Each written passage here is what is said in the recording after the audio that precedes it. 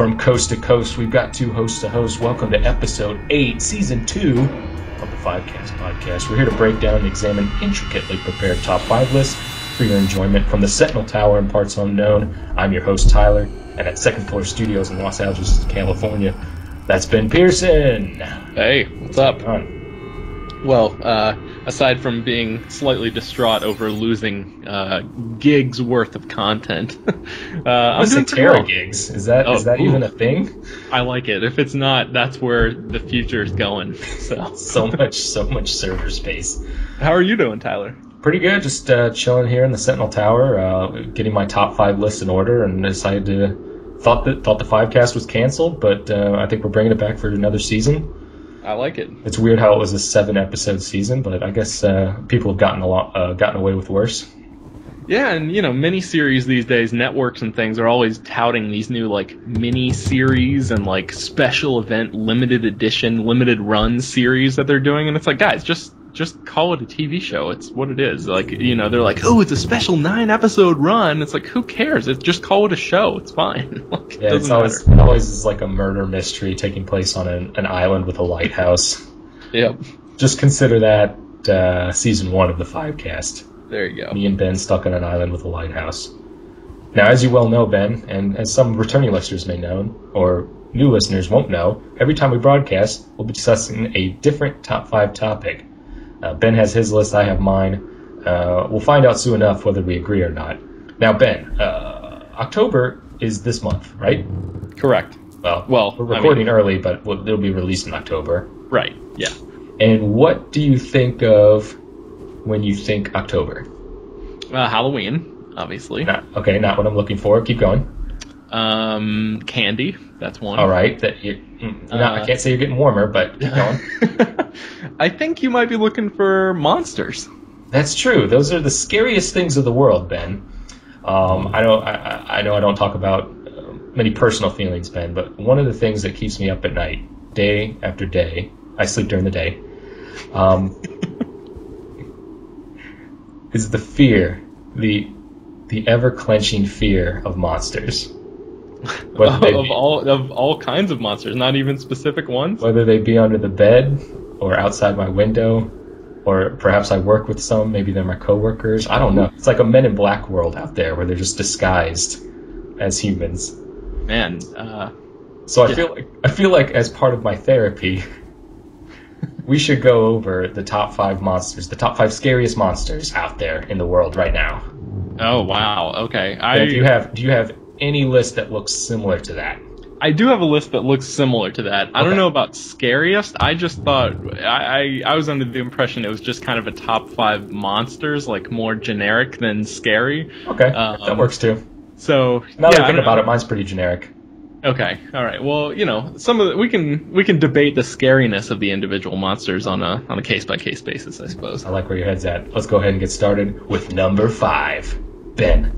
All right, my number 5 monster is something that apparently certain eras and populations across the world once believed to actually be true, or to actually exist. And my number 5 monster is a dragon.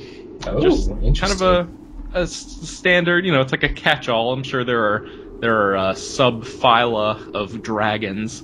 Watch a Harry Potter movie or something. There's the Chinese Twist the World dragon or something like that. Yeah, and then you got your Mushu from Mulan. Yep. Voiced by Eddie Murphy. Definite subcategory of dragon. Right. But and then you got in ancient mythology, a lot of times there are hydras, which were, for all intents and purposes, multi-headed dragons. So you got that going on. I don't know. Greeks really have to deal with those hydras? I mean, I think it was mostly for story purposes, but I do think that dragons are pretty badass. I mean, they're kind of making a resurgence in pop culture these days due to the popularity of Game of Thrones. There's dragons in that show? Oh yeah. Anything that breathes fire is kind of metal in my book. It's definitely metal. It can melt metal, I think. Yeah. And Sean Connery voiced one in Dragonheart, so they can't be all bad. Wasn't he the last dragon? I think he was, yeah. Until Dragonheart 2, where there was another dragon. Oh, did you ever see Dragonheart 2? No. Okay, I was wondering I just if know it he was... wasn't the last dragon. Okay, I was wondering if it was like his son, or if it was like supposed to be like a resurrected version of his character that was voiced by a guy that kind of sounded like Sean Connery, or how that worked. I don't know. I never saw that one. I've actually heard a rumor that Jeff Goldblum shows up in Dragonheart 2 and says life will always find a way. Man. Wouldn't that be amazing if like Jeff Goldblum just like kind of popped up in multiple movies and did that? If you put the water on your hand, it'll fall off different ways every time. Chaos theory. Chaos. Hashtag chaos theory. Chaos. Goldblum. Hashtag Goldblum. The Fly. Very nice, Benny. I like your genericness. Mm-hmm. Generality, I think is the word. Sure. I went a little more specific. So we may see dragons again. Let's hear your number 5. Number 5 is actually the mother of all monsters, I believe, in Greek mythology, and that would be Echidna. Have you ever heard of this? Seen this? Echidna. That sounds vaguely familiar. If you are a super fan of Hercules: The Legendary Journeys, you'll know that Echidna was one of the formidable enemies of Hercules in the early seasons, and then became a horrific-looking comedy bit in later seasons. But she has scales. She's like a dragon. She has arms and a head that's horrifying looking, and then her lower body is like a serpent. So she's kind of like half person, half snake, but like horrible looking person. It's not like clean cut like a centaur where it's like horse human. Yeah, it's like you're clearly a monster. Like your teeth and breath is awful. Yeah, it's just a lot of gnashing going on. I don't know if she has snakes for hair like Medusa, but she probably comes close to it. Maybe they're like just, sharpened wires or something. And you were talking about Hercules: The Legendary Journeys, and that was the show with Kevin Sorbo. So, starring good friend and confidant Kevin Sorbo, yes. Right. I saw him once, so that qualifies him as a good friend and confidant. Good friend and confidant, yeah. So I never watched the show, but did the Echidna, is that how you pronounce it? I believe so. Is that... like in the version of the show, was that like a computer-generated creature, or was it like a person in a costume? Both. I think for exterior shots or far out shots, they would use a CG. And by the way, their CG was horrible in the 90s. Right. But for the close-ups from like waist up, it was a person in costume. Okay. Gotcha. But as a kid, you're like, oh wow, that's kind of scary and weird. Yeah, it's it reminds me a little bit of the Rock's creature in the Scorpion King, like the really awful CG. Yeah, a little bit. It's very similar. But she's the mother of all monsters. I think she may have birthed a lot of the monsters that Hercules fought in his 12 feats of strength or whatever they were called. Mm-hmm. Yep. And so I think a lot of them came. I think she may have birthed like maybe even Hydras and possibly the Medusas and stuff like that. Yeah. Wow, I didn't do much research. Oh, that's fine. Echidna, mother of all monsters. Might as well start with the first one. I like it. Yeah, going straight to the top. All right, so we're going to move from number 5 to number 4. Ben, give us your number 4. My number 4 is also taking it back into Greek mythology this time, and this one is the Minotaur. It's so many similarities between our lists. Part man, part bull. Which one's which, we don't know. Trapped at the center of a labyrinth.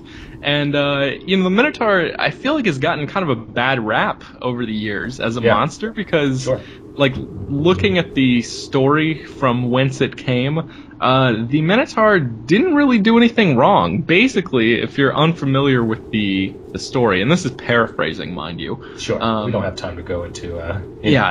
Yeah, exactly. Edith Hamilton's book of mythology. Aphrodite, the Greek goddess, basically, I don't know, got jealous or something, as she is wont to do, and made this king's wife fall in love with a bull.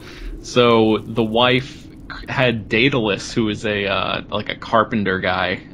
He was, I believe, was the one who actually designed the labyrinth. Correct. Mythology skills are as sharp as they used to be. He basically created like an Ace Ventura When Nature Calls rhino, for her to get in so she could bone this bull that Aphrodite made her fall in love with. Okay. Pretty Wait, was it a rhino or was it a bull? It was a hollow wooden cow, but just the concept is Okay. the same as Ace Ventura When Nature Calls. Such a funny classic scene. Right. So that's pretty horrifying. A woman in a cow suit basically boning a bull. I have some technicality question here. How is she going to receive any pleasure from the bull if she's, as you say, inside a costume of a cow? That is so far out of my league. I don't even want to get into the specifics of that. It's pretty disturbing. Those ancient Greeks were all kinds of messed up. Yeah, they were. But in any case, the offspring of this horrific mating was the Minotaur. He grew up an unnatural combination of man and beast, as expected, and as expected, he probably just didn't like applesauce in the morning. He developed a thirst for human flesh, basically. So wait. Go back to this explanation again. Yeah. He didn't like applesauce, so he went for human flesh instead. Right. Yeah. I mean, I feel like it's one or the other at the infant stage. Sure. Especially when you're a half man, half beast, and he just kind of took the path well worn. He's just sitting in the cottage and like he's trying applesauce. He's like, not a fan. Looks over, sees a person walking by outside, and just go, let's try this. Yeah, I think so. Maybe. Yeah. So basically, what I'm getting at is none of this is his fault.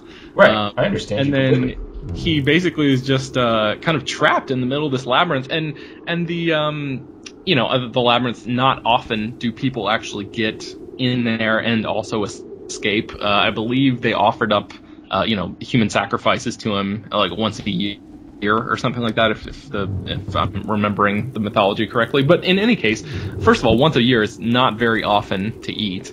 And then second of all, like, we have this kind of picture of the labyrinth and the Minotaur, but like, what does the Minotaur do all day, just like standing there by himself in the middle of the labyrinth? I don't know. It just seems like a misunderstood creature, but he is definitely monstrous, so that's why he's number 4 on my list.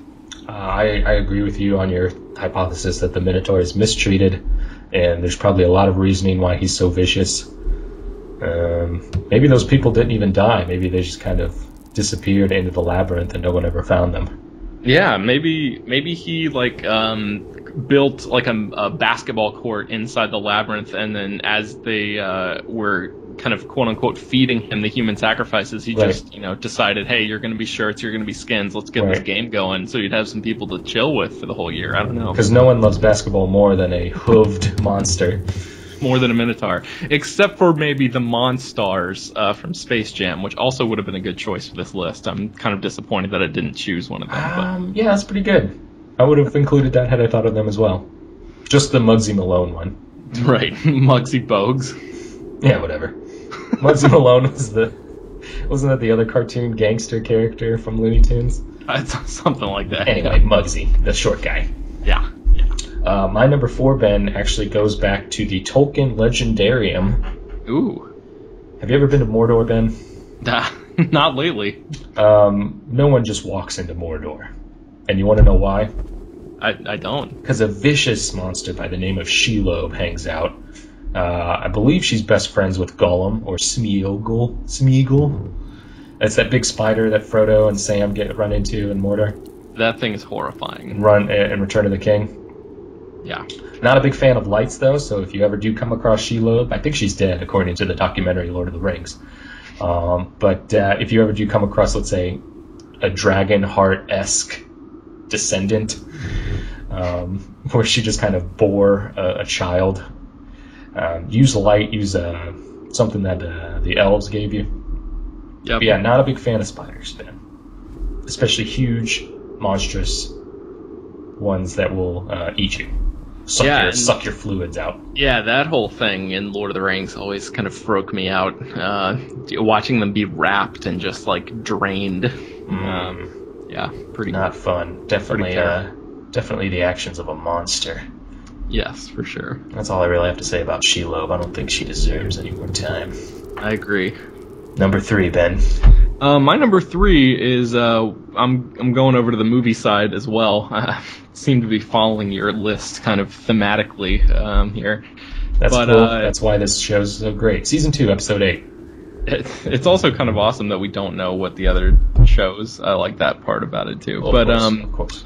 My number 3 is actually a creature that's responsible for destroying most, if not all, of New York City and maybe the world. We don't know because Cloverfield, the movie, only showed us a small portion of the story. And my number 3 is the Cloverfield monster. Oh man, so much history there. There is. So much unspoken history. In the very end of the movie, in case you didn't know this, if you're watching really closely, the movie cut. Just spoiler alert for the end of Cloverfield, by the way. The movie 5 years old at this point. Yeah, cuts to a shot, like an old home video of I don't remember the character's name. Mike, maybe it is. I don't recall. T.J. Miller. No, Rob. That's it. Rob and Beth are the couple in the movie, and there's an old home video of them on Coney Island. They're on a Ferris wheel, and he turns the camera out toward the ocean or toward whatever the body of water is right there, and you can see in the top right corner a little egg-looking creature thing fall from the sky and splash into the water, and that is widely understood to be the first appearance of the monster in its like earliest form, and then of course it arose out of the water and just freaking went to town and started destroying things, including the Statue of Liberty's head. So it really had it out for Lady Liberty there. I think I don't think it's a fan of democracy at all. Right. Yeah. He wanted to create unwashed masses by killing them. But the thing I kind of like about the Cloverfield monster is that you don't really know anything about it. Like, there's no backstory. There's no, some crazy scientist created it. There's no nothing. It's just kind of like a mysterious force of not necessarily nature, but, some sort of alien nature that just freaking wreaks havoc. So, I don't know. I think... was that an Abrams movie? He produced it, but it was actually directed by Matt Reeves. But yeah. Did he play Superman? That would be Christopher Reeve. Or George Reeves. Nope, I'm looking for George Reeves. Yep. Nailed it.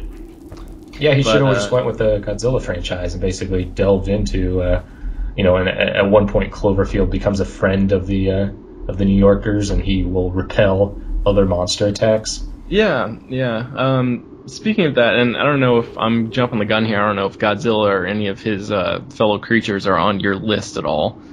No, Mothra barely made it, though. Okay. Barely, number 6, definitely. All right. Did you ever watch the Godzilla cartoon when that was on? From, like, the 90s? Yeah. I believe so, but not religiously. It's streaming on Netflix right now, and the only thing that I remember about it is there's a creature called Godzuki, which was like the equivalent of Scrappy Doo, basically. If you recall, yes, late in the run of Scooby Doo, they introduced like a small kind of smart mouth other dog that always wanted to brawl, basically. But Godzuki wasn't really like that. In the same, he didn't have the same personality. He was just kind of like a bumbling. Idiot dragon Godzilla creature.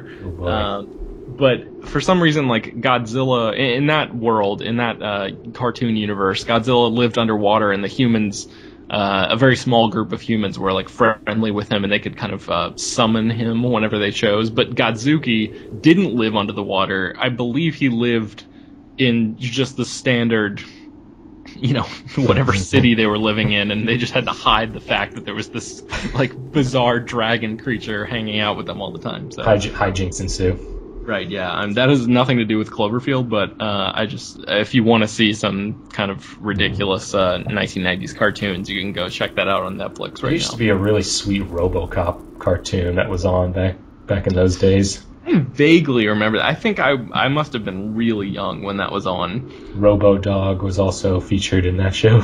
Oh yeah, when you said that, I have like an image of Robo-Dog flashed into my mind, but I don't remember. I couldn't tell you anything about what happened to anyone in that show. But And the only thing that sold RoboCop 3 for me was the jetpack, and I think the jetpack also made it into the show. Nice. But my number 3, Ben. Yes. Going back to Greek mythology. Have you ever been to the underworld, Ben? Occasionally. Okay, after your trip to Mordor. Right, yeah, just kind of peek in every once in a while, say what's up to Hades. There's a couple safeties in place there to prevent people from going in and out of the underworld all the time, because it's meant for the dead, Ben. I like where you're going. Let the dead rest in peace. I mean, yes. God forbid they get a little sleep while they moan and groan inside the river Styx. Don't pay the ferryman, some would say. And you're completely right, Ben, because Krista Berg didn't go down there to the underworld. By the way, we're getting to the monster in a second. Krista Berg didn't go down to the underworld and pay that ferryman because he knows better. Because what happens is you pay him when he takes you to the other side. Yes. Otherwise, he's going to leave you. He's going to push you off the boat, and you're going to drown. And he just got bank. He just became. He's going to go out with his girlfriend. He's going to have a nice dinner. Chiron, whatever his name is. Yep. So you wait. You don't pay the ferryman until he gets you to the other side. And you know what's on the other side, Ben? Tell me. It's a huge 3-headed dog by the name of Cerberus. Oh yeah. Possibly the son of Echidna. I'm not sure. But Hades put this guy into place to make sure that nobody, first of all, touches him or his stuff. Second of all, make sure that nobody who is alive gets by, because Hades had a pretty hard policy on living flesh going into the underworld. Yeah, not a fan of it. Yeah, they tip stuff over and stuff. They don't know. So yeah, the Cerberus is a pretty scary thought, considering you're already dead, and you're like, okay, the horrors of life are over. Let's start this great afterlife. And then what's the first thing you see? First of all, that ferryman who you should not who you should not pay. Yep. His name might be Perry, so guys might joke around, call him Perryman. So you pass that guy, but then you see the most horrific sight ever: 3-headed dog, Cerberus. Not a fan. Yeah, man. I feel like Cerberus and the Hounds of Hell and all those kinds of, maybe even Hounds of Baskerville. I don't know, like all those kinds of dog demon kinds of creatures freaked me out when I was a kid. Like, do you remember the movie The Page Master? Vaguely. With Macaulay Culkin. Anyway, he goes Christopher Lloyd. Yeah, he goes. Have you ever read books? He goes into a book at one point, and I think it might be like one of those old like Sherlock Holmes era books, and there are these like crazy dogs with red eyes or something that chase him. I remember being frightened of that when I was a kid. But and then of course your recent viewing of All Dogs Go to Heaven, where they go to hell. God, what a freaking horrifying train wreck of a movie! I cannot believe that was intended for kids. I've been watching a lot of this guy called the Nostalgia Critic, and he'll go back and watch a lot of crappy movies. Mm-hmm. And there was this old Disney guy who did like movies like American Tail, Fievel, All Dogs Go to Heaven. I think he did. He used to work for Disney. Anyway, yeah, he did All Dogs Go to Heaven. But then like after that, he started to make a lot of crappy movies like. Are you talking about Don Bluth? Yeah. Yeah. And he went on to do like Rockadoodle. Oh, Rockadoodle, yeah, I remember that.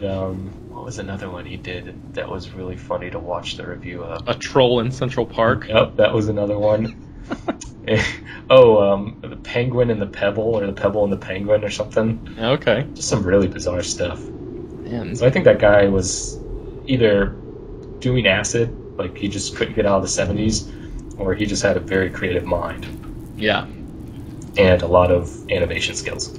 Yeah. So yeah, number 3, Cerberus. Any questions there, Ben? No, I think we're good. No, I thought you were going to ask the question, should you pay the ferryman? And I would have said no. I think we have clearly established that you don't pay him until you get to the other side. Episode 8, Season 2 of the Fivecast Podcast is brought to you by Krista Berg and the album Lady in Red, which features Don't Pay the Ferryman. I don't know if that's true. You really should YouTube that song to get a better understanding of what the F we're talking about right now. So, I'll play it at the end. let's go ahead and go to number 2, shall we? Number 2, go ahead. My number 2, another movie creature. Creature feature. The number 2 monster on my list is the Thing from The Thing, the 1982 horror remake directed by John Carpenter and starring Kurt Russell. The Thing is never really seen in its pure form. It just kind of takes the other life. It imitates other life forms, basically. Right. It starts out in the form of a dog and then transitions into all sorts of just insane-looking, terrifying-looking things with tentacles and like spider legs and exploding-looking heads, and it's just there are guts everywhere, and it is it's one of the scarier movies I've seen, and it's also the thing that I point to even today. I mean, this movie came out in 1982. Even today, I point to as the kind of benchmark for practical effects being used and makeup effects and things like that instead of CGI. And the perfect example of why the 1982 movie is better is they actually did a remake, which was sort of a prequel to The Thing in 2011, I believe, which is essentially the same story, but it loosely ties in with this 1982 movie. And they, in that movie, used a lot of CGI and stuff like that, and it just didn't have the same feel that the 82 version did, and it's almost all because of the effects work that they did in that movie. And it's just really, if you haven't seen it, check it out. It's pretty freaking terrifying. So there's that. The Thing is a classic, man. That's classic horror. Yeah, for sure. A lot of times with the CG stuff, you're like, not that scary. But with like actual stuff that people had to mold and move, right, is a lot creepier. Because somewhere there's a warehouse with that thing hanging from the ceiling. Yeah, exactly. You get that tactile feeling that somebody had to use their hands and actually craft every curve to it, and then like imagine how weirded out they must have been spending 10 hours or whatever just working on this one part of a larger monster that shows up and freaks people out in a movie. It's pretty awesome. They couldn't even look at their loved ones without seeing an image. Yeah. that open like starfish mouth. Yeah. All right, that was pretty sweet. My number 2 is going back to your number 4, the Minotaur. Oh, okay. All right. Half man, half bull. His bottom half is usually bull. His middle half is usually human, and then his top half is usually bull. Of course, he's famous in Greek mythology, but of course, he's also famous in my mind for the most excellent computer game, King's Quest VI. Ooh. And playing it as a child, I didn't get very far. I wasn't smart. I wasn't bright. I didn't know how to solve puzzles. So eventually I found the hint book and managed to go farther and farther into the game. And at one point, our protagonist, Prince Alexander, goes to the top of a very, very large mountain, and he has to go into the catacombs inside this mountain. And the whole time it's kind of scary, and there's like water dripping, and you can sometimes hear snarls in the very, very depths of the catacombs. And as you approach like the center of the labyrinth or the catacombs, you have to face the Minotaur, but hopefully you have your red cape so that you can Toro him into the lava pit that's right behind you. I was wondering how you defeat him. Otherwise he's going to charge at you and ram you into the lava pit. Man, so that's a pretty creative way to get rid of him. A battle of wits. Yeah, usually there's alternatives to like killing in the game, but I think this is one of those where you have to kill him. Like, he's gotta go. There was also this really great episode of Batman the Animated Series where Batman and I believe Robin are cruising around in some sort of labyrinth that one of the characters, probably the Riddler, built. And there's like a golden hand that like flies around. Do you remember this at all?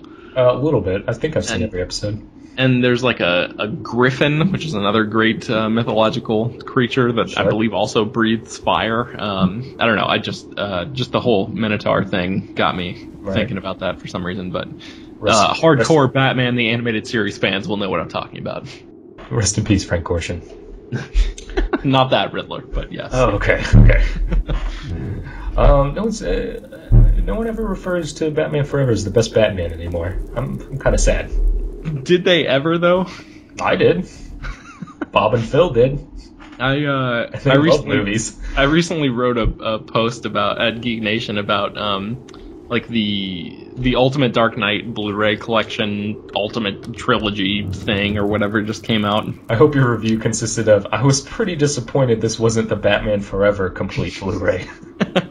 Well, I didn't write a review of the whole thing, but in the bonus features of that, some of the videos were leaking in it, and you get to see like Christian Bale's audition to play Batman in Batman Begins, but he was wearing Val Kilmer's Batsuit from Batman Forever. As he should. Right. Batman defined the role. And I said something in the post that I wrote about, like, is this the right time to mention that Batman Forever is actually a pretty good movie and it's like underrated and whatever? No, it's not. All right, well, I'll save that for another day. So maybe one day I'll write the big defense of Batman Forever that Gotham deserves right now. I think we need to bring Bob and Phil for that defense.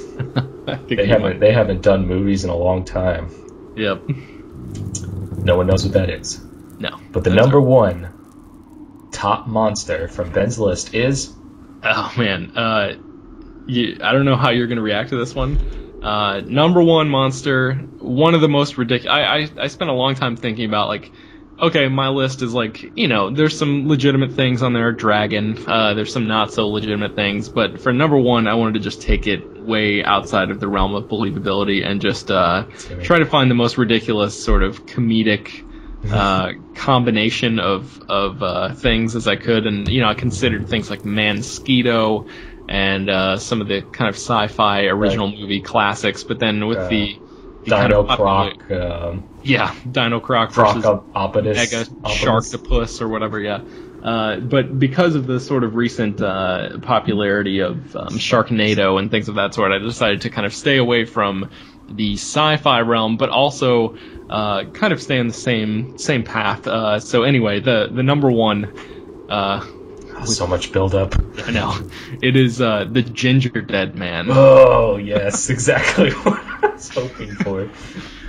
Ginger Dead Man, a 2005 horror comedy starring Gary Busey, in which Busey plays a maniacal killer named Millard Findlemeyer, who basically just murders a family. Is he the Ginger Dead Man at this point, or is he just Gary Busey? No, he's just a guy, Gary Busey. Okay. Murders a family in the beginning of the movie. He is about to be killed. He actually is executed, but he's cremated, and his ashes are sent to his mother, who happens to be a witch, of course. And the mother mixes the ashes into a gingerbread spice, and then later on, human blood is accidentally mixed in with that, and some cookie dough, which naturally, of course, results in a gingerbread man who is possessed by the spirit of Millard Findlemeyer, known as the Ginger Dead Man. This movie also spawned Ginger Dead Man 2, Passion of the Crust, and Ginger Dead Man 3, Saturday Night Cleaver. So, Ben, if you remember the days of the Not Just New Movies podcast, I tried to mobilize fans to like our Facebook page so we could watch Ginger Dead 3, Saturday Night Cleaver, and fans didn't come through.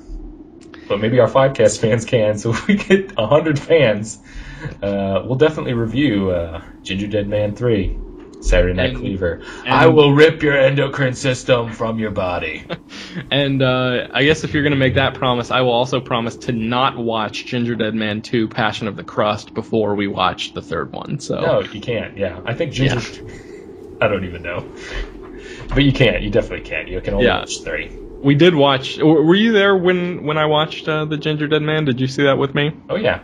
Years ago? Okay. It was one of the few lasting good movies at Blockbuster before it started to just shut down completely and not give a shit. Right. I think... whatever, we're not even going to alphabetize our movies anymore. We know what's coming.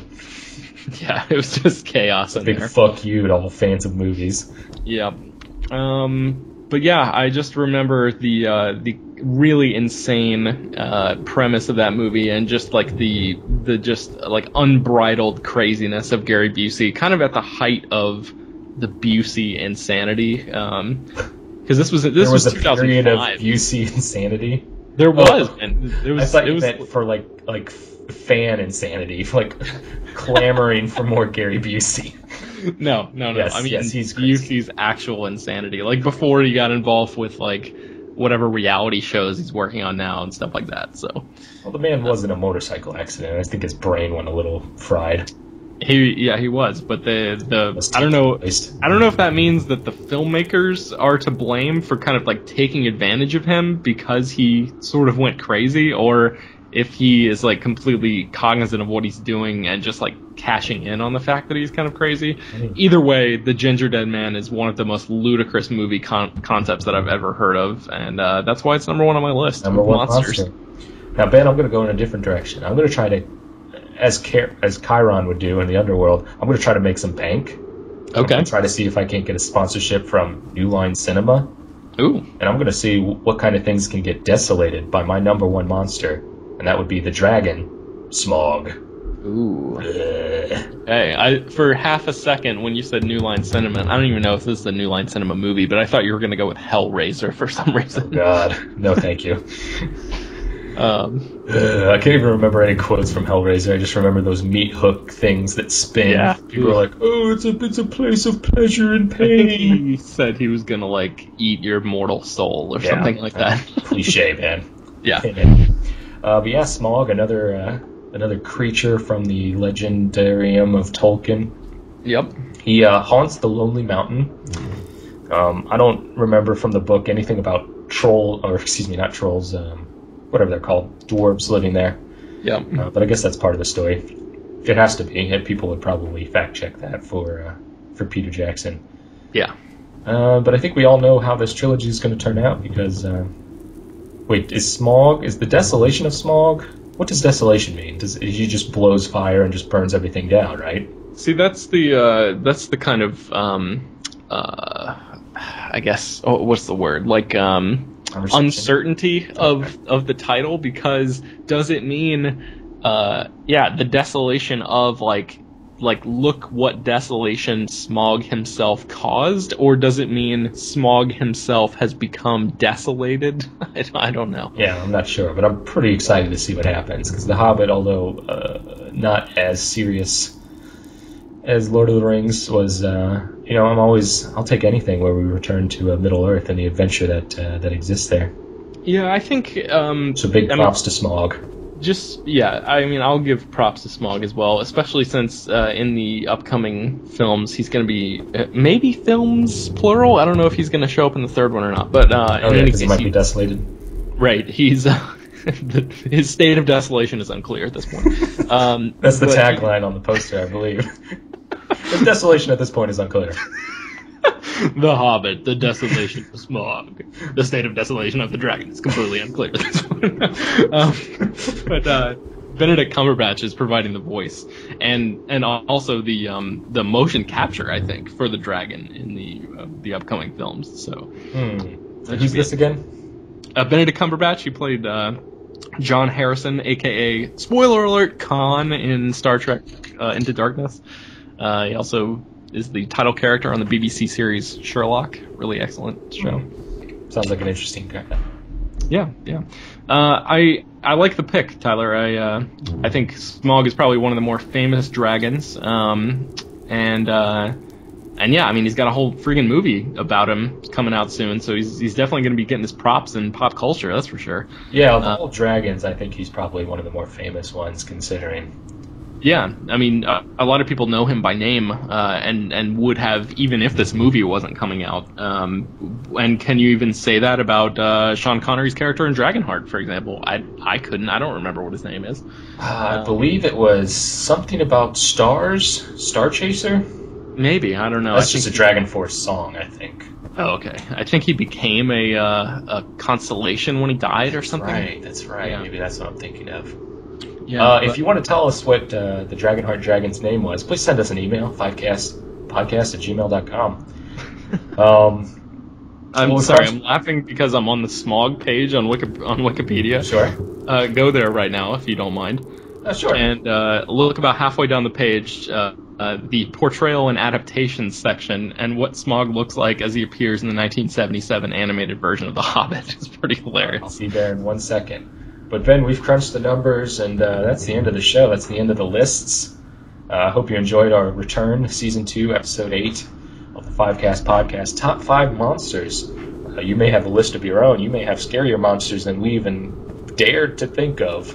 Ooh. And so you can email us at fivecastpodcast@gmail.com. And to refer back to your picture of Smaug from the 1977 animated film, it looks like what's-her-name from Greek mythology got together with some kind of weird... Like a cat creature? Like a cat tiger, yeah. And then she dressed up as like a pterodactyl. It's like the cat from like from Cinderella or something, mixed with maybe like the cat from Inspector Gadget or something. Yeah, like Dr. Claw's cat. I'll get you, Gadget. Yeah, so I'll definitely post this in the show notes because that's worthwhile 100%. Ben, thanks for coming on. Thank you, Tyler. People, take 5. We'll see you next time. Take 5.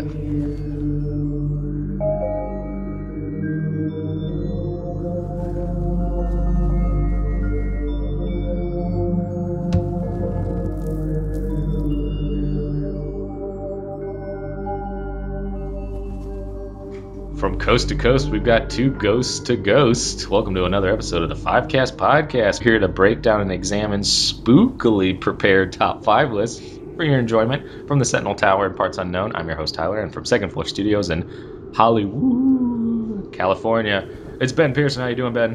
What is happening, Tyler? We're still in October, so that means we have to do the obligatory Halloween episodes for 4 weeks. How do you like it? I dig it, man. I like it. We're trying to do something a little kind of different, you know. I've been scanning the lists of the internet as I often do.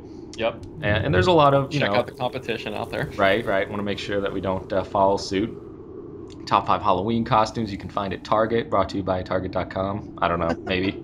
Top 5 decorations at Walmart.com. BuzzFeed has like top 5 Halloween candies or some bullshit like that. Basically. Yeah, but you've come to the Fivecast where we do legit, intricately prepared top 5 lists for your enjoyment, as we say in the intro. And this week's no different. Ben, do you live in a house? I live in an apartment. Okay. But it kind of looks like a house. All right, sub-question, is it haunted? Not that I know of. Okay, well, this week, to basically prepare yourself in case a poltergeist or a ghoulish entity enters your abode, we got to be prepared. So we got to go back. Hindsight is 20/20, and look at haunted houses, to top 5 haunted houses to be exact, to make sure that we are, basically ghost preppers. That's a great reality show we should start.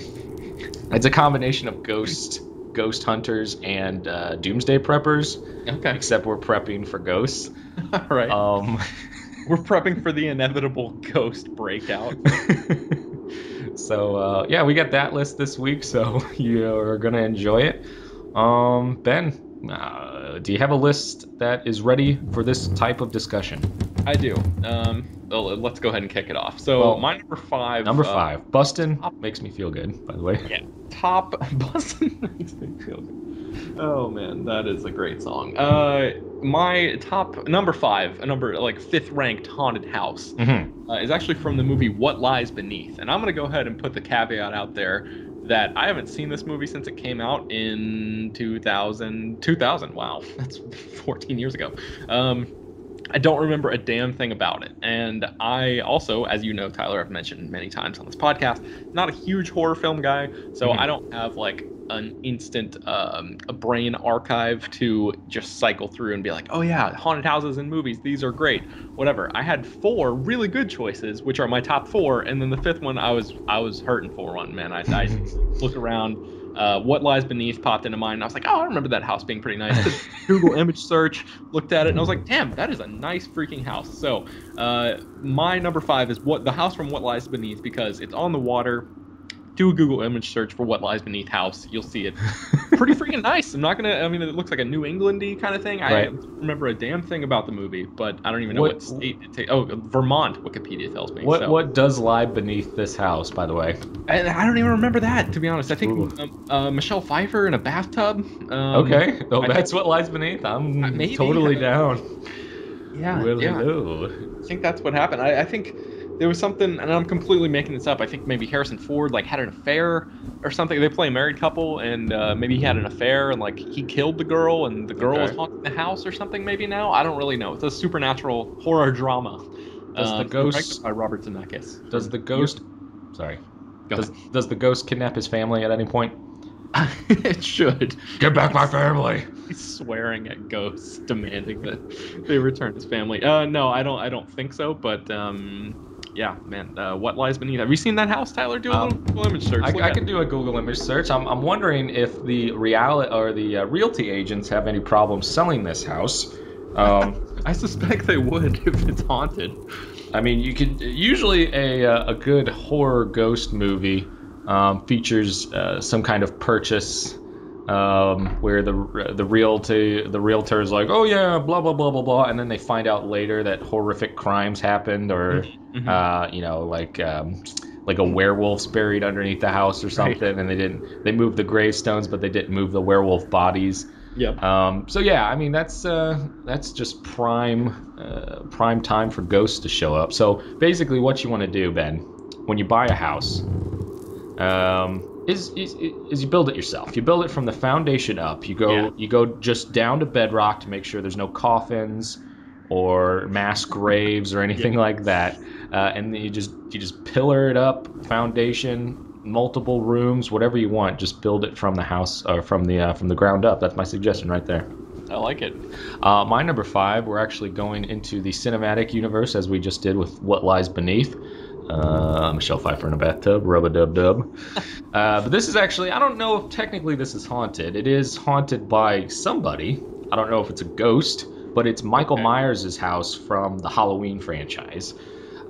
As we know, in 1963 or whenever the original murder occurred, Michael Myers came in with his little clown outfit on, of course the mask, and he stabs his sister, who is naked.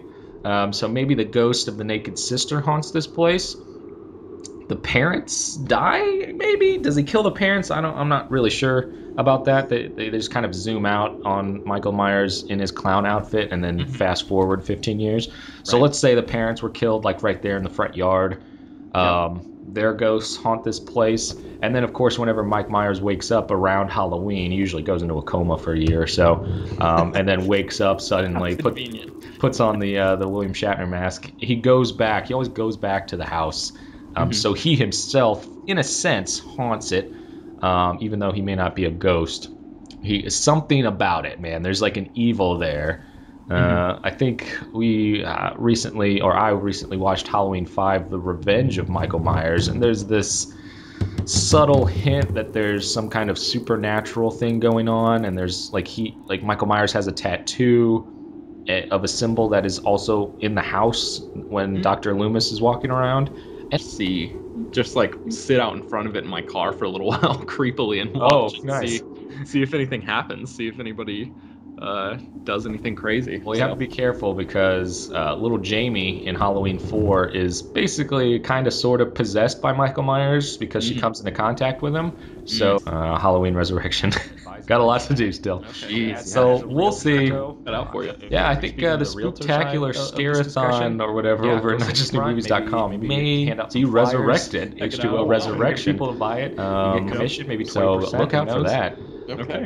Actually, in the first movie, they were in the process. Lori, played by Jamie Lee Curtis. Episode that I discovered. See how it's funny that the girl later on is named Jamie and the actress is Jamie Lee Curtis. Okay. Her very choice. Her father is the realtor, and they were in the process of selling the Myers house, but it's never addressed who bought it and where those people are. Let's just assume Michael Myers. They moved in one day, like just a honeymoon couple. Moving in, they got like their wedding gifts under their arms, set things down. Michael Myers just falls out of like the stair closet and just stabs them. So their ghosts are haunting it as well. Love it.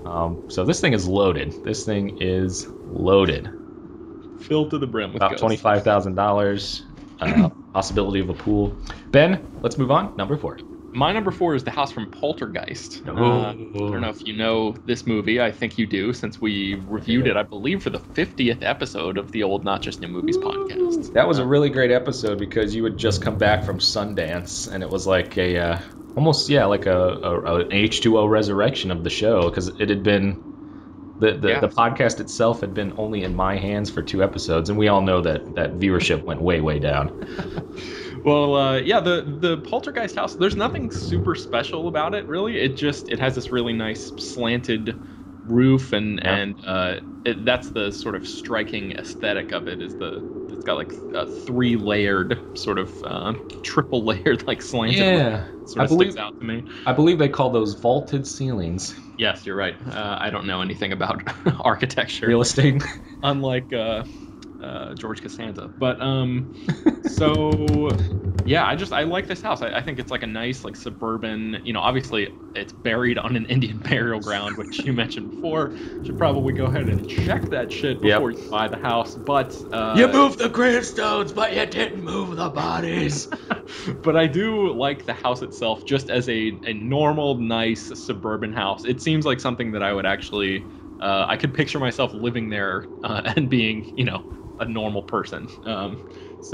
Right. Yeah, I just think it's a nice one. The What Lies Beneath house is a little bit more extravagant. It's like, super upper class. Like, it's not like a full-on mansion, but it's closer to a mansion than this is. This is just like a normal, like middle class, suburban family. Yeah. Goes out, finds their place, just happens to be haunted, which kind of sucks. But right. Yeah, it's a cookie cutter house. Cool. Yeah. So you could easily just move into any other house in the area and you have the same exact architecture. Right. Plus, this one's really hard to sell because it actually disappeared into the ghostly vortex. Doesn't it get sucked into the ground at the end? No, it gets sucked into some kind of time warp into the other realm, and then, there's just an empty plot. Yeah, so I wonder if, like, in the netherworld, that house is just, like, floating around, and there's, like a nether realty agent who's trying to sell it there. and nether squatters trying to just live there. And there's also the pool. There's the accessibility to a pool, which also features haunting zombies that try to grab you when you want to take a little swim. Yeah. Not a great place, but I think it's listed around $28,000. $28,000. And we might see it again on this list. My number 4, Ben. You're going to the psychological horror here. I think it's the house from the Nightmare on Elm Street. I don't think it's specifically Freddy Krueger's, but I think his body was burned within the house. Oh, all right. So he haunts it. I've never seen any of the Nightmare on Elm Street movies. Oh, wow. Nightmare on Elm Street 1 and 3 are really good. And then A New Nightmare is very entertaining as well, where it goes total Donald Glover meta, and they are filming a new Freddy Krueger movie, but it just so happens that Freddy Krueger is real, so he exists in the real world. Oh, wow. So, like, the director of Wes Craven, I guess, plays Wes Craven. And the actor who plays Freddy Krueger in the movie plays himself, the actor, as well as the Freddy Krueger oh my God. who is real. Those probably are the top 3 out of the many Freddy Krueger movies. Freddy vs. Jason's actually really good too. Oh jeez. While we're still on this topic, just a quick tangent. The whole meta thing reminded me of Last Action Hero, which you mentioned on a podcast episode a month or 2 ago, and I got around, the Schwarzenegger one. I got around to watching that after, thanks to your recommendation. Loved it. Such a fun movie. So. It is. After 21 years, Ben finally checked it out, and it is great. So I think it's on Netflix right now too, isn't it? It is. That's how I watched it. It was a lot of fun. But go ahead. So Nightmare House, which one is this? This is just the house that I think in the first movie. Movie. Yeah, the girl lives there, and she lives across the street, I think, from Johnny Depp. And they haunt. Freddy haunts their dreams because they're the descendants of the people that originally killed Freddy. So theoretically, he doesn't haunt the house. I guess he haunts the descendants of his killers. but they happen to always live in this house. So I'd count that haunted. Gotcha. This is listed at about $135,000, which is an exorbitant amount for a haunted house. It is. Usually because in real life it's kind of shitty, but in the dreams of the descendants, it's usually fairly nice, and you walk into it and then it becomes warped and terrifying, and he chases you through it. So it's pretty. I guess the real estate is in your own mind. Okay. So yeah, I guess that's where the price comes from. All right. Moving on, though, number 3, Ben. My number 3 is the house from Beetlejuice. Oh, nice. I really like this one. This is a sort of a bizarre looking house. It almost looks like a church or something. It's it's got the whole white facade and everything, and it's like up on slats, even though it's on a hill by itself. It's got just a really unique looking design. It's almost like a barn mixed with a church. But yeah, I feel like this would be a good place to live if you don't really like people that much. It seems very isolated. You're out there by yourself on the top of this hill. You got a huge yard that you can do pretty much anything you want with. You got some nice trees in the area. You've got Beetlejuice hanging out around your house, which that guy is a party animal. Yeah. And sometimes some weird shit happens in your house, like singing Deo, daylight come and we want to go home or whatever while you're at the dinner table. So that sounds like a good time. I like how the ghosts, when they try to leave the house, it's like so the house exists in the real world as well as in the ethereal world, and you don't want to leave the house as a ghost because you might get eaten by one of those sandworms or whatever they are. Yeah. It's so Beetlejuice kind of lives in the house but doesn't. So expect that when you purchase this, if you're interested in buying it. Ben, what's the price tag on this one? I think this one is because Beetlejuice is actually kind of a cool guy and not super scary once you get to know him. Right. This one is pretty high up there. It's not like they're trying to lowball anybody just to, the realty agents actually use Beetlejuice as a selling point for this one. Okay. So because of the location, it's always about location, Tyler. Location. Of course. This one goes for about $115,000. Okay. All right. Yeah, as we saw, there's precedent from the Beetlejuice cartoon series that he's a fun guy. Yeah. You do have to say his name 3 times though, and I think we've done it. And we're all dead.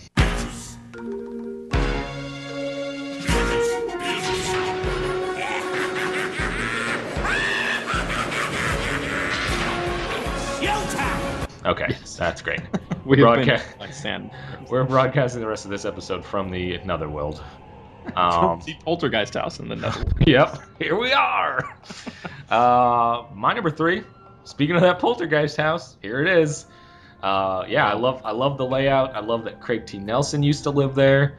Don't care for the little girl's bedroom where all of this kind of started. Yeah. But it's very 80s. I think they smoke weed at some point, so that's got to be lying around still. The kid's got a lot of cool Star Wars memorabilia in there. That sell out on the street for a pretty penny these days. And you wouldn't believe it. We're now here in the Netherworld. All that stuff is intact. So I have like a full model, original Millennium Falcon with all the figures intact. Like nothing was destroyed when it was sucked into the Netherworld. That is pretty amazing. So I'm going to put this. What did we say? $28,000. Yeah. Now that I know that all this Star Wars memorabilia is intact, I'm going to bump that thing up to $29,000. Oh, okay. Yeah, so I think there's a good $1,000 worth of memorabilia here that I don't think we're ever going to be able to sell because we're not in the real world anymore. Okay. So yeah, check it out. Poltergeist. Poltergeist 2, an interesting sequel because they actually dive deeper, literally and figuratively, into the history of this house. Because they start to excavate what is beneath, and they find out it is a mass grave where some strange pilgrim took like a cult, and they all kind of drank the Kool-Aid and died. And the pilgrim, continues to haunt the family. Specifically, what's her name? Whatever. Don't care. Daughter? Yeah, the daughter. And he follows her into Poltergeist 3 as well, which takes place in a skyscraper. And so, yeah, Poltergeist 2 and 3, not as great a sequels Not as you good. would think, but Poltergeist 1, check it out. Yeah. Ben, we're moving right along here in We the are. Netherworld podcasting. Ben, number 2. Ba-da-da-da. It's the Addams Family house, Tyler. That's Okay, mine. all right. It's haunted, but again, the people that are haunting it, not too scary. Just No. a bunch of sort of weird supernatural people. A relatively normal family. Yeah, You got pretty your cool. cousin It, completely covered in hair. Seems like a ball of fun. If you've got cats and stuff, you just put them in the same room with cousin It, and they'll Right. have, be batting them around till the cows come home. Right. You got, this place is big, Tyler, Yeah. the Addams Family house. It is, you got some floor space in there. It's enormous. It has enough room to, I believe, have a mid-sized train set that you can actually ride on. Oh, yeah. I'm not sure. I might be referring to one of the many interpretations of the Addams Family. I'm sure there are many, including the animated series of that as well. Of course. The remake movies, the original television show. Yeah. And my fan fiction. Of course. Can't forget about that. But yeah, I like this one. It's got some girth to it and some height. Yeah. This thing, there is a almost a tower aspect of it. Yeah. If you climb up there, you can get a good look around at your surroundings. So if you want to have, nighttime roof parties, this seems to be the place to do it. If you're into that whole scene. I think there's also a graveyard that surrounds the house. I believe you're correct. Which is really cost effective. Okay. Now this Yeah. house clocks in at about $552,000. Yep. But you have the peace of mind that the graveyard that surrounds your house is also yours. You inherit just years and years of history, and when your loved ones die, you don't have to pay those exorbitant undertaker prices. Like, big embalming is not going to shake you dry. You can bury your own relatives in your own graveyard. So big embalming. I love Yeah. that there's a conspiracy element to the embalming industry. you also, I think the basement has nothing but torture devices, which Gomez and Fester tend to use quite often to, like Yes. their own acupuncture exercises are done in the basement. So Right. So especially if all that stuff is left behind, you can come up Right. with a bunch of uses for that. Oh, I'm sure it is. The whole family stays there with you too. You get not only your own, you own the house, but the Addams family sticks around with you because I think they're immortal. I'm not really sure. They are undead. It's really unclear. Remains to be seen. Yeah. They refuse to, like, explosions across the board. Almost every episode, I think something blows up, and continuously surviving. So yeah, you inherit a lot with this one. Plus yeah, the great. confusion of anytime you mention the word Wednesday, a small child coming into the room. Yes. So And it looks a lot like Christina Ricci, if you know what I mean. it does. Ben, nice choice. My number 2. Was that number 2 or number 3? Number 2. That was number 2, yeah. This is a real life, and by real life I mean everything here on the podcast is real. But if you were going to go outside of the podcast into the real world, this is Bran Castle, which is located in Romania, and this is the famed residence of a Mr. Dracula. Oh, wow. So this goes for a lot of money, Ben. This is a castle, not just a house, a castle, and it's very much assumed that it's haunted, right? Because if you go all the way back into history, many argue that Dracula was Vlad the Impaler. Yep. And let's say he impaled, I don't know, 2,000 people. 9,000 people. I don't know. Right. So all of those souls presumably haunt this house. They got his home address. Yeah, and so after he becomes Dracula, of course, he lives there for an enormous amount of time, 400, 500 years, maybe 1,000 years, I'm not really sure here. And eventually, I guess someone kills him, maybe Simon Belmont or Van Helsing, or someone kills him. So this place is for sale.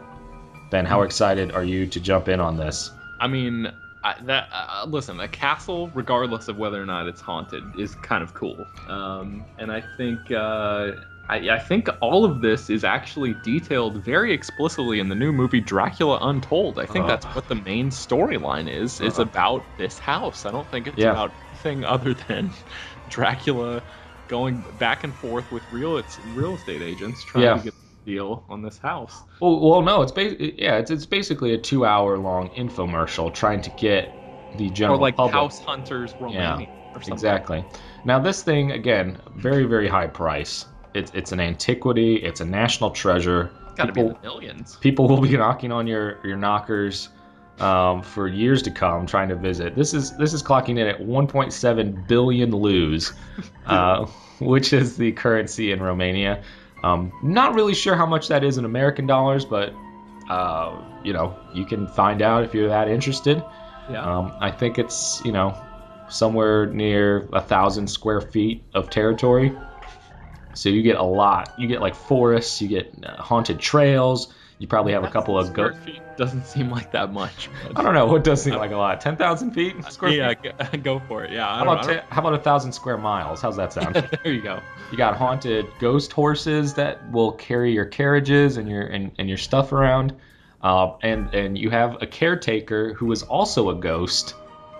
So you really don't need to pay him to keep the horses in line.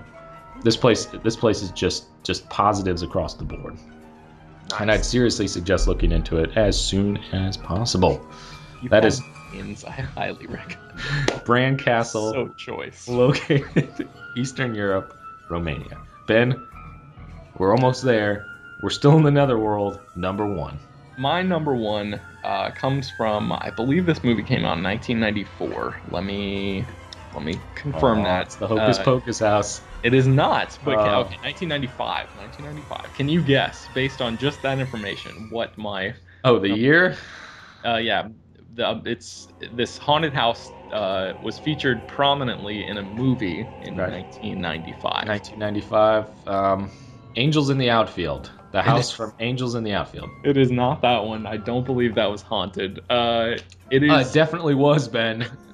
Danny Glover was dead the whole time. No. Christopher Lloyd. Oh, he was the guy messing with the kid. He was the one haunting the house. But I don't think Christopher Lloyd ever came to the house. I think that was all. Oh, was he only in the outfield? I think so. Oh, okay, that makes a little more sense. It wasn't Angels in the Household. It was Angels in the Outfield. I got you. It was a direct-to-DVD. Didn't do very well. It's just Christopher Lloyd in a kitchen apron, like baking cookies the entire time. Eat these cookies! No, my number 1 is Whipstaff Manor from the movie Casper. Oh, interesting. 1995. Another Christina Ricci classic. Awesome, yes. This is one that I remember really well because I saw this movie a ton as a kid. It has this amazing underground, like, secret basement room where a chair goes along a sliding track and it goes all the way down, and there's a resurrection machine down there, like a Lazarus machine, I think is what they call it. Yep. It's got a huge like ballroom area where the living room is, where there's a Halloween dance hosted there near the end of the film. So you got a ton of space. You got the 3 ghosts whose names are escaping me right now. Stinky, Itchy, Scratchy, and... Yeah, Itchy and Scratchy. No, there's Fatso, there's Stinky, and Stretch or something like that. I don't know. I think that's it. Yeah, Stretch, Stinky, and Fatso. That's exactly right. And those guys, again, barrel of laughs. They love it. They basically kill Bill Pullman at one point and turn him into a ghost. Yeah. But then, luckily, the Lazarus machine reverses that. But let's not forget, Bill Pullman had tons of fun as a ghost. He did. He had a blast. Or was it Bill Paxton? No, it was Pullman. It was Bill Pullman. I don't know why they brought him back. And then, little Casper. He's never going to do anything to hurt anybody. So then is Casper a mean guy? Have you ever met him? I believe he's a friendly ghost. Oh, okay, all right. That's my understanding anyway. He's coming up aces. Yeah. So I don't know. Do you remember Whipstaff Manor? I do. I saw this in the drive-in. It was coupled with the Mighty Morphin Power Rangers movie. Oh man. So I saw Power Rangers and Casper all in one night. You're welcome. Best night of my life. Yeah, pretty good. Half of it was. So yeah, I could get behind that. I don't know how I feel about the Lazarus machine though. I think that's a little useless. Yeah, I mean, even if you remove that, I just love the house. It's super gothic, but and it's a little creaky. It's in Maine, which I think is probably okay. I don't know. I've been to Maine once when I was like 2 years old. I don't really remember it, but our Maine listeners, write in and let me know. How the climate is in Maine. What's your favorite Stephen King book? Let us know.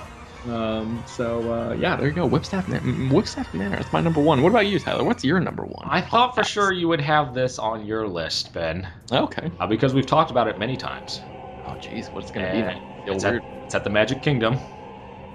Also a barrel of fun.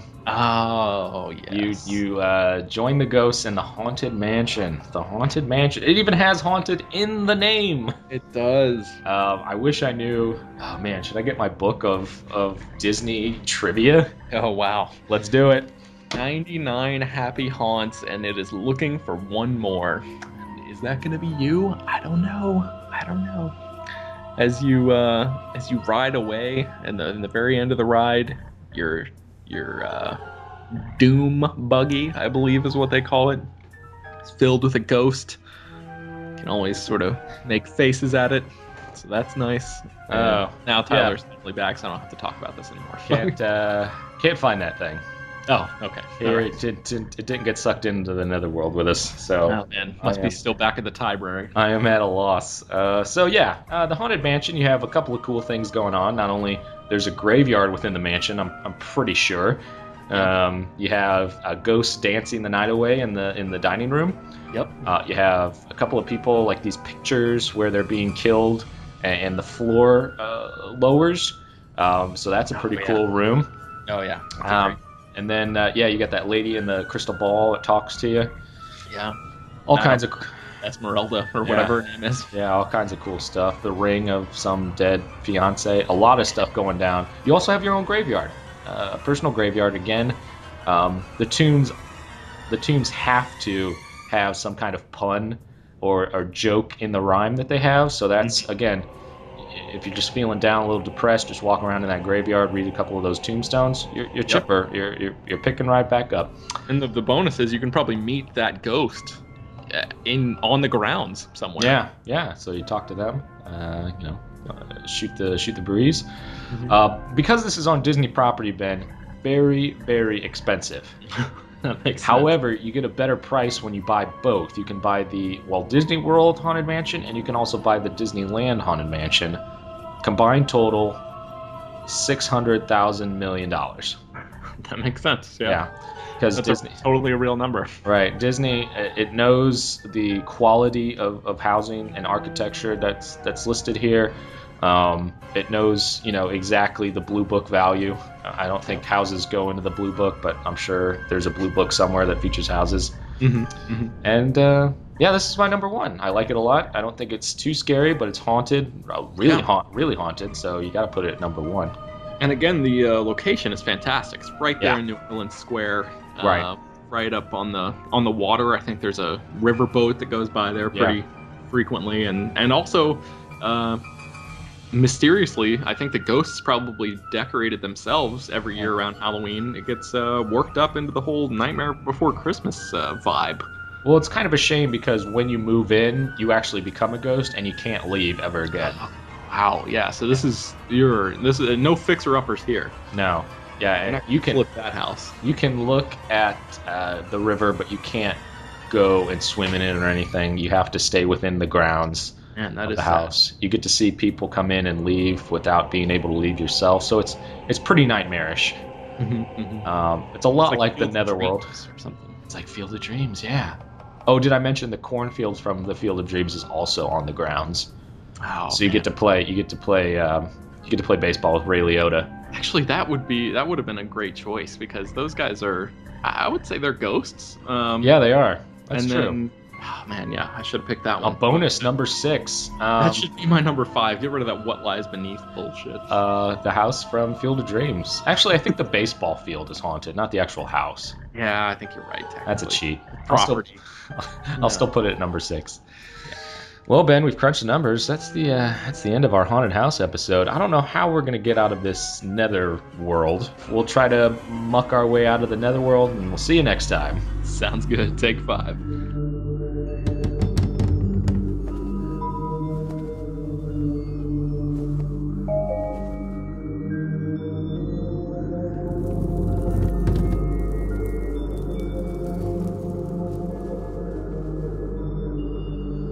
From coast to coast, we've got two ghosts to ghosts. Welcome to another episode of the Fivecast Podcast. Spookily prepared top 5 list for your enjoyment from the Sentinel Tower in parts unknown. I'm your host, Tyler. And from Second Floor Studios in Hollywood, California, it's Ben Beerson. How you doing, Ben? What's up, Tyler? I listen to podcasts through the podcast app on my iPhone, and I always listen to them at 2x speed, and I really hope there are people out there that listen to this podcast on 2x speed, because that intro would likely have blown up their phone. Yeah, super fast. Yes. I am trudging through the month of October, as are you. Yep. I think this is our last week, so welcome. And today, one of the things we love here on the Fivecast is music, and we couldn't go the whole month without doing a music episode, Ben, because they're so fun to edit. And so because it's October, because everything has to scare your balls off, let's do top 5 spooky songs. Top 5 spooky songs. They don't have to be Halloween songs, because you'd have like whatever. 5 songs. Yeah, 5 songs. Like Monster Mash and that bullshit. Yeah, which is a terrible song. It's pretty good. Oh. And so you're looking at spooky songs. So this is any song ever made. Like, you could go all the way back to the chants that the Egyptians did as they were building the pyramids if you wanted to. Okay. But any song that you feel is uncomfortable, spooky, creepy, what have you. Ben, do you have a list that looks something like that? Let's get to it. You're always on top of things. Great job. Ben, number 5. So my number 5 spooky song is Hell's Bells by AC/DC. Okay. Once it gets into the actual verses and the chorus, I guess, it's not really that spooky, but the opening guitar riff and the distant bells tolling in the distance has this, I would say it's a decidedly spooky feel to it that I appreciate. So if you know AC/DC's music, a lot of it sounds exactly the same. It seems like they use the same chords over and over, just in slightly different progressions, and oftentimes it's just probably the same exact things over and over, right, with different lyrics to it.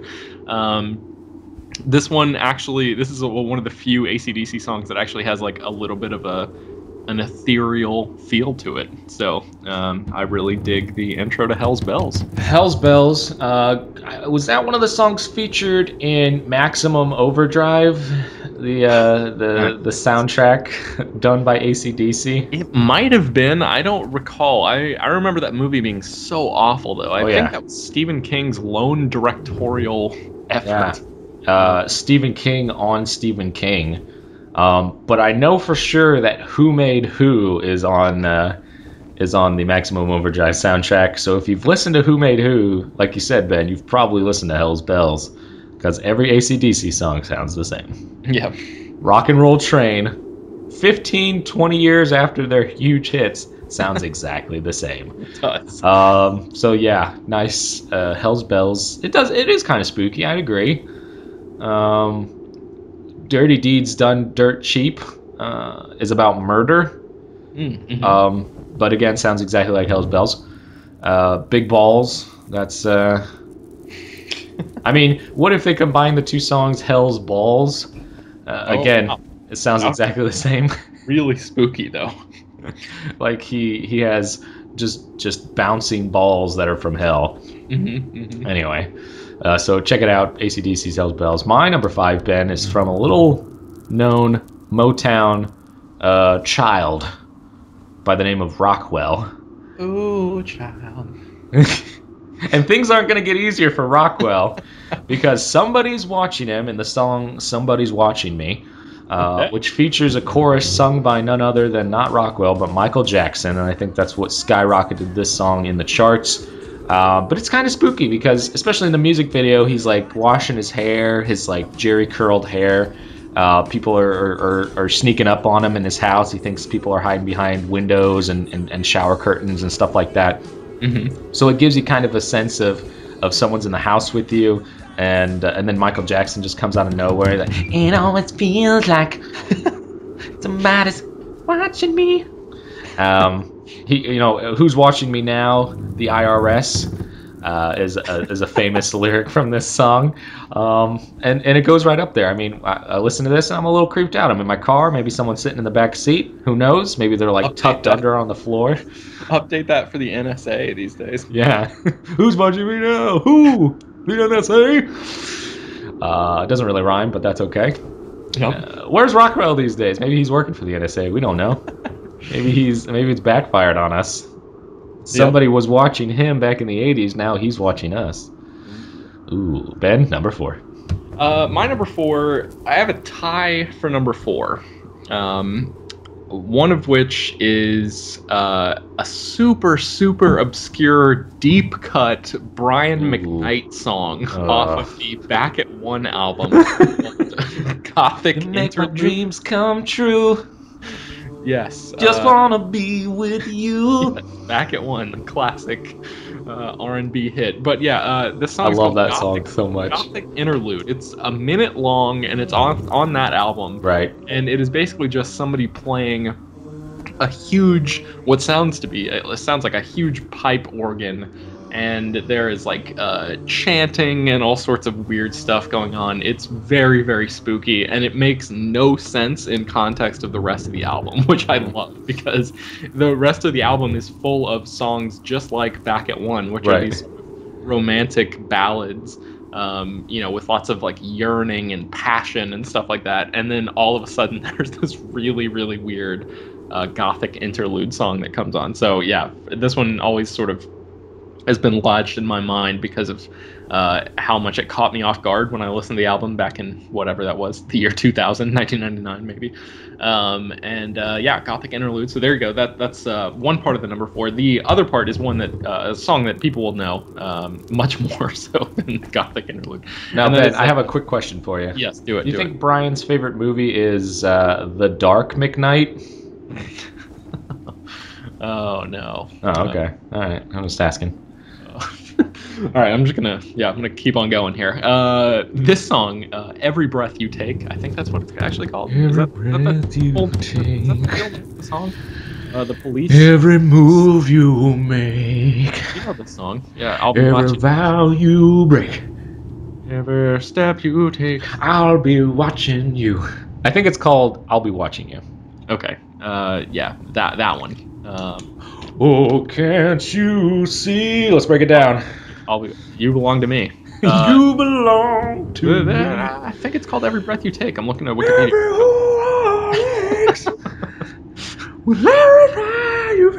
Yeah, that's the one. Everybody knows it now. Yep. So yeah, it's the Police from the 1983 album Synchronicity. Oh, such a great song. Great album, Ben. There's Synchronicity 1 and 2 on this album. 2 of my favorite Police songs. Nice. And this classic. Go tell them a little bit more about it. What's some favorite lyrics of yours? Written by Sting. I mean, you listed the favorite ones right there. Yeah. Just in your scream singing just now. I wasn't screaming. That was my legit voice. But yeah, it's a little bit of a spooky song, I would say. It's a little creepy. You've got, I'm far from the first person to point out that this song is like a stalker-ish kind of thing going on. Well, we all know Sting. He loves that tantric sex, so he probably just wants to bone you for 16 hours.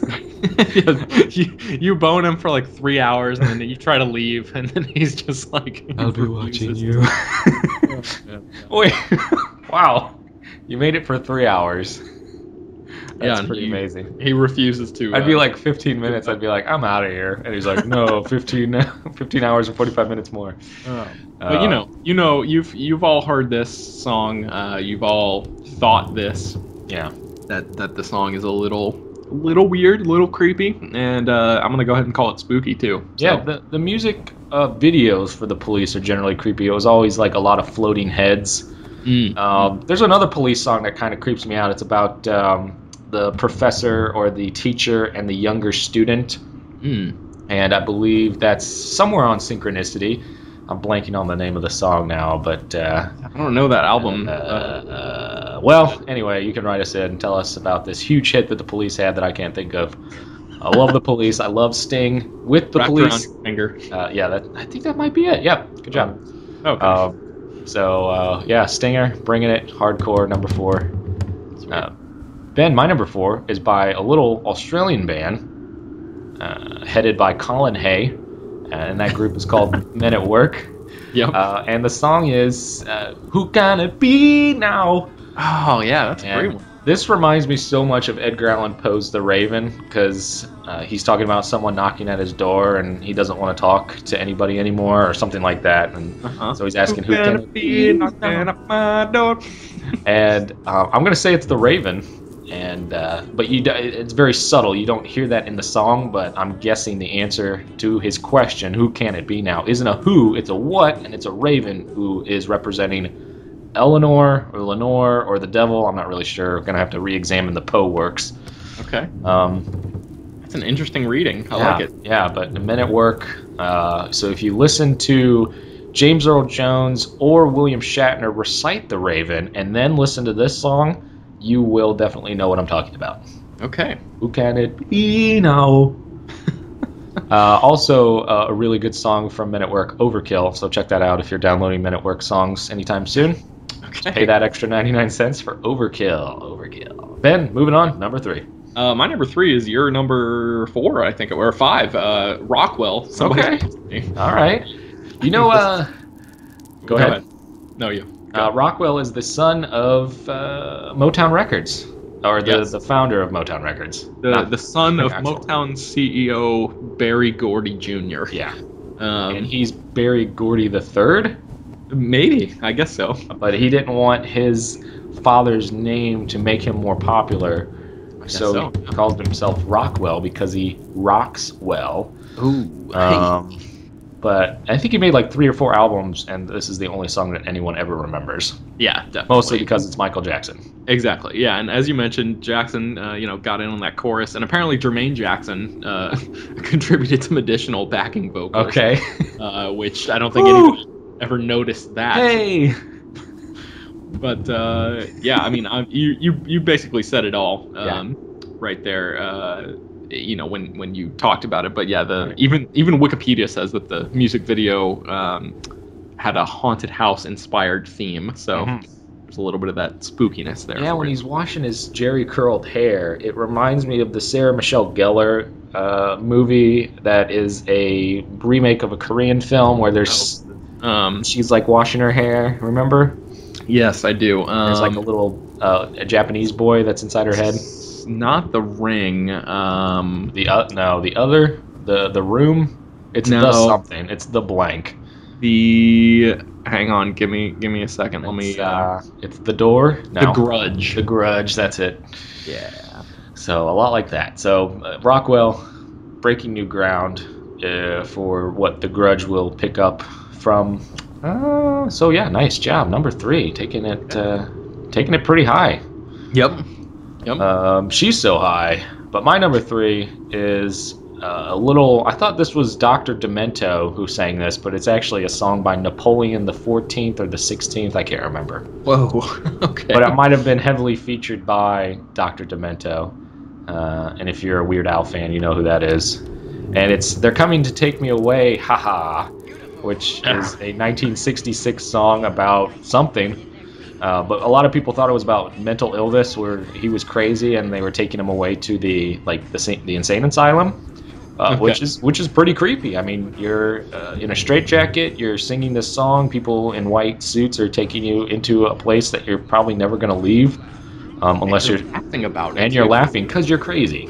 Yeah. So nothing against the mentally ill, but maybe the criminally insane, the Arkham residents, because those are bad guys, really bad. I don't know why these judges keep sending them to Arkham. There's no treatment happening there. There's no treatment. They just like egg them on. The calendar man gets to put up calendars. Like they get to continue their villainy within the halls of Arkham. Yeah. So I just don't understand. They're Coming to Take Me Away. Haha. Parenthetical. Is one of the creepier songs that I've heard. I think I remember hearing it as a kid, and he says it over and over again, so it's kind of, again, haunts your memory of it. Yeah. So even though the song ends, you're still kind of hearing it somewhere in the alcoves of your brain. So yeah, check that out, but hopefully you don't get haunted. by this particular song, or Dr. Demento. Hopefully he doesn't haunt you either. I don't think he's dead. He might be still alive. Okay. So, number 2. My number 2 is a song. It's a spooky song, and it's actually called Spooky. I don't know if you know this song. It was apparently originally an instrumental. It was made famous by the Classics 4, which is the name of the band, I guess. All right. Which that was in 1968. And the version that I know is the Atlanta Rhythm Section version from 1979, the cover. Atlanta Rhythm Section, pretty obscure southern rock band, but I grew up in the South and, occasionally would get into that scene a little bit. Shoot off your guns, wear your flannel, yell Freebird. Never quite that Freebird! That extreme, but the song is this. I listened to the Classics 4 version of it just to make sure that it wasn't too drastically difficult or different from the version that I'm familiar with, the 79 ARS version, if you want to call it that. If you want to look that up, Tyler, I believe you're going to splice in a couple, little bits of these songs. Oh yeah, it's one of my favorite things to do. I know you love these editing heavy episodes, but it's. I think the chorus is "Love is kind of crazy with a spooky little girl like you." It's called Spooky. It has the word spooky in it multiple times. I couldn't not put it on this list. It's got to be on this list. Yeah, definitely. If it's going to be on any list anywhere, it's going to be this, this category. So. Nice. I remember that song now that you've said a few words from it. It's kind of crazy with the spooky. Oh yeah. Yeah, that song sucks. Nice job. It's got the word spooky in it, so I can't fault you for it, man. You can't do it. I can't do anything. My number 2 is from a band, a darkwave band. Sisters of Mercy. I heard this song on the radio at night while I was driving one day a couple years ago, and it scared me. So it's my number 2. It's called This Corrosion. Don't really know what the song's about. I just know that it starts out with like a church choir singing, but kind of in a scary way. And then they sing, "This corrosion to me, hey now, hey now, hey now." So, kind of unsettling, I guess, more than anything. It's not horrifying. It's not like the people being murdered in the song, like a snuff song. Have you ever heard a snuff song before? No, I haven't. What is that? Oh, that's where you kill somebody and you record it, and then someone plays guitar, I guess. Oh, God. I'm just kidding, no. Oh. I was like, wow, the world is so effed up. That went so dark. But This Corrosion, if you're trying to get close to a snuff song, it's probably this. I'm just kidding. It's not that bad. It'll send you down the rabbit hole, the dark rabbit hole of the dark wave genre. So you might start listening to The Cure, you might start listening to Jesus Mary Chain, you might start listening to Susie and the Banshees. I'm sorry, they're all good bands, so I'm not really sorry, you're welcome. But this is probably the spookiest of the dark wave songs. I'm sure there's spookier ones that I haven't listened to, so send us your email, send us your web links, send us your YouTube hyperlinks of your spooky dark wave songs. Ben, have you ever checked out this song? I have not, no. I don't know anything about the dark wave culture. All right. Well, neither do I. I'm a regular suburban kid. But I try to act like I'm hard by listening to dark wave. There you go. Ben, moving right along, number 1. My number 1, I'm excited about this one. It is Lux Aeterna, the composition, the instrumental composition from composer Clint Mansell. You guys would know it as the song from Requiem for a Dream. It was used a lot in teaser trailers and movie trailers and stuff. After that, most famously, probably in Lord of the Rings: The Two Towers. And man, this is a freaking spooky song right here. It is. You guys know this song, I'm sure. Even if you don't know it by name, you know it. Tyler's gonna play it. Is that it? Yeah. Okay. It was in the Two Towers? It was in the Two Towers trailer. Oh, okay. Yeah, it pops up on my Pandora probably 5 times a day. Yeah. Even though I thumbs it down because it's not because I don't like it, but because it's do I have to hear this Requiem for a Dream song again? Good God. But yeah, that is a pretty creepy song. I'd agree with that. Spooky. Requiem for a Dream, spooky movie. Yeah, definitely don't watch that by yourself alone at like 1 a.m. like I did. Not Let me tell you something, Ben. what? That Jennifer Connelly, you know what I'm saying? She's in that. She's crazy. Listen, Jennifer Crazy Connelly, fun. circa The Rocketeer, all day, every day. But Jennifer Connelly, circa any year. no, but I mean, High five, high five, high five, high five. listen, I just can't get behind Jennifer Connelly in Requiem for a Dream because that movie's so disturbing. Yeah, that's the joke, Ben. It's so far. I know. It's so. The attraction of the actresses is the last thing on your mind when you're watching that movie. So, it's a spooky one. Jen Connolly, at Jen Connolly. I wonder if she's on Twitter. I'm going to contact her and see if she'll come on the 5cast. Top 5 Jen Connolly movies with Jen Connolly. How would that feel? Rocketeer number 1. Guess what? Noah's not on there. My number 1 is this is a cover, okay? And this, for some reason, is creepy to me. Not the actual song, but the person who sings it. And this, again, within the last month, I've heard it. It's the song "This Is Halloween" from the Nightmare Before Christmas soundtrack. But in the Nightmare Before Christmas, it's kind of uplifting. Like, it is kind of scary still, but it's kind of Danny Elfman in his hackiest, where you have like little critters singing the song. But in this version, Marilyn Manson sings the song, and it is really good, but it's also really spooky because it's Marilyn Manson, and for some reason he's singing a child's song, probably meant for children. I'm sure Marilyn Manson, he's a really nice guy, but he's kind of a creep, and he likes being that way, so no fault there. But yeah, when he stepped into that, it's like when like big bands, like punk bands, will do like children's songs. This is like Marilyn Manson doing children's songs. Like, you put in a CD for your 1-year-old, and it's Marilyn Manson singing, like, Ring Around the Rosie or something, which is about the Black Plague. So that's like right up his alley. A whole nother level of creep. And so yeah, I think because it's the month of Halloween, creepy music, Marilyn Manson, all that together, like just so many Venn diagrams of spookiness are featured in this song. And Ben, you gotta check it out. Gotta download it, maybe play it at your Halloween party this year. Yeah, I'm just gonna save it for whenever I have a kid, like years from now. Do it then. Yeah, there's Ben Pearson Jr., who's Ben, a couple of honorable mentions for you. Do you have any honorable mentions? I don't know. You can go right ahead. I got the Jaws theme from Jaws. Okay.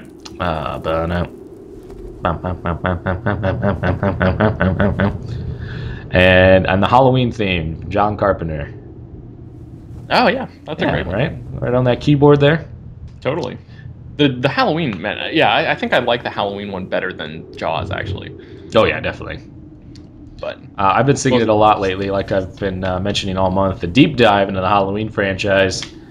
Sing that song way often than I should, and I kind of feel like when I sing it, Mike Myers might show up. Like, I'll be walking into my bedroom and open my closet while I'm humming it, and he's just right there in his white mask, and I'm stabbed to death while I'm putting away my sweater. Creepy. Yeah, so if you're feeling like getting scared, wait until like the middle of the night, insomnia, 2:30 in the morning, it's just you in the dark.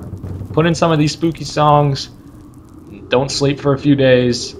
You can thank us later. And I think this pretty much wraps it up for the Halloween theme. Yeah, we've crunched the spooky numbers, and that's the end of our series. That's the end of our show this week.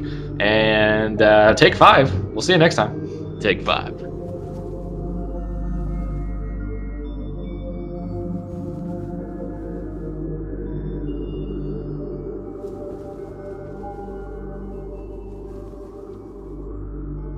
From Coast to Ghost, we've got 2 hosts to host. Welcome to another episode of the 5cast podcast. We're here to break down and intricately prepare top 5 lists for your enjoyment. From the Sentinel Tower and parts unknown, I'm your host Tyler, and from Second Floor Studios in Hollywood, California, it's Ben Pearson. How you doing, Ben?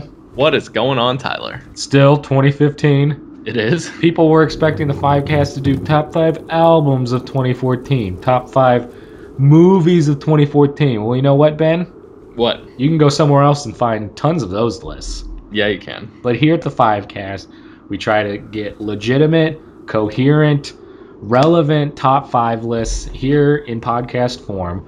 I even heard some rumors, Ben, that the 5cast itself was canceled. Did you hear any of these? No, that seems a bit premature to me. Yeah, I mean the 1 to 0 listeners that actually tune in, it seemed like our end was near, and I think someone even wrote us an obituary. Well, guess what? We're still alive, Ben. We are. And kicking. We I guess maybe they thought we were on vacation for too long or something, even though we didn't take a break. Nope. But that makes me wonder, Ben, and I think this reminds you of something as well. Are we having the same thought here? I think we are. Yeah, I think I pick up the vibe that you're throwing out right now. All right, what are you sensing here, bro? I'm sensing a mother effing 5cast episode devoted to the top 5 premature obituaries. Yes, people who have not died, but the newspapers reported that they did. An amazing list that we have constructed for you.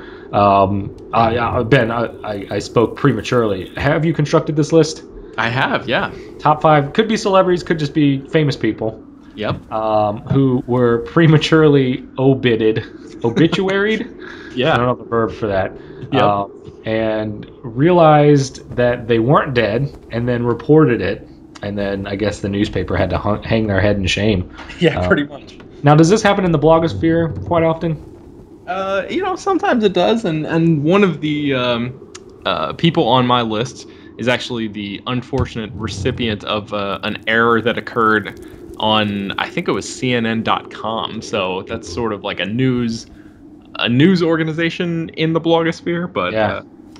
Well, sometimes, those movie sites, they'll report like the Avengers 2 coming out May 26, 2015, when they really meant to say 27th. Right. And just people go ape shit. And it's like all over Twitter. Yep. Hashtag retire, hashtag you're fired, or hashtag resign.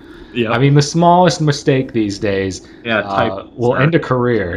Yeah, totally. Smallest typo. So let's go ahead and get started, Ben. Top 5 premature obituaries in a newspaper or print or on the internet, I guess. Ben, number 5. My number 5 is the actor Wayne Knight.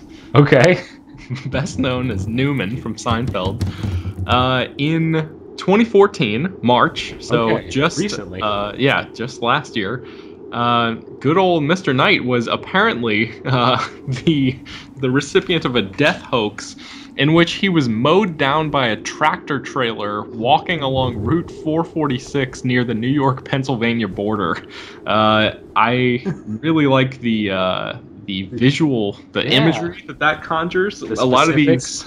Tyler, I don't know if you've discovered this, but in my searches for sort of the most ridiculous of these premature obituaries, right, a lot of the ones that you'll find are pretty run-of-the-mill, just sort of like people will think that somebody died because somebody named Wayne Knight died, but that person's name is N-I-G-H-T instead of K-N-I-G-H-T, and there's just, it's sort of simple human confusions, just normal mistakes that everyday folks might make. Right. A lot of these hoaxes, though, are a little bit more in depth than that, and I really like this one for my number 5 choice because of all of the ones that I went through in my research for this list, this was the only one that I saw somebody mowed down by a tractor trailer, and then also just really the creating the sense of place too, right on the New York-Pennsylvania border. Yeah. It's a really specific, a really oddly specific spot for Wayne Knight to be just walking on the side of the road. So well, we know Mr. Knight has had ups and downs with his weight, and for a long time he was really skinny, Ben. And I believe, and if you've read his autobiography, I'm Not Just Newman, but seriously, I'm not, by Wayne Knight. This may or may not be true. He used to walk that highway like every day. He would just walk for 6 hours on that highway, and the pounds would just melt off. So it seems legitimate, I guess, that he would be mowed down by, I guess, a tractor trailer, which may or may not have been attached to an actual car. Maybe it was just like a rogue tractor trailer, a runaway. It got unhitched, and it just was just hurtling down the highway. Yeah. And Mr. Knight just on his 6-hour stroll in like a nice svelte velvet jump running suit or whatever, just mowed the F down. So Yep. I'm glad that actually didn't happen. Me too. Because he is a comedy legend. Am I right? Yeah. And apparently he immediately refuted the claim on Twitter. So He had a few rolls up in the air that he really needed. So he's like, "Oh, I'm not dead." Nice. Wayne Knight. He's actually on that show with I want to say the X's on TV Land. Oh, I've never even heard of that. Yeah, it's got the girl from Third Rock from the Sun, Okay. as well as Zach Braff's best friend from Scrubs. Oh yeah. Yep. I have not watched Donald Faison. That's right. Good pull. Yeah. And that's enough advertisement for TV. Okay. My number 5 is going into the music world. It's Alice Cooper, Ben. Alice Cooper. Okay. Yep. In the early 70s, a magazine confused readers by publishing a satirical concert review of Alice Cooper's in the form of a mockery or a mock obituary. So many fans took it literally, and Cooper had to issue a statement saying I'm alive and drunk as usual. So Alice Cooper started out as a band, turned into the person. You know, he's crazy about school being out of session. Yep. He also likes poison. He's also got a window into his nightmare or something like that. Insert Alice Cooper song here, but Sure. I just like Alice Cooper, and I like that he had a fake obituary. Is it Feed My Frankenstein? Is that him? Or is that Yeah, that's him. Nope. 17, and I like it. That's another Alice Cooper hit. But it wasn't. Hit all of them. And it wasn't in a newspaper. It was in a magazine that was actually trying to make a joke, but dumb people as usual, which is probably why most of these snowball in the first place. Yep. Is because dumb people don't do their research or Fair. understand how satire works. Mm-hmm. And Alice Cooper was like, "Hey, that was pretty good, but everybody thinks I'm dead, so I'm gonna have to ruin this fake concert review for you." Right. So I don't know. I think a lot of those are pretty funny, and I don't like the actual ones that result in someone's death. Yeah. Like where it's a fake hoax and it's like, oh wait, that's fake. Oh wait, no, they're really dead. Yeah. This one was actually kind of jokey, so I enjoyed it. I put it in my number 5. And it seems like Alice Cooper sort of was in on it almost. Maybe he didn't sign off on it to begin with, but at least he like sort of appreciated it and then just sort of reluctantly had to release a statement saying, Right. "Yes, you morons, I'm still alive." So. For a guy who constantly looks like he's been risen from the dead, it's a pretty apropos event. Yep. Moving right along, Ben. After, I don't know, does someone want to send us Alice Cooper's greatest hits? That could be pretty awesome. Ben, number 4. All right, my number 4. I really like this one a lot. This guy's name was Titan Leeds. Ooh. And this was from Titan Leeds, gunslinger. He lived from 1699 until 1738. Okay. He was solid 40 years. He was an almanac publisher. Okay. So he was actually a rival of Benjamin Franklin's. So the reason I really like this story is because Ben Franklin used the first edition of his almanac to predict Titan Leeds' death, which he said he was going to die the next year. Wow. I presumably just because Titan Leeds ran a rival almanac, Right. and Franklin was just trying to get his digs in. Yeah, Ben Franklin was a total asshole. Yeah, I mean, I always have heard, great stories about Ben Franklin. I've never heard of him being sort of a, like a childish douchebag. Yeah. It seems like what this story is sort of painting him to be. So anyway, Franklin predicts Titan Leeds' death, right? And he says, "Oh yeah, he's going to die in the next year." And then the date of his supposed death is supposed to happen. Titan Leeds remains very much alive, but Benjamin Franklin publishes that he died in Poor Richard's Almanac anyway, just because. And then Leeds is like, "Dude, what the hell?" And then years later, when he actually did die, I think it was about 5 years later, he really died. Right. And then Benjamin Franklin released a statement that basically congratulated the imposter who was posing as Titan Leeds for ending his charade of keeping him alive for so long. Oh I my think gosh, that is the most macabre thing I've heard today. isn't it like doesn't that seem like I don't know, even more of a douche move to Ah, like that's like you don't even respect the dead enough to yeah. just leave it alone. You have to get that last word in there. So He really wanted to sell Poor Richard's Almanac, I guess. yeah, I He guess was so. all And about it. I suppose he absolutely despised this guy for some reason. I only Titan know this leads. side of the story. This much information is all I have on the Yeah, story. maybe Titan Leeds like put firecrackers down his pants when Or they were slept kids with or his wife something. or Yeah. something like that. I don't know. Like maybe Titan was like an even bigger asshole Yeah, than Ben that's possible. Franklin. But that's still pretty hilarious. It's fun to laugh when these guys were alive like 300 years ago. Yeah. You gotta laugh, Ben. Oh yeah. I'm going back a few centuries myself with my number 4. Samuel Taylor Coleridge. Samuel Taylor Coleridge. I'm going to tell you a little story here, Ben. In 1816, the writer Coleridge, of course, heard his death mentioned in a hotel by a man reading out a newspaper report of a coroner's inquest.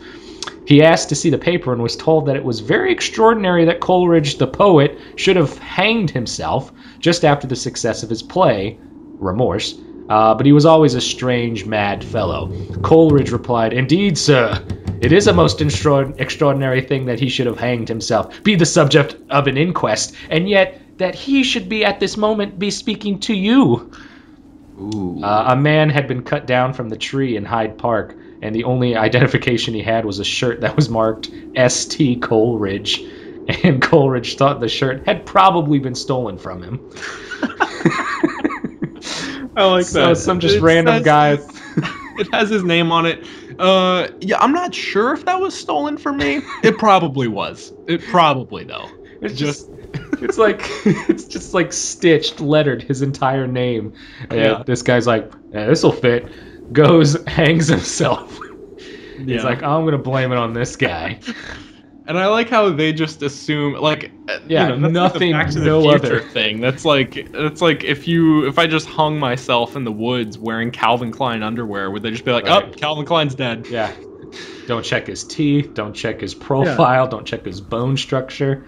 I mean, they weren't very smart in the 1800s. I'll give them that. Yeah. But I mean, you gotta at least have, photographs. yeah, and Wait, I do. no, not yet. Uh, Not until the daguerreotype in like the 1830s. yeah. I don't know how to say that. But I do like the idea of Coleridge overhearing that and then just walking up and like being an ultimate badass and being like, yeah, that would be cool, except I'm still alive, you son of a bitch. Like, it just seems like a scene out of a movie. That doesn't seem real. That's Legend awesome. has it the man that was reading the newspaper dropped dead on site. That would be great. And Coleridge was framed for murder. Ben, nice story. Number 3. All right, so my number 3 is the one and only Dick Cheney. Yeah, there we go. So we can leave personal. He's not dead yet? Apparently not. We can leave got a personal gorilla heart politics beating in it. out of this. I don't really know much about Dick Cheney. Oh, I'm not getting political. He shot. No, I'm not. I'm just. Did he shoot the sheriff? Is that what you were about to say? No, I was gonna say I think he shot somebody on a hunting. Oh, he did. He definitely did shoot them in the face. So anyway, But he didn't shoot the deputy. Oh, true. Yeah, who was that? Bob Marley. Yeah. He's dead. Yeah, he is. I don't know if he had a premature obituary, but Dick Cheney certainly did because on April 16th, 2003, apparently CNN accidentally published a ton of pre-written draft memorials. Right, I read about this. Notable world figures, one of which was Fidel Castro, in which they used a template of Ronald Reagan's life for Castro. So they called Castro like an athlete, a movie star, and a lifeguard or something. Yeah, like a water skier. Yeah. But Dick Cheney's is my favorite of this particular gaffe because they used Queen Elizabeth's obituary for a template for Dick Cheney. So because when I think Dick Cheney, I go, I think him and the Queen Mother are probably the same kind of life. So let's just replicate the template here. Yeah. So that's what happened. The template wasn't completed. So the obituary that went out claiming Dick Cheney passed away identified him as the UK's favorite grandmother, which I really enjoyed. I really like that. The idea, especially of Dick Cheney, who seems like a pretty easily agitated guy. Yeah. I really like the notion of him stumbling across that obituary and then seeing that he's referred to. What the hell? Yeah. And he has 4 heart attacks and then recovers and then has to call CNN to rectify the mistake. Indeed. I think there were there was a link where it said the CNN leaks or whatever it was called. CNN incident. Yeah. So I read that one. I was like, oh, how could they fuck this up? Yeah. It's like, first of all, here's 2 ways they fucked up. The one, of course, was the incident, the actual hacking or whatever happened, and then also replicating you're so unoriginal that you can't legit write I understand writing a premeditated obituary because some people you never know, so you want to be the first one. You don't want to miss publish the newspaper if someone dies at 2 a.m. Right. without having it in there. So you actually have some kind of pre-made one, but at least make it about the person. Don't just go, hey, yeah, the Queen Mother just died. Let's copy and paste that into Ronald Reagan, Dick Cheney, Fidel Castro. Yeah, it seemed like they were just in the early stages of lazily coming with those, and then somebody did the one thing that you're not supposed to do and hit publish somehow. So just you're making more work for yourself because you're gonna have to read through that template to make sure. Yeah. Instead of just writing from scratch, you're gonna have to reread the template to make sure that no Queen Mother references are made to the Fidel Castro obituary. Exactly. That's pretty horrible. Yep. You'll like this next one, Ben. Number 3, Frank Gorshin. Of course we all know as the Riddler from the Batman series. In 1957, after driving 39 hours without a break to avoid flying to a screen test, the actor fell asleep at the wheel and crashed, presumably, of course. A Los Angeles newspaper reported him dead, and although Gorshin was unconscious for 4 days, the role went to another actor. So he drove 39 hours for nothing, for a fake obituary. He wouldn't meet the big bat cave in the sky until 2005. So, and this happened in the late 50s? 1957, yeah. Wow, that's such a huge span between, because a lot of times when I was looking through this list, it would be like, oh, this person was reported dead, and then they actually died later that afternoon or 2 days later or something. That's a huge gap, 50 years. They were way off. Oh man, that's a good one. And if you're interested in more 1950s discussion, Ben, you can drive 39 hours to our previous episode talking about comic books in the 1950s. So check it out. Man, I love Frank Gorshin. I was watching an old Batman episode over the weekend, and it was a Cesar Romero Joker episode, obviously, where he has his makeup over his mustache.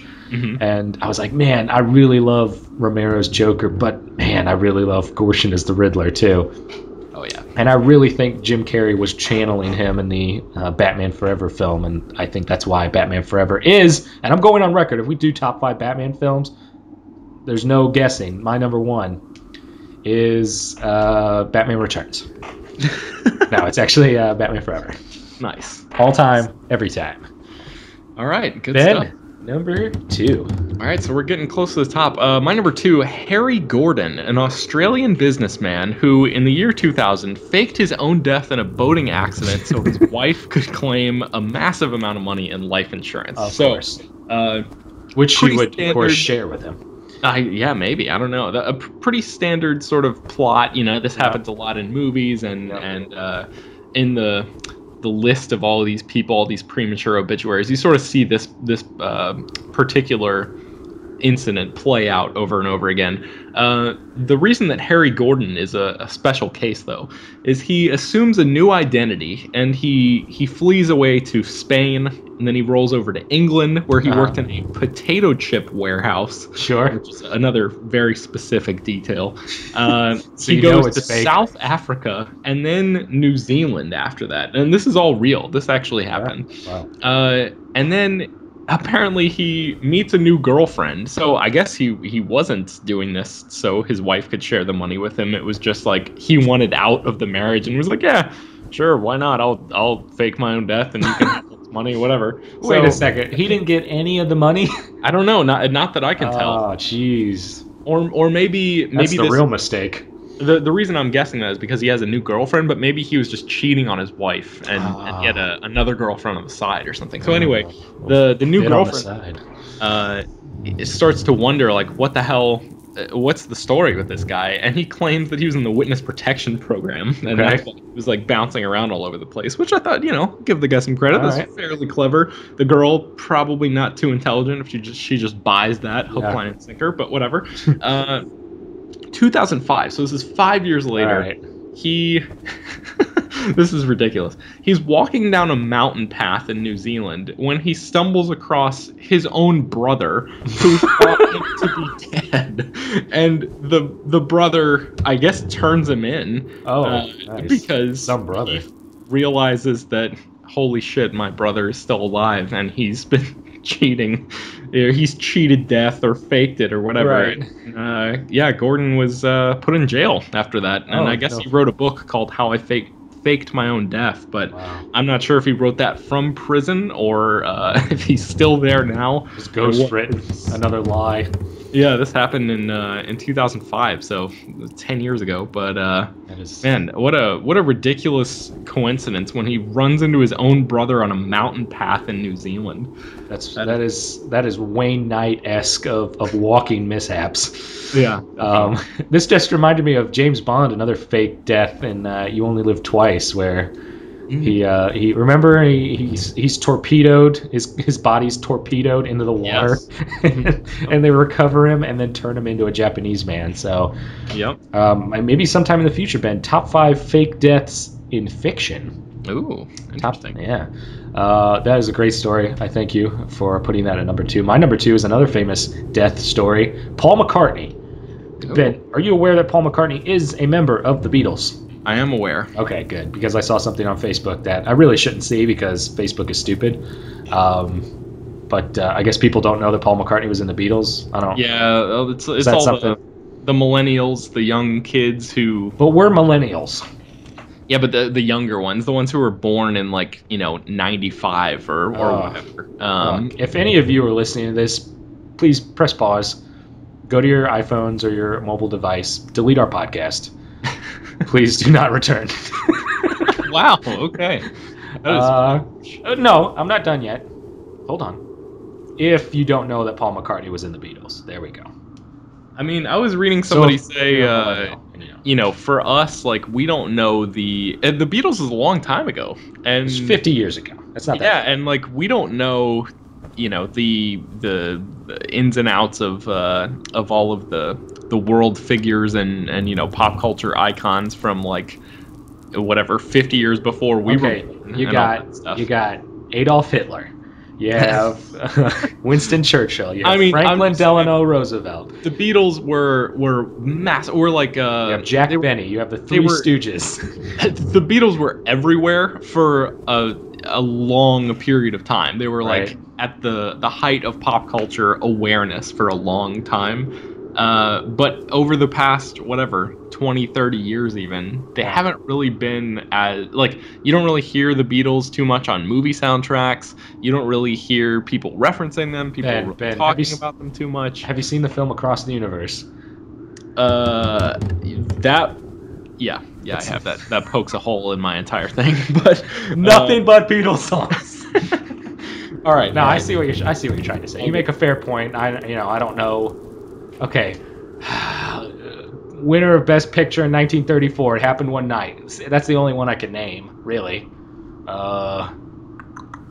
Ben, can you name all the best pictures of the 1930s? Oh, absolutely not. Not even close. That's our next podcast list. If you thought that we couldn't get obscure enough, top 5 best pictures of the 1930s.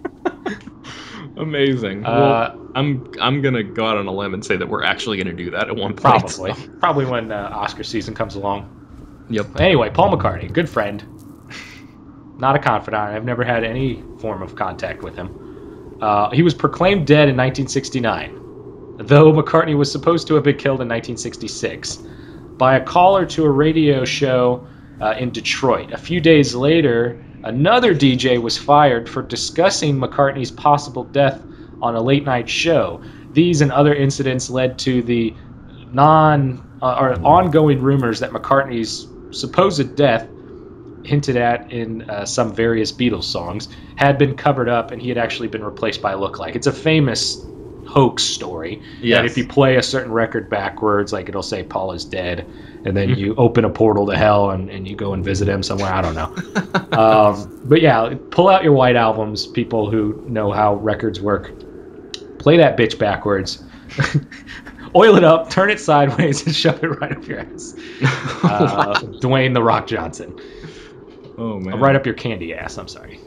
So yeah, Paul McCartney, that's a famous death hoax. And if you've seen him perform, I don't know, multiple times a year, whenever he pops up on like Saturday Night Live or the Super Bowl, Yep. millennials, yeah, you'll realize it's the same guy. Elvis has the same kind of hoaxes where you see Elvis like working at a diner in Memphis or something. Which okay, so you've died, you've been replaced, and you work in the same town that you lived in. It doesn't make sense. Yep.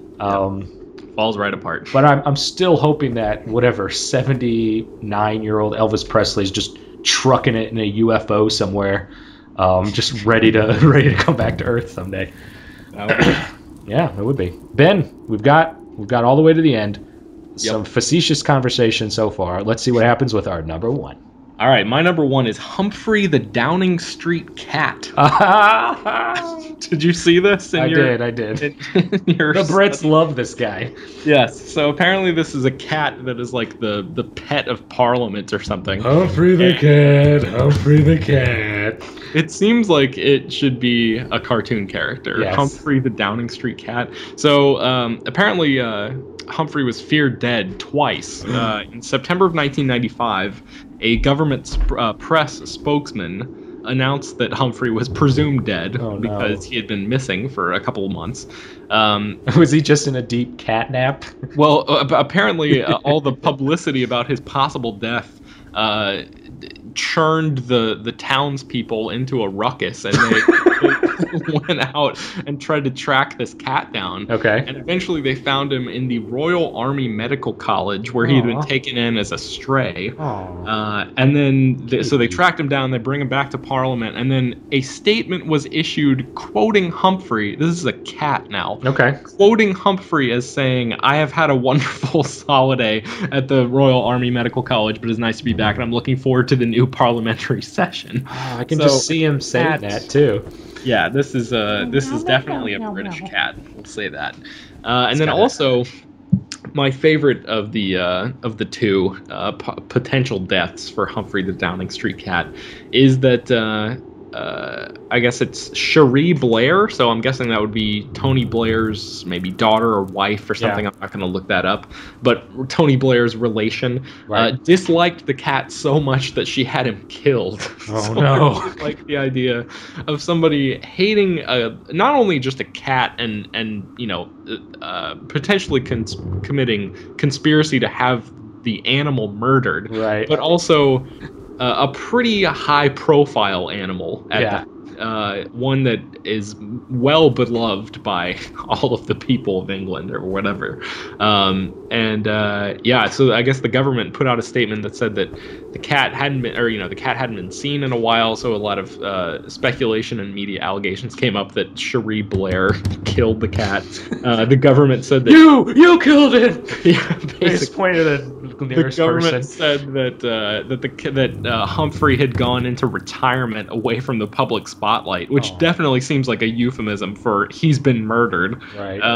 But then I guess a bunch of people including a government representative, like a representative of parliament, demanded that the government prove that the cat was still alive, and then the government released photos of Humphrey posing with the day's newspapers as proof that he was still alive. Oh no, so he's been kidnapped. Yeah, they're like in a for. session. They're supposed to be talking about whatever, normal, presumably important events that, governments like have to deliberate on. And somebody stops the proceedings to say, I demand that you prove that this cat is still alive. Well, Ben, you'd be surprised. His constituents must have been hounding him for that one. So, yeah, the constituents must really love that cat. Yeah, that's what wow, that sounds awesome. Ben, would you put Grumpy Cat above Humphrey or below? I mean, if Humphrey is issuing statements in a British accent about how he's had a nice holiday, but he's looking forward to the new parliamentary session, I think I got to give the edge to Humphrey. Yeah, good point. He speeds right past Grumpy Cat. I've never seen Grumpy Cat make a statement. Yeah, never. Ben, did you check out Grumpy Cat Christmas with, what's her name from Parks and Rec? I did not. I heard it was absolutely abysmal. Yeah, it was on the Lifetime Network, so that's what happens. My number one is a famous American, Ben. Oh, okay. He's a human being. His birth name is Samuel Langhorne Clemens. But most people know him as Mark Twain. He, on 2 occasions, was incorrectly reported as dead.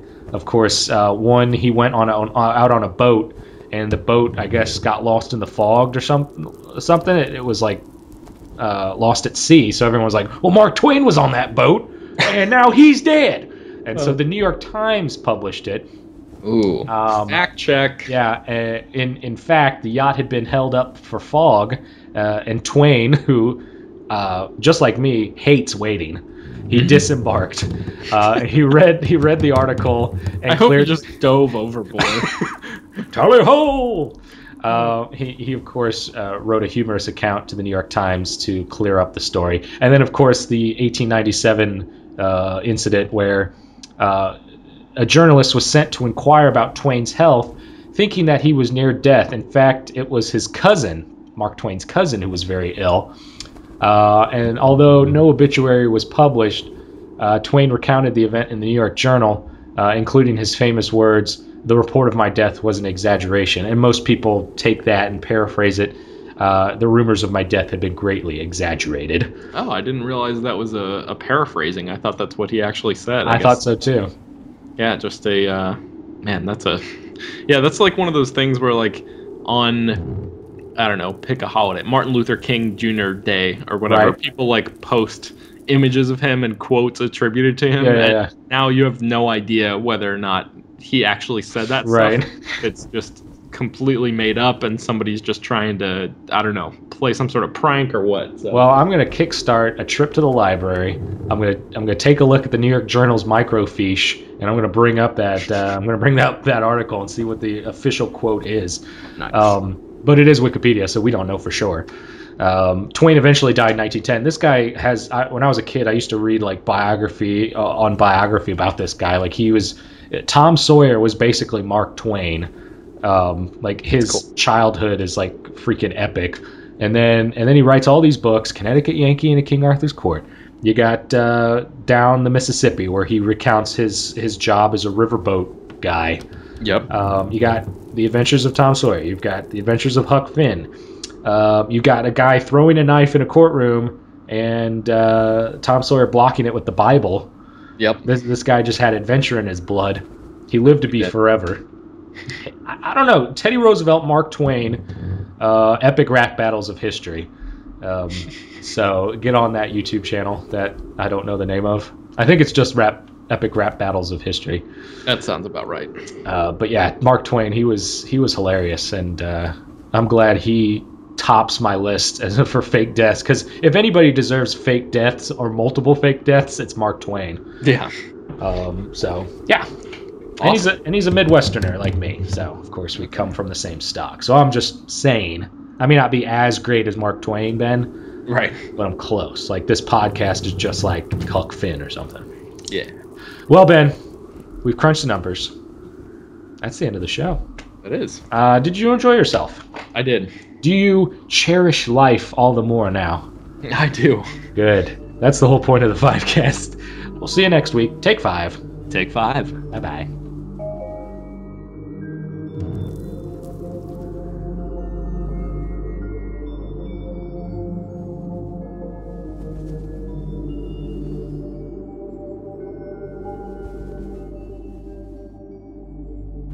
From coast to coast, we've got 2 ghosts to ghost.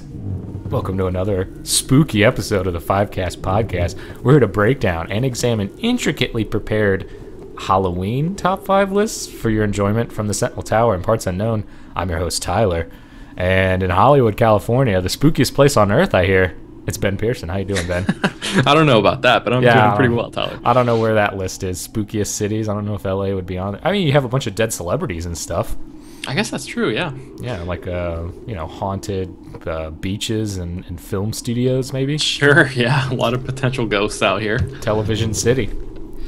Now, is Television City Burbank? Am I correct there? I don't think... there's a place called Studio City that is actually a real city called the Studio City. It's not just a nickname. And that's near Burbank, but it's not... I don't know if Burbank has a specific nickname. I'm not sure about that. I've been watching old game shows from the 80s, and it says filmed at Television City, Television City. I don't know. I figured it was Burbank because lots of television and movies, I guess, are filmed there. But that's not what we're here to talk about this week, Ben. It's October. And if you know the 5cast, you know that in the first week of October, we have an episode that is unrelated to Halloween. But the second, possibly third week of October, we do have episodes dedicated to Halloween. Ben, is this your favorite holiday of all time? No, I don't think so. Well, mine neither. But it is good to kind of get that Halloween feel, kind of maybe some cackling witches, maybe even a werewolf howling in the moonlight. Sure. So I wanted to break down some Halloween-based lists. I know our listeners are going to be sending them in because everybody loves Halloween. Alucard is up to his old tricks over at the Solar Sentinel, coming soon, perhaps. And but this week, Ben, I want to dive into the supernatural. Do you know what that is? I do. Yeah, that show on the CW. It's natural, but also super, like Super Nintendo. Like it's better than natural. Oh, okay. And it's also a TV show on CW, of course. But I want to talk about ghosts, Ben. How do you feel about ghosts? I mean, I don't know. I've never seen one, never met one in person, but would you like to be a ghost someday? And I guess it depends on whether or not I have the option of moving on at any time, or maybe just at a set time. I feel like that would be a lot easier if you're a ghost to know that there's something else in your future other than just haunting and messing around. But you sign like a 50-year contract to be a ghost, and then afterwards you get like whatever free time, free agency. Yeah, exactly. So it's like you could go travel other planets, or you can go into the great beyond, but for 50 years you are committed to this particular area, this graveyard, this house, whatever. Yeah, but, I think I'd have some fun with that. Probably. Yeah, I would too. I would definitely be a ghost. I know Traherne has been a ghost many a time on his own blog. He's written himself in as a ghost, which, I mean, if space-time is to be considered, we don't necessarily know when Traherne has been a ghost, or whether it's a ghost that from the future that has come back into the past. Traherne, of course, being your alter ego for first-time listeners. My blogger handle. But Ben, I wanted to do top 5 ghosts. There are tons of real ghosts. There are tons of fictional ghosts. And any of them are up for grabs. Do you have a top 5 list that is containing this spooky topic? I do, yes. Oh, fantastic. Let's start, Ben, with your number 5. All right, so I looked at first at the quote-unquote real ghosts, the list of factual ghosts, sure, and then decided that I wanted to keep all of mine confined to the fictional realm. Okay. So, we got a future list on our hands then. Top 5 real ghosts. Yeah, maybe. Question mark. Did you apply that same criteria to your own list? I have a mix of both. Okay. Yep. All right, interesting. We did not set up the parameters because this is a show that is lack parameters and intricately prepared according to the intro, but very rarely is it ever that much production value. Right. So my yes. number 5 is Al, the angel, played by Christopher Lloyd in nice. Angels in the Outfield. Ooh, that is... I'm going to have to challenge that one. You're going to challenge it? Yeah, he's technically an angel.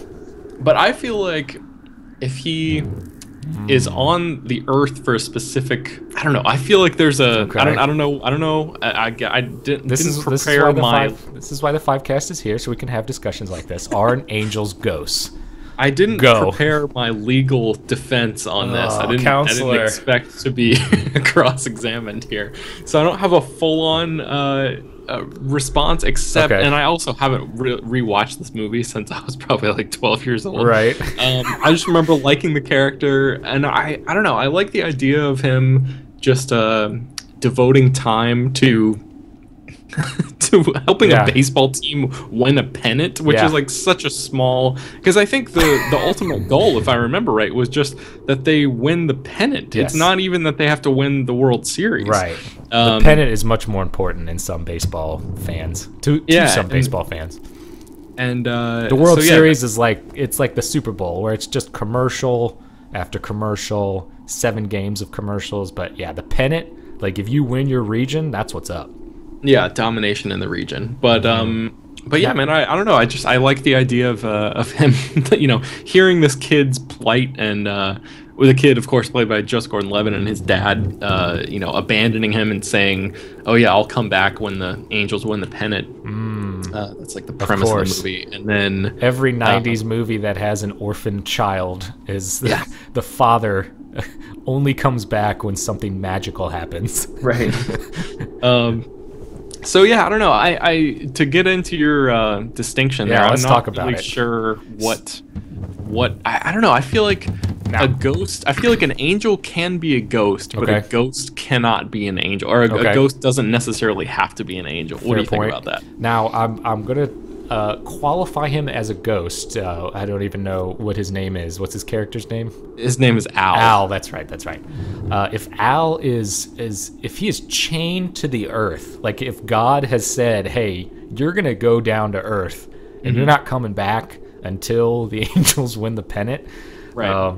Then I would qualify him as a ghost, because in a sense he is haunting the dugout, the bullpen, whatever. The organization as a whole, yeah. I mean, he shows up at Joseph Gordon-Levitt's house at one point, I believe, in his bunk bed. So I guess he's not... Maybe he's just chained to California, Anaheim. Or the kid himself, maybe. Ooh, that's kind of interesting.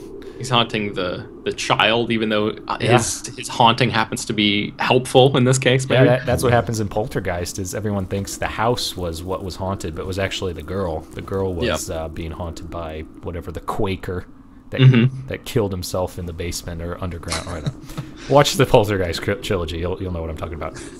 So yes, he would be I feel that he would be qualified if he has like a task, as you mentioned, and that he cannot move on until the task is completed. Yeah, it's almost like a Clarence scenario from It's a Wonderful Life, I was thinking the same thing. Yeah, just sort of given a specific... She's at the library! I don't remember that line. Oh, that's when George George Bailey. He's trying to find Mary in his alternate universe where he doesn't exist, and he goes, "Tell me where she is, Clarence. Tell me where Mary is." And Clarence, it's me and my dad, and probably my family's favorite moment in the movie, number one, and it's Clarence on the ground going, "She's just about to close up the library." I do remember, and that's in Pottersville, right? That is in the alternate universe where George Bailey does not exist. Right. When is cinema gonna return to Pottersville, Ben? That's my question. I want to see what happens. I think they did in Back to the Future Part 2, the Biffsville sort of thing. Oh, I see. That was like a similar. I imagine that had to be heavily influenced by It's a Wonderful Life. But guys, did you know that It's a Wonderful Life wasn't a success at the box office, but then it turned into a timeless classic later on in television? That's your annoying trivia character. Yeah, that's the trivia that everyone knows. That's trivia guy who knows trivia that everyone knows. Like, we'll do another example.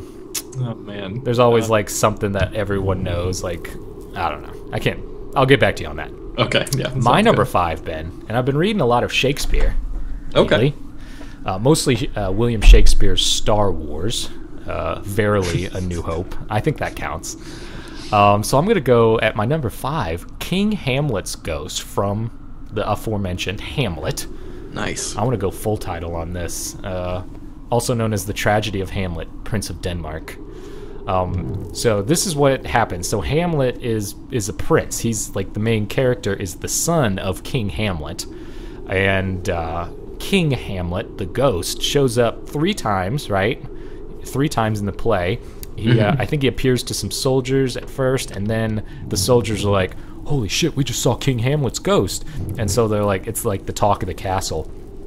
And so Hamlet comes by one night, and they sit around and wait for the ghost to show up. And eventually he does, and he's like, hey, Hamlet, we need to chat. And so the ghost of King Hamlet reunites with Prince Hamlet and reveals all of the spoilers that you would see in Hamlet. I'm not going to spoil it for the reader. Yeah, don't do it, because I actually I'm not familiar with Hamlet. I mean, Okay. I'm just in the fact that it's been referenced so many times. I've sort of picked up, basic pieces of the plot here and there, Yeah. but that's one that I was never forced to read in high school or anything like that, so I just never got around to it. Sure. And I've yet to see any of the film adaptations or anything like that. I'm sort of trying to decide what the best way to, because I'm very Shakespeare illiterate. Most of us are.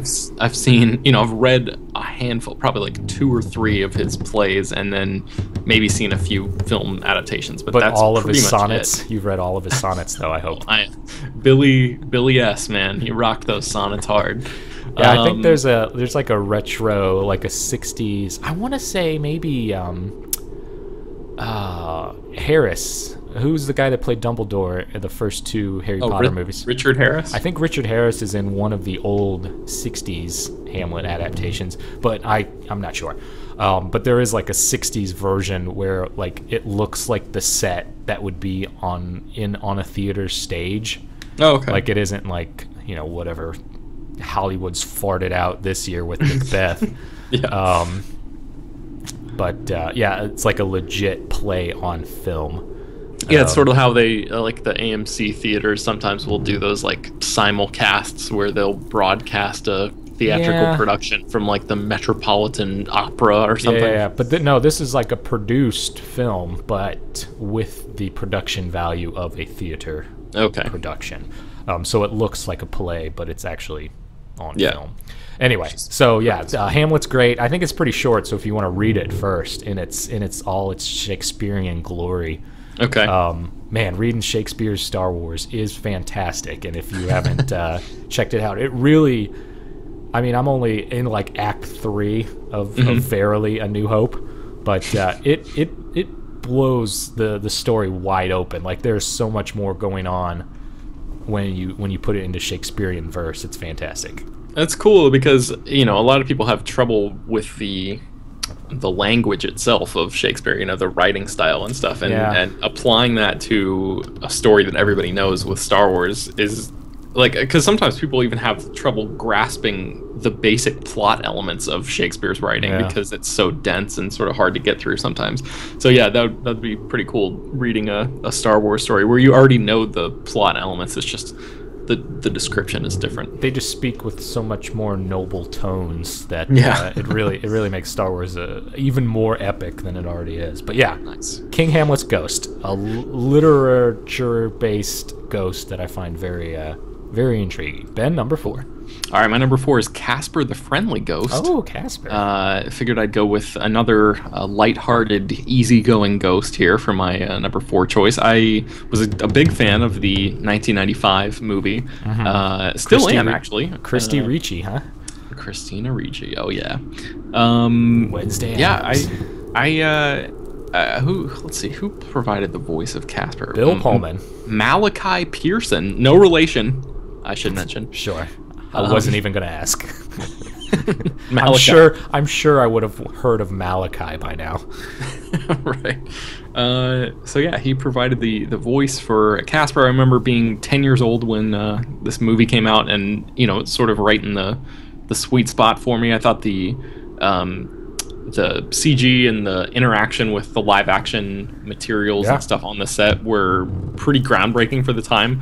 And I think that's true. I don't know if that's just my 10-year-old mind being like, whoa, I've never seen this before. But I believe I've read something since then that it was actually like people in the industry were impressed with those elements of the film, even if maybe some people might not have appreciated the story as much. But I like that too as a kid. So I think Casper was also 10 years old in the movie, and so maybe that's why you connected with it, is because you were thinking of your 10-year-old self as a possible, hijinks based ghoul. Yeah, someone who died from a pneumonia attack after a sled incident. I totally related. Yeah, the weirdest thing about that movie is when they put Casper into the machine and he comes back out as a live boy, and I was like, oh, well, I guess that's the end of the movie. And then he reverts back to Casper, and I'm like, oh, well, that seems illogical.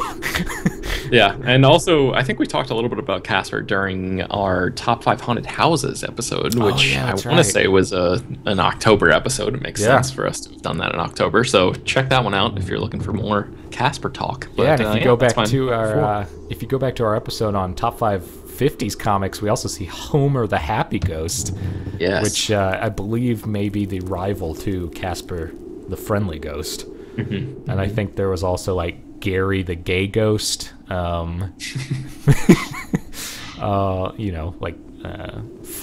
the Flabbergasted Ghost. There were like tons of ghosts with some kind of ridiculous adjective after them. Yeah, they just got to capitalize on like ghost fever. Ghost gripping fever. The nation. Hashtag ghost fever. My number 4, Ben, is a ghost based off a non-fictional person. A ghost based on a non-fictional person. And that's Dolly Madison, Ben. First Lady Dolly Madison, who was the wife of the 4th president of the United States, James Madison. Mm-hmm. Do you think James Madison's in the top 5 presidents? I think he probably You're damn is. right he is. Holy hell he is. So James Madison, president from like 1808 to 1816, 1809 to 1817, something like that. And during those days, like, his wife Dolly was like the social, like, debutante. Like, she ran everything. She would have parties, and people would like, it was a hot ticket to go to the Madison household in D.C. in those days. Mm-hmm. But eventually she died. She was not immortal, as most mortal humans will admit. They eventually do die. Yep. But I'm just going to read a little bit from History.com. Dolly's wit and charm and her ability to remember faces endeared her to everyone, but she never liked to be crossed, as the legend of her ghost bears out. When the second Miss Woodrow Wilson occupied the White House, she ordered gardeners to dig up the familiar rose garden. However, Dolly Madison had planned and built that rose garden, Ben. She herself, Dolly Madison, built that garden, and Miss Woodrow Wilson was like, get rid of it. Mm-hmm. So Dolly's ghost arrived in all her 19th century glory. I don't think History.com typed this very well. And told the workmen that they better get the hell out. And so the workers would not dig up the garden. And so not a flower was disturbed, and Dolly's garden continues to bloom today as it has for nearly 2 centuries. Wow. So that's pretty awesome. I like when ghosts have like a particular need to come back, and Dolly Madison's was like, hey, guys, don't touch my rose garden, please. This is important. And yeah, it seems like there would be way more, her priorities would be concentrating on other things in the ethereal realm, but I guess she really loved those flowers. Yeah, home is where the heart is, and her heart, I guess, was in that rose garden. So she managed to come back home, even though she was dead and gone by the early 1900s. I feel like somebody else should test that and try to remove it again, just to like lure her out and see if that works. That seems dangerous, Ben. Why would you want to spur on an angry ghost? I don't know. It clearly says in this History.com write-up that she does not like to be crossed. That's true. Do you want Dolly Madison haunting you for the rest of your life? I mean, she might, even just for the suggestion I just made. So I apologize, Dolly. If you're a loyal listener in the afterlife, then you know what you have to do. You have to go read the Constitution 7 times, and then take a bath with the take a bath with the Bill of Rights, and then her anger will be soothed. All right, I better call up Nick Cage. I'm gonna need some help breaking those documents out. I'm gonna break out the Bill of Rights. Oh, Ben, Nick Cage is a fucking dumbass. I don't know if you if you know that. Where did that come from? I don't know. Somebody posted in our Facebook group that he will only eat animals if they have sex with each other in like a proper way. So he's like, if animals have sex in this way, I'll eat them. But if animals don't have sex in a way that I approve, I will not eat those animals. So pigs, I don't eat pigs because I don't like the way they have sex. But he'll eat birds because he prefers how birds have sex. I mean, what does that mean? Like, does that mean that Nick Cage just researches the sexual mating habits of all animals before consuming them? I guess it does. I mean, this is the same guy that went bankrupt by buying like dinosaur bones. Yeah. So and castles or something too. Yeah. Well, I mean, I'd buy a castle, but I don't need dinosaur bones. Yeah, I don't know. He's a weird dude. I'll give him that. Yeah. Well, I just that's why I figured we put it out there. Dumbass, you know. Okay. He's a dumbass. Fair enough. Ben, number 3. My number 3 is Hector Meju Barbosa, the captain of the Pirates of the Caribbean. Ooh, good call. Franchise. I like Barbosa. He's a pretty badass villain. He's All right, Ben. Is this zombie or ghost?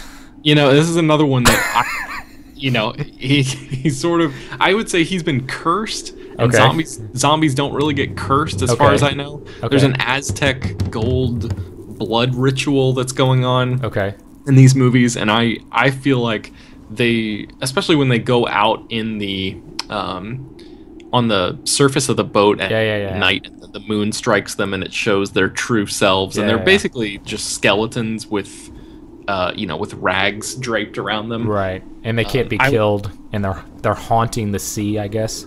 Yeah, and they're sort of all right, ghost status awarded. Yeah, I would say they fall just on this side of ghost. But they, I like the idea of this guy, this sort of brawny but old leader of the pack, and he's just a very I like his wit. I like his whole attitude and the whole. Yeah. He's a guy who lives by a code, even when he's been screwed over by life and his own code, actually, by stealing the gold. He still is devoted to his mentality and his way of life. I mean, he's a pirate through and through, dude. Yeah, it's just, I would say he's not only brawny, he's also briny, Ben. Brawny, briny, and brainy. One could argue. Well, barnacles and stuff. I got that. Yeah. See what because you said brawny, right? And I just kind of switched some letters around, and because he's a ship captain. Classic pun. Yes. As far as the sequels go, I don't really know. I don't really pay attention to those movies, but they're all right. I think he is coming back for Dead Men Tell No Tales, which is the inexplicable 5th movie in this franchise. Why not? It makes money. I guess so, yeah. And, Jeffrey Rush, pretty solid actor, I want to say. I believe he won an Oscar. I don't know what for. Barbosa? Not going to look that up. No, not for Barbosa. For Captain Barbosa, the Oscar goes to... And he walks up in full costume to accept it. I bet Johnny Depp would do that though. Oh, he won for dress up like Jack. Yeah, he would. Sparrow. A movie called Shine, in which he played a pianist who suffered a mental breakdown and spent years in institutions. I've never seen that movie. Actually, never even heard of it. So, 1996. Look that up. Shine. Is that in the Criterion collection? I have no idea.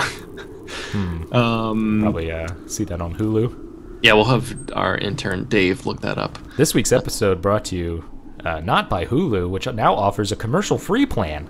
Pay more, get less commercials. Pretty much, yeah. Look, I just cut a really sweet ad. I don't know why they aren't sponsoring. Pay more, get less commercials. Get less ... commercials. Awesome. Yeah, Barbosa. I like that. Once he's qualified as a ghost, I'm on board, Ben. Okay. On board a ship, a pirate ship. Yep, brilliant. Dun, dun, dun, dun, dun, dun, dun, dun, dun. Okay, my number 3 is King Boo from the Super Mario series. Nice. He's not your regular Boo. He's actually much larger. And he wears a crown, so he's automatically of kingly status. Yes. I think he also turns around when you look at him, so that's always funny when the Boos are so shy. Too shy, hush, hush. King Boo shy. So he'll turn around with that cute little crown on his head. He's so cute. But you'll see him sometimes in Mario Kart, but I think he's the main boss in Luigi's Mansion, which I have never played. I haven't either, actually. I think I want to play it. It's on GameCube. It was one of the launch titles, I believe. Nice. But yeah, Luigi's always been one of my favorite guys. He sports that white overalls in like the first Super Mario Brothers, and now he's he's full green. Last year, I believe, was the year of Luigi, and I'm hoping sometime soon, within this decade, we see the year of King Boo. I think he's a great ghost. He's well recognized, and yeah, you should go play a Mario game and see where he'll pop up next. I mean, he's got a hell of a forehand, I'll tell you that much, in Mario Tennis. Oh yeah, he's good. And he's a beast at the net, too. You can't really get anything over him because he's got that floating action going on. Yeah, but you can get most of the stuff through him, though, because, as we've already mentioned, he is a ghost. Yes. But possibly a poltergeist because he can hold a racket. Because I think poltergeist, the category of poltergeist, allows the manipulation of objects. Okay. While a ghoul or whatever is, they can just, like, appear, but they can't do anything. They can just haunt you. So yeah, more power to you, King Boo.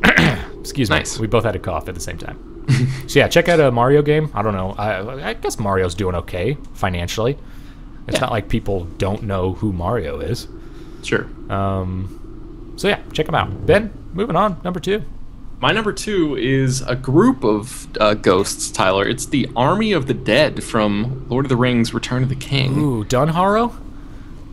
Is that what they're the called? Men from Dunharrow? Dead Men of Dunharrow. Yeah, exactly. Nice. I love those guys. Just watched Return of the King last night, maybe the night before, and was impressed, as I always am, by how much these guys freaking take care of business as soon as they are called onto the battlefield. When Minas Tirith is under siege, they roll in there and just destroy everything. Which is show up. Yeah, which is exactly what they should do, considering I guess these guys are technically poltergeists too, because they wield swords. And they can straight murder orc. Yeah, and they do extensive. Now, the one thing I always had a problem with, especially with Aragorn, the king of the combined kingdoms, or who would become the king of the combined kingdoms. You know what I'm talking about, Ben. Yeah. Gondor and I believe Rohan. Rohan. And then the southern kingdoms, which he eventually had to bring back into the fold. He did not keep them around to defeat Sauron. He was only, like, at the end of the Battle of Minas Tirith, he was like, all right, your debt has been paid, and they're all like, finally, and they disappear. And I was like, Aragorn, the Mordor still exists, the ring still exists, Sauron still exists. It's like, send that, like, be like, all right, I'm not gonna let you guys go until we've completely defeated the armies of Mordor, because then they show up at the Black Gates and they're surrounded by orcs. Yes, that would be the time for the Dunharrow to show up. Yeah. I think I respect that he played the spades when he did, but he also should have held that hand a lot longer. And Gimli says that he basically says, like, I don't think you should release these guys from their debt. You probably want to keep them around for a while. And he's like, nah, bro. Yeah, they did their thing. So I guess Aragorn's a man of his word. God, he didn't. If he would have, I think what would have fixed all of this, Tyler, is at the very beginning when he goes down the path of whatever it is to get to their ravine. To get to their stronghold, their city of the dead area.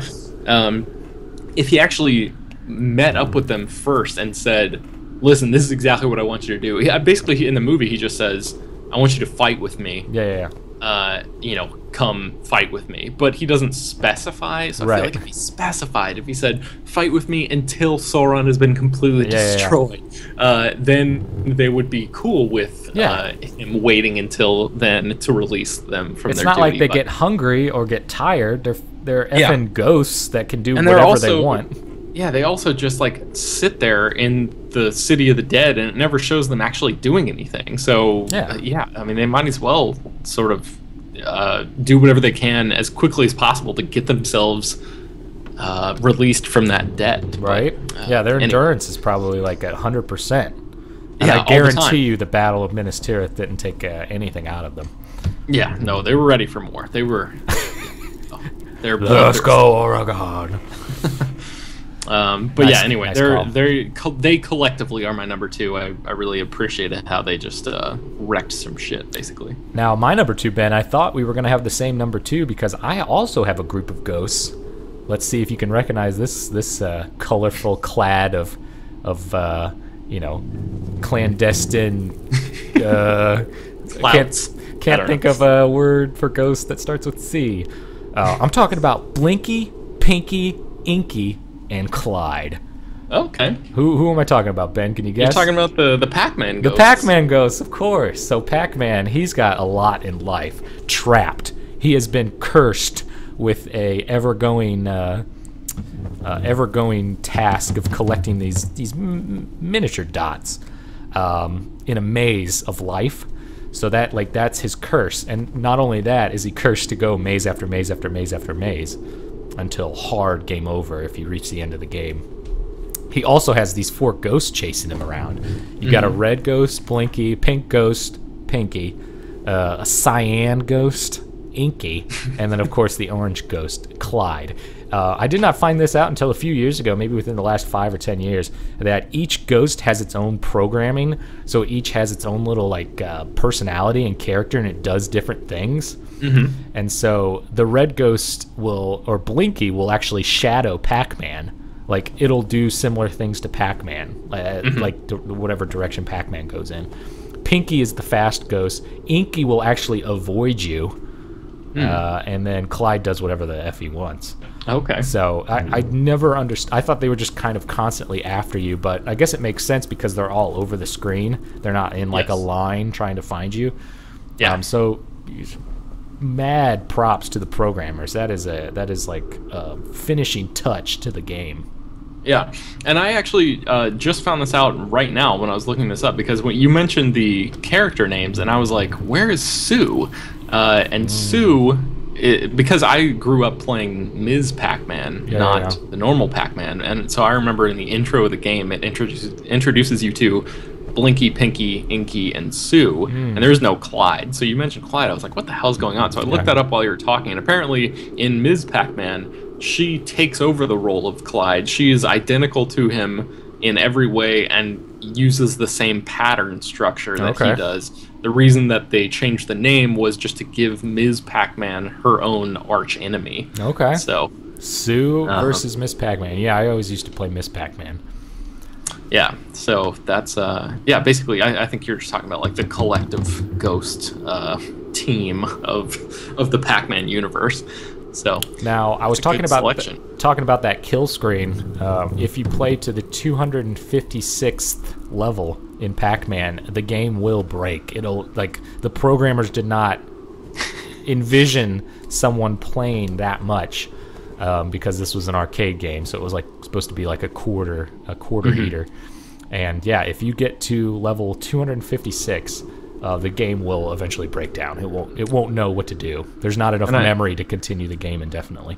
I assume that's happened multiple times before. You know who's done that is probably Billy Mitchell. Billy Mitchell, that asshole. From the King of Kong. Over at Galaxy 2 Scores or whatever that used to exist. Twin Galaxies, that's it. Yeah. And that weird guy that looks like the snow shoveler from Home Alone in his referee shirt.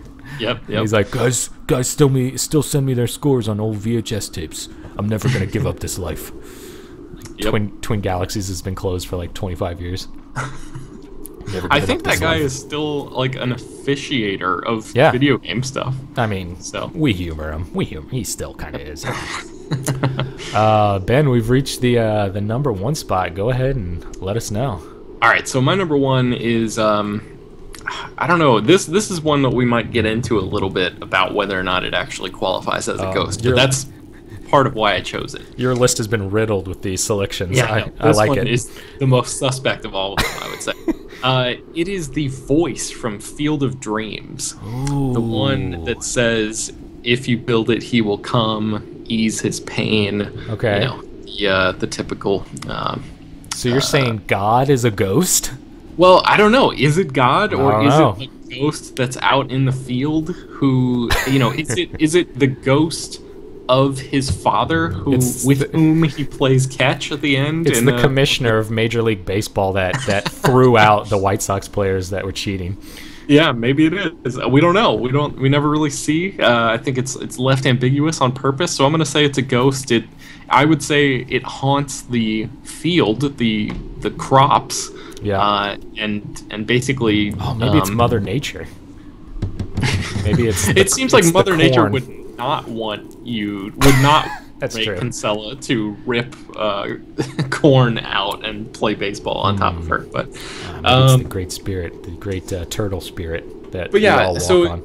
it's the voice, and then like I guess a subset of that would be the old players themselves. Yeah. Oh, those guys are definitely ghosts. Because they're for sure ghosts, and there's no question about that. And They're I technically like poltergeists too, because they can manipulate objects. Yeah, so that's throwing right. baseballs and stuff. Yeah. Yeah, and I particularly like Archie Graham, the doctor. Yep. Dr. Archibald Moonlight Graham. He ends up going. Oh no! He ends up. No wait, I can't remember Spoiler. now. He Spoiler. was he was one of the players, and then Yes. ran up to So- save the girl, but he left So the field. basically, yeah, they find his the town that he used to live in and discovered that he was a doctor, but he died. And then they're like, oh man, what are we gonna do? So they go back to Iowa, and on the way they pick up a hitchhiker who's a kid, Right. and it's him. Back in the day, or Okay. from back in the day, and then they take him to the field. He plays, and then the daughter gets a hot dog caught in her throat, Yeah. and he has to cross the line and become the doctor, old Right. man that he once was in life. And then once that's over, he saves the daughter's life, and then he disappears out into the cornfield, That's right. outfield That's right. again.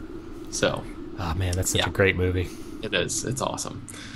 Not just so yeah, movies, I- podcast resurrected because of Field of Dreams. Yeah, I wanted to give a shout out to Field of Dreams, and I feel like the voice is a good sort of, on the edge, like, character worth discussing of whether or not Yeah. he qualifies as a ghost or not. So Well, write us in, listeners, fivecastpodcast@gmail.com. Find us on Twitter. And let us know, is the voice from Field of Dreams ghost, question mark? Or not Yeah. ghost? Ben, hashtag Field of Ghosts. I don't know. hashtag Field of Ghosts. What's your number one, Tyler? Daryl the Dreamy Ghost. Wow, there's no build up to that. Just straight up. No, that's not it. session. That's not it. I was Okay. just doing a stupid Okay. thing. My number one is going back to Tolkien's Legendarium, Ben. We're talking about the Nazgul. Oh, nice. Okay. So we both got some Tolkien related ghosts here on our list. Ben, Tolkien month is upon us. 2 months away. And you know there's going to be a top 5 Tolkien ghosts. And I think the Nazgul will be on there. These are the guys who were the only beings that Sauron could win, that he could cast his spell on when he forged those rings of power. I believe Celebrimbor was the elfish forger of the rings. You may want to double check that. I think We can Celeborn go is back and listen to our old Celeborn, episode. I'm yeah, sure yeah, we you can talked go all back and about it. So anyway, the rings are forged, 3 of which go to the elves. They had no effect on the elves. So Sauron could not win over the elves. And then 9 were forged for the dwarf kings that lived under the earth. And they did not fall for Sauron's spells. They just wanted to dig for more treasure. And so it didn't really work on the dwarves. But the 7, wait, hold on. 7 for the Dwarf Kings, 9 for the Kings of Men. Those were the rings that actually worked, and so now the souls and the ghosts of those 9 kings are enslaved to Sauron. So as long as Sauron exists, the Nazgul exist. And they're pretty badass, even though they are the minions of evil. Yeah. They get to ride around on really cool but very terrifying dragons. They get pretty sweet swords and blades and stuff. Yep. They get those pretty kicking cloaks that they travel into the Shire with and Hobbiton. Yeah. Oh yeah. I always love them because it's like the Terminator. It's like exactly. They will not stop ever Yes. kind of thing, which is always like such a cool thing in literature and movies and stuff when when writers can work that in and have it be a believable force that won't be stopped. And then you're always, and it's always setting the bar, because then you're like, well, if it's well known that they can't be stopped, what are our heroes going to actually do to get out of this scenario? So it always provides some good drama, I think. Yeah. So I think those are not only some of the scariest ghosts of all time, but those are in and of themselves probably some of the top ghosts. So I'm not going to give it to the king. What's he called? Like the Nazgul King or the Witch King. The Witch King. Yeah, the Witch King of Asgaroth or something weird. I'm going to give it to all 9. Because collectively, they are spooky as hell. You know that scene from Weathertop when they those fools of hobbits try to grill some bacon and some sausage like in the middle of the night. Even Frodo's like, "You fools, put it out." Fool of a took. Yes. Fool of a took. Should have thrown yourself in there with the rest of it. Is Gandalf a ghost? No, he's not. Guys, Ben, further thoughts on the Nazgul? I love me some Nazgul. Yeah, I think you did a pretty good job covering it. So. We were once enslaved by the Nazgul, I believe. They captured us in the forests of Mirkwood. That's why we were in Fangorn Forest. We got kidnapped by the Nazgul, and then we were sent into Sauron's tower, where we were shackled. But we did manage to podcast. Podcasting equipment, yep. All right. So that brings us to the end of the list. We've crunched the numbers, and I hope you enjoy the show. But until next week, Ben, take 5. We'll see you next time. Take 5.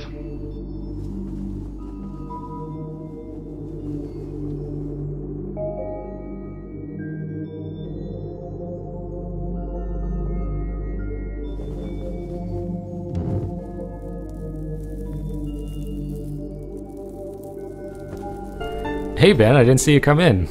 Hey, Tyler, how's it going? Good. Welcome to the Sentinel Tower in Parts Unknown. Yeah, man, it took me a while to get here. Sorry, I might be a little late. Oh, yeah, that's all right. There's a lot of forest out there. Yeah, Parts Unknown, not on a map. I'm surprised you found me down here in my lab working late one night, and mostly because it's the reason for the season, Ben. It's Halloween. It's October. Yes. Fivecast has moved to bi-monthly, bi-weekly, whatever. But that doesn't mean that we can't still do some Halloween, some spooky, some ghoulish episodes of the Fivecast. Ben, I'm sure you're a huge fan of vampires, as you're from Los Angeles, the land of blood-sucking. The vampire capital of the world, I think, is what it's known as. Yeah. And fucking Alucard is bothering me again this year, so I fucking hate vampires. So I'm sure you have a top 5 list of vampires. I definitely have a top 5 list of vampires. I've been studying them for almost my entire adult life. And I guess, Ben, are you ready to tackle this list? Let's do it. All right, let's go ahead and start with your number 5. My number 5 is Ellie from Let the Right One In. Have you ever seen this movie? Nah, Tyler? I've not. Thought for sure you were going to talk about Elle from Stranger Things. Oh, no, I don't. No relation. 11? I don't think that she is a vampire, but... Season 2, Ben. Oh, interesting. I like that theory. Let the Right One In, 2008 vampire movie, Swedish film, really good. They remade it for American audiences in 2010. It was called Let Me In. That version, also pretty good, not as good as the original. Nothing too crazy going on here. It's sort of a coming-of-age story about this sort of shy 12-year-old boy who meets this girl who he thinks is his age, but is actually a multi-hundred-year-old vampire.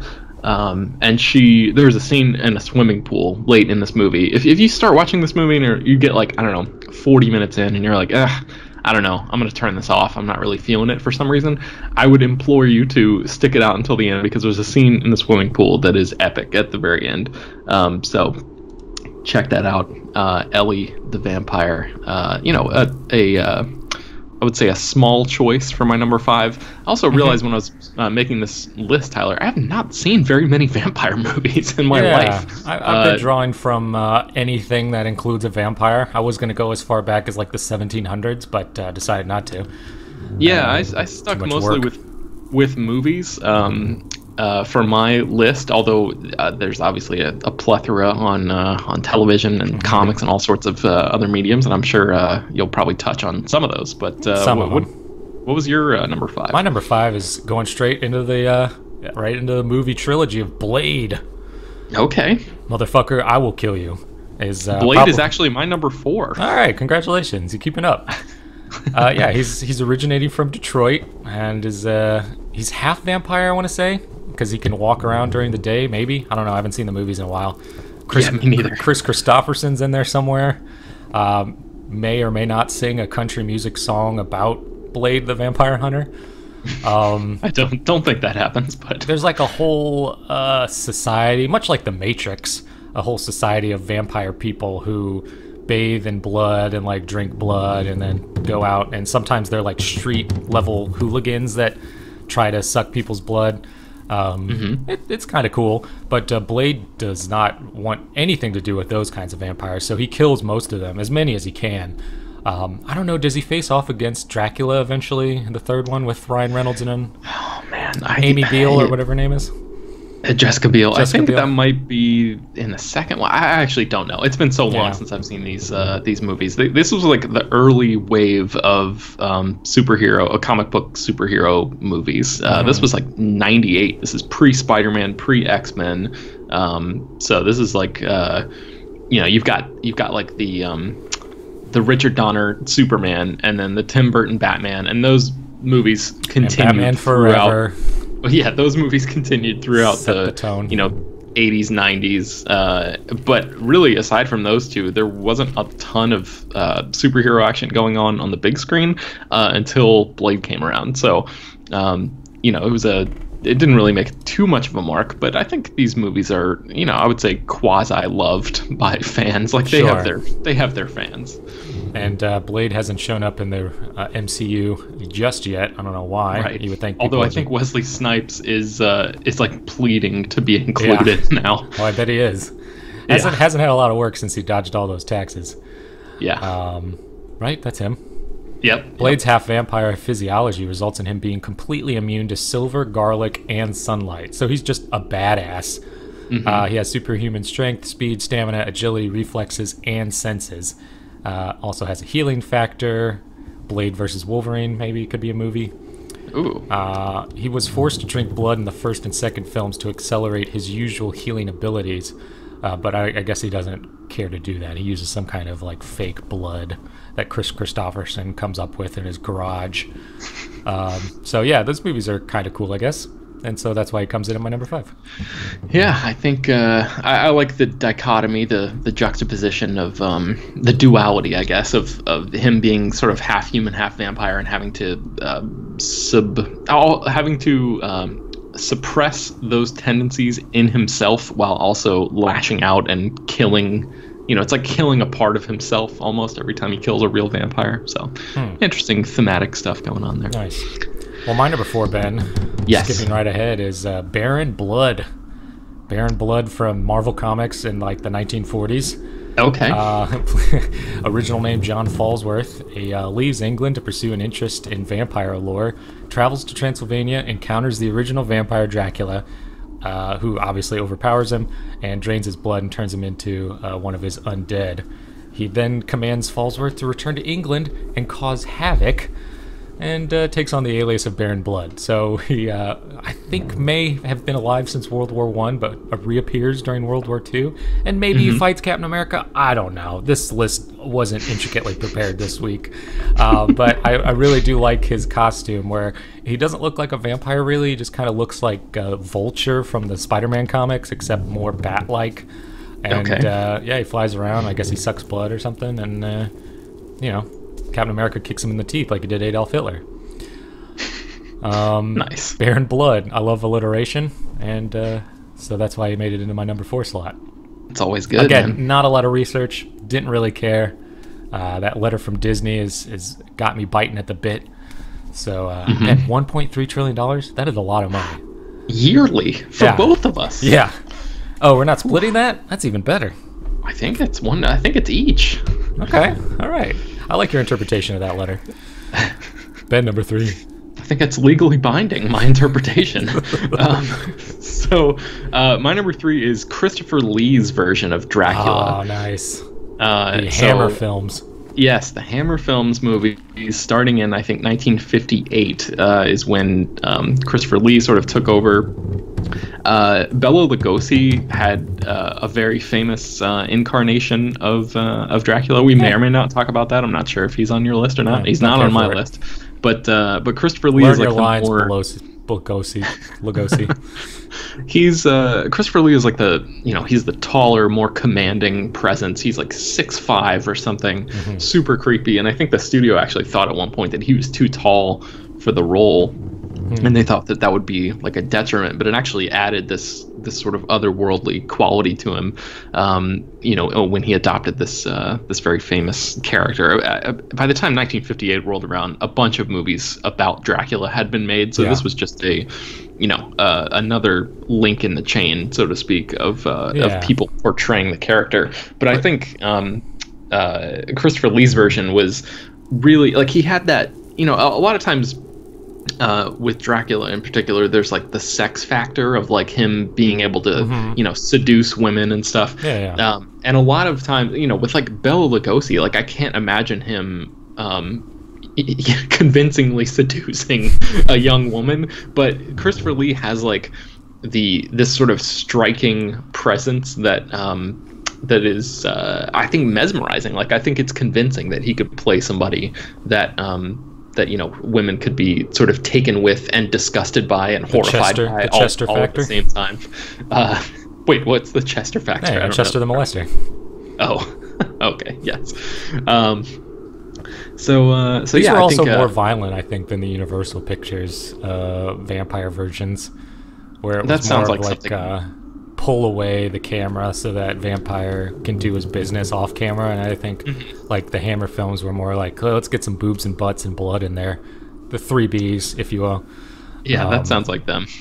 Getting that all over the screen, and then people have to like sneak around to find out where these movies are playing. And then of course Peter Cushing as Van Helsing, always great. Yeah, I've seen the 1958 version of Dracula, and it was years and years ago, but I actually, like, just in minimal preparation for this list, I watched a supercut of all of the Christopher Lee Dracula kills on YouTube. Nice. Or the bites, I guess. And it's really creepy to watch because he's so slow and methodical about it. And like he just sort of locks these women in this trance and it just slowly goes at their neck. It's really weird. So top five Christopher Lee supercut videos, Ben. That episode is coming soon. That might be up there. I don't know. My number 3, Ben, is from the 1922 silent film Nosferatu. Ein Symphonie de Groans. I think it's Count Orlok, which is what they tried to do by basically not infringing on any of the Bram Stoker characters. Yeah. They were like, we'll just invent the same kind of thing. I don't know if copyright law existed at that time. Didn't do any research. But Count Orlok is basically just a vampire, but because it's a silent film and because it's got some creepy music, it's even scarier, I think, than the Bela Lugosi version, which was also kind of creepy coming out of the silent film era. And just Orlok or Nosferatu, whatever you want to call him, has got really long nails and claws or whatever, and he's just kind of creeping around that castle, and he's got really big eyes and long teeth. And if you ever seen that SpongeBob episode where they're waiting at the Krusty Krab for like this killer to show up and the lights go out, and then they realize it's just Nosferatu, it's just Count Orlok flipping the switch up and down, and it's one of the creepiest things to appear perhaps in a child's cartoon. So I was really scared to watch this, and then I watched it on Netflix, I think, at some point, and not that scary. But if you ever do check it out, yeah, turn off all the lights, make sure it's like 2 in the morning, and form a personal relationship with Count Orlok from Nosferatu, Ein Symphonie des Grands. It's also German, so that makes it even scarier. Graf Orlok. Yeah, you don't want to be caught with a German vampire. Oof. I don't know how that makes any sense, but still, probably tons worse than a Transylvanian version. Have you ever seen Nosferatu, Ben? I have, yeah. Yeah, did you watch that as part of your communications degree? No, I didn't. Part of your movie studying career? Watched it for fun. Did they ever show that at like the Aztec Theater or whatever the theater's called over there? The Egyptian theater out here. That one? Maybe. What's the other one? The Mayan. No, what's the one that starts with the E? The Entians? The Enigma Theater? That's not right. I don't know what you mean. Anyway, I live in this tower way too long. I'm starting to forget the old world. Yes. It's something like Enigma. Look it up, kids. The Enigma Theater in Los Angeles. The Enzies? Enigma. The Enzies Theater? Does that sound familiar? No, it doesn't. All right, Ben, number 2. My number 2 is Gary Oldman's Dracula from Not Gary Coleman's.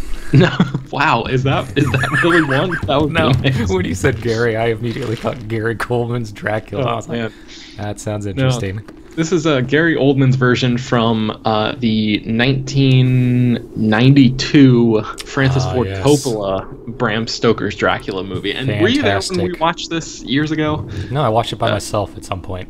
Okay, this is a weird ass movie, like visually super bizarre. And the costumes and the production design, it is just like one of the most over-the-top movies that I can remember seeing, maybe ever. It's got insane performances by Gary Oldman. Well, really, Gary Oldman's the only one that's like truly nuts. But Keanu Reeves is in it, Winona Ryder, Anthony Hopkins. Like, it's got a hell of a cast. Yeah, a hell of a cast. But man, Gary Oldman, he is just like on another level with the makeup and stuff in this movie. He looks so bizarre. It's unlike any other incarnation of Dracula that I've ever seen.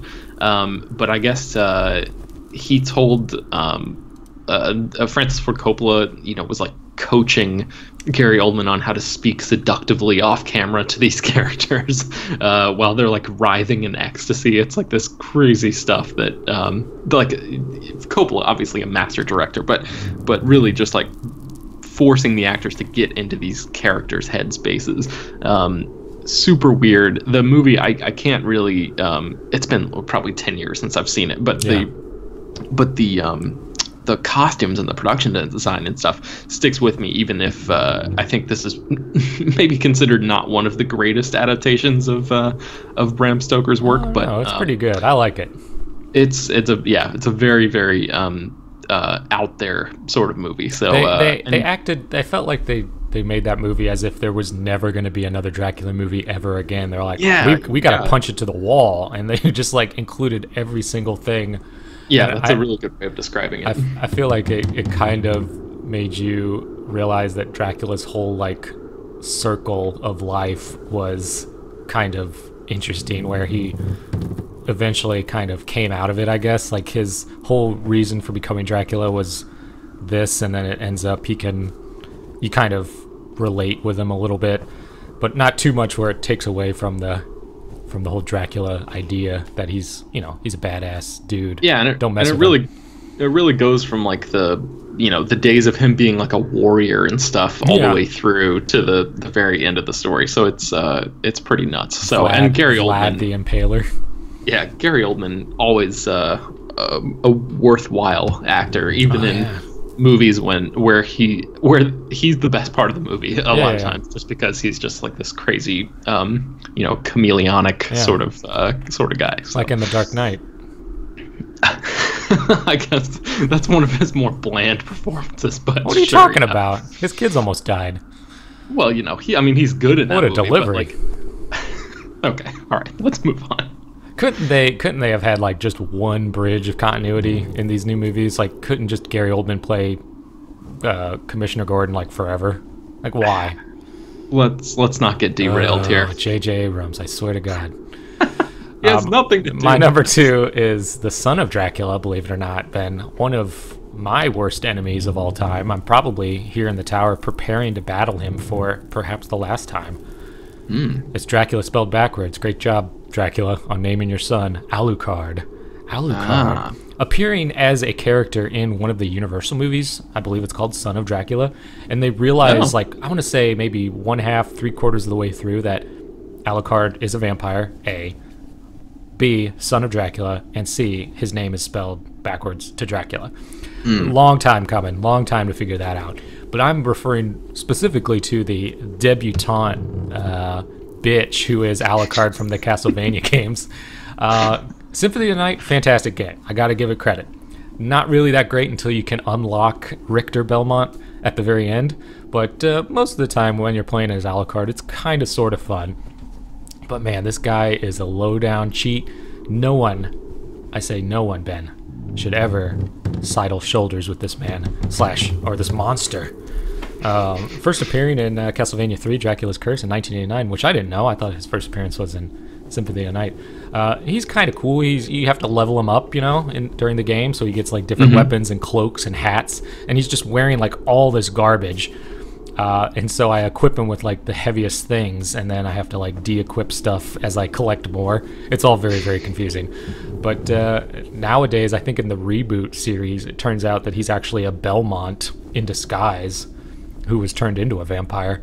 Oh, wow. So I don't really care for that. But, Alucard. I was going to put Dracula on here, but I feel like it's more of an insult to not include Dracula on this list, so Dracula. But I'll give the number 2 slot to Alucard, the son of Dracula, who's just a total reamy asshole. Okay. Don't care for him at all. Fair enough, yeah. And if you want to know more of why I don't care for Alucard, you can visit thesolarsentinel.blogspot.com and find out more, Ben. Ben, you're familiar with the history here. Yes, yeah. Are my feelings well founded? Yeah, I think so. Especially he tried to steal my blog, as depicted in the pages of the Solar Sentinel, for sure. Yeah, absolutely. And real life. So my number one then is none other than Max Schreck, who plays Count Orlok in Nosferatu. Oh wow, nice job. Earlier, so that's a real actor. Well, I thought it was found footage of an actual vampire. It's interesting because scary. They made this movie, I think it's called Secret of Nosferatu or something, in, I think it was 2000, where Willem Dafoe plays Max Schreck making Nosferatu, but the movie is about, it depicts Max Schreck as an actual vampire, so it's like everyone at the time thought that he was acting as like a method actor, but he was really, like, this movie cool. posits that he was really an actual vampire, so it was sort of awesome. A documentary, so it's like a cool sort of revisionist history.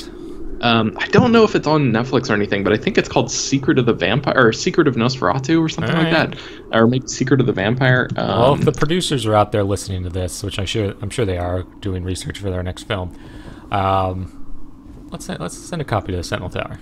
Let's get a that'd be nice. Or send Geek Tyrant. You can send it to Geek Tyrant. They'll get it to us. Yeah, they'll pass it along. Blu-ray, please. Blu-ray, please. Let me see. A Shadow of the Vampire. That is the name of the movie. So John Malkovich and Willem Dafoe are in it. So I real quick, you mentioned most of the good stuff about Orlok already. Riff on Bram Stoker's Dracula with the names changed because they couldn't get the rights. But yeah, man, this guy, like Orlok, his lumpy head, these hideous teeth, long creepy fingers. There's this awesome shot of him lying on a ship, where he's lying flat on his back and he raises straight up without bending. Without bending at the waist, or really without moving at all. And I'm sure they just they hid the fact that there were guys pushing him up, or he was on some sort of contraption that sort of raised up 90 degrees or whatever. But that shot, I'm pretty sure, is the first time that that effect had been used, because this movie came out in like the 1920s. 22.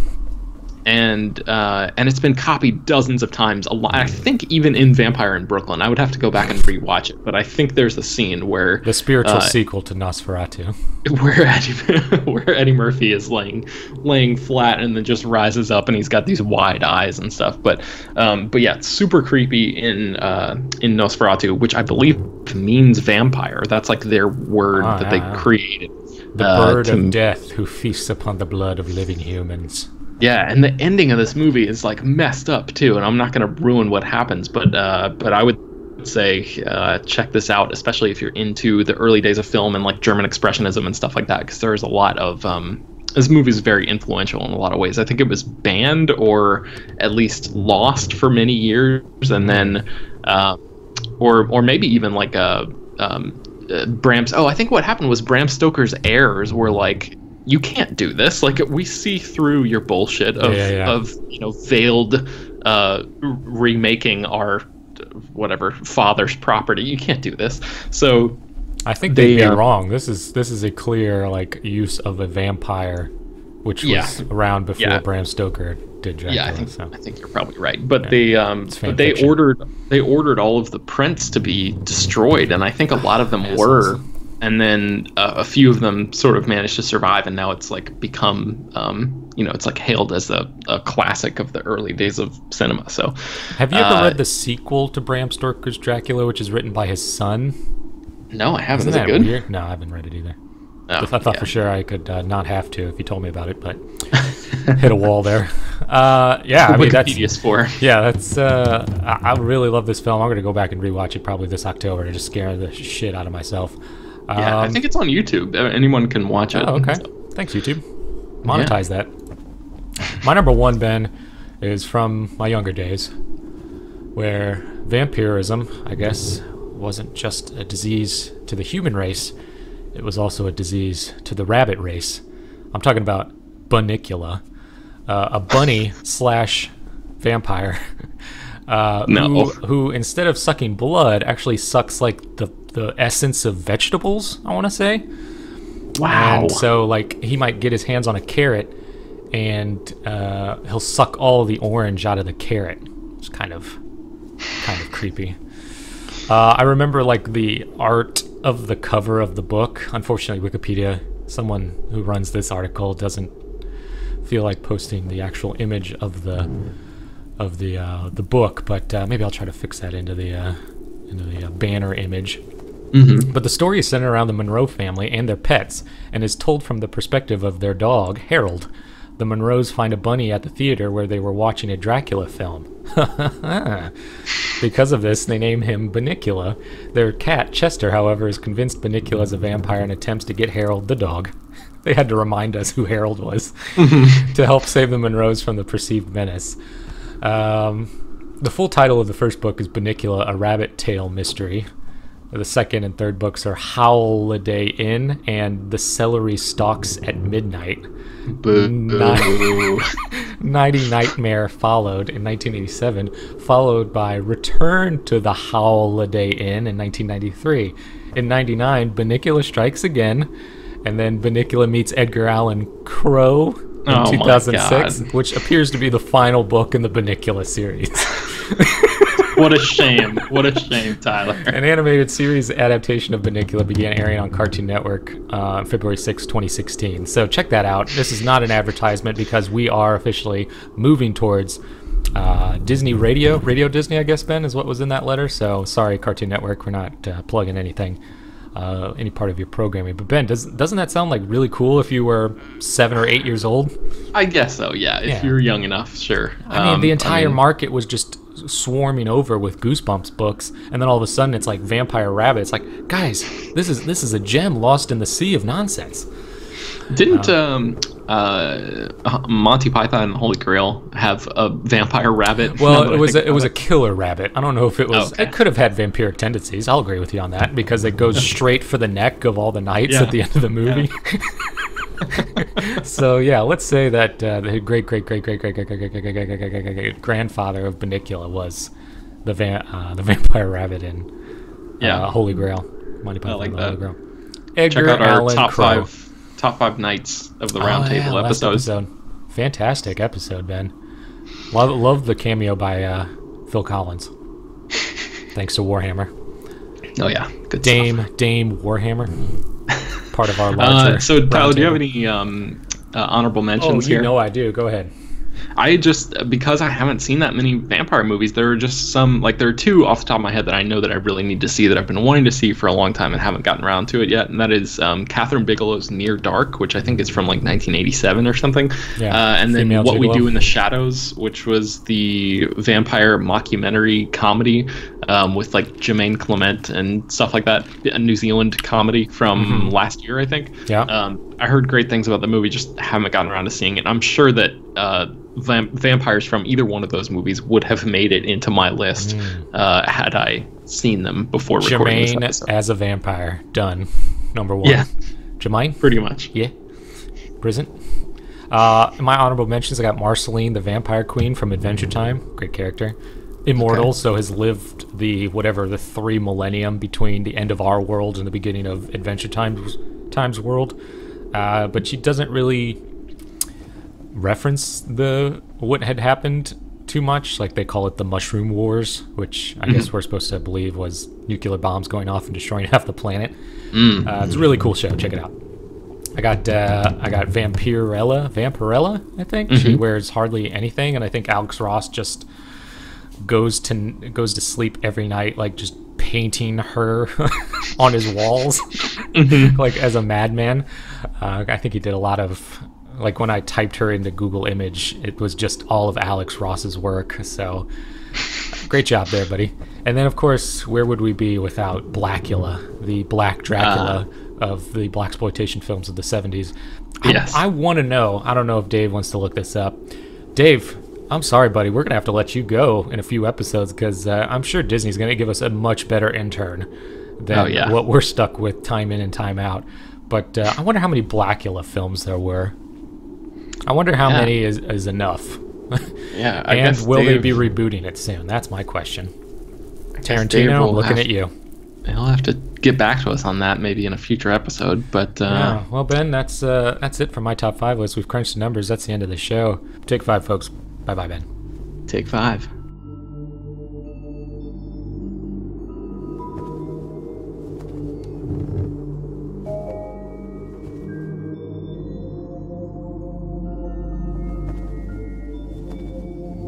All right, Ben. Ben, are you enjoying that pumpkin spice tea aid that I handed you a little bit ago? I am, yeah. Yeah, it's pumpkin spice, lemonade, and tea. Lots of flavors in that, isn't there? Yeah, definitely. It's like Arnold Palmer with a twist. Yeah, you vomited multiple times. I was just checking in on you, make sure you're still enjoying yourself here at the Sentinel Tower in Parts Unknown. It's weird because I keep vomiting, but it tastes so delicious that I can't stop. Of course, we're working in the lab late one night, and Ben, it's Halloween. I've done away with the intro of the 5cast because I don't care anymore, buddy. We're Disney bound. Roy T. Disney has offered us a lucrative deal at the Disney Multimedia Conglomerate, or whatever you want to call it. We're going to be the official Disney Top 5 List podcast, which I think we've been preparing for nearly our entire adult lives to be in this place where we are right now. What do you think? Have you told anybody? Have you told your friends, family? No, I haven't yet. I mean, I'm excited about it, though. I was waiting to hear a little bit more from Mr. Disney before I start, popping the balloons and the champagne and whatever you need to do. But, but yeah, popping the excited, balloons. Man. Yeah, I like that. That's just the destruction. Yeah, I've tried to get him on the horn, and he's a hard man to reach. I'm sure because he's so busy, but I'm sure he'll make time for us soon. We'll probably head over to Disneyland sometime in the next month or so, just to say hi and like introduce ourselves formally and all that stuff. But yeah, this deal looks fantastic. I'm so excited to do like top 5 Zach and Cody episodes or something like that. Great job. So yeah, in the meantime, Tyler, you mentioned, you alluded to the Halloween season. It's still Halloween. It's still spooky out. There's a storm brewing outside in the Forbidden Wood. I'm glad you're inside here with me. Yeah, definitely. I love being here in the Sentinel Tower. And, one of the things we talk about a lot on this podcast is superheroes, comic book characters, movie characters, things of that sort. Oh, of course. And because it is October, we were thinking, oh, let's put a little twist on this and talk about spooky superheroes. Is that right? Spooky superheroes. They could give you a feeling of unease. Maybe they're a little creepy. They can't be villains, although if they're reformed villains, that's acceptable. But yeah, just like a superhero, a comic book superhero that gives you a feeling of unease, makes you feel creepy, makes you feel spooky, because it is the Halloween season. That's what it's all about. For 1 month, you get to feel as uncomfortable as possible. Ben, do you have a list that looks like a top 5 spooky superhero list? I do, yeah. Let's go ahead and get started then, my friend, with your number 5. So my number 5 is Swamp Thing. Ooh, interesting.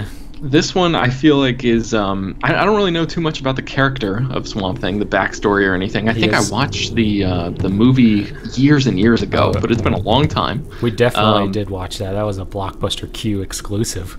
Oh yeah. Yeah, like I said, I don't really know much about the guy, but his visual, like his visual look, his aesthetic, super frightening. Yeah. He, is very like, it looks like he is just emerged from nature itself, this horrific marriage of nature and humanity. And he just looks nightmarish. It's like something that is like primal and primordial and oozy and all sorts of just terrifying elements coming together. This humanoid plant mashup sort of thing. And he does. Even the Greek goddess Demeter would be a little freaked out. Am I right? Oh yeah, Greek mythology go fans. Back and listen to our Greek mythology episodes. I'm sure we talked about that.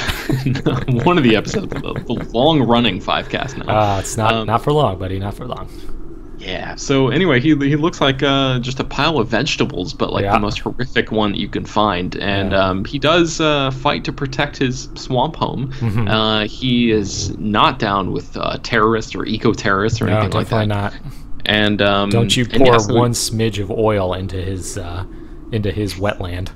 Yeah, him and Shrek probably would be buddies. In that regard, but yeah, I just wanted to throw out Swamp Thing as my number 5 because I feel like he fits the bill of a guy who's heroic, but just looks absolutely horrific. Oh yeah, he's a terrible vision to look upon, but perhaps more about Swamp Thing a little later.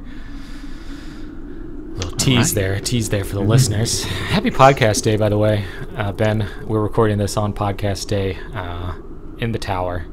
Let's get some new fans before we retire for good to Disneyland, and that makes a lot of sense. Yeah, so let's subscribe to the 5cast, and then you can find us on Disney Radio.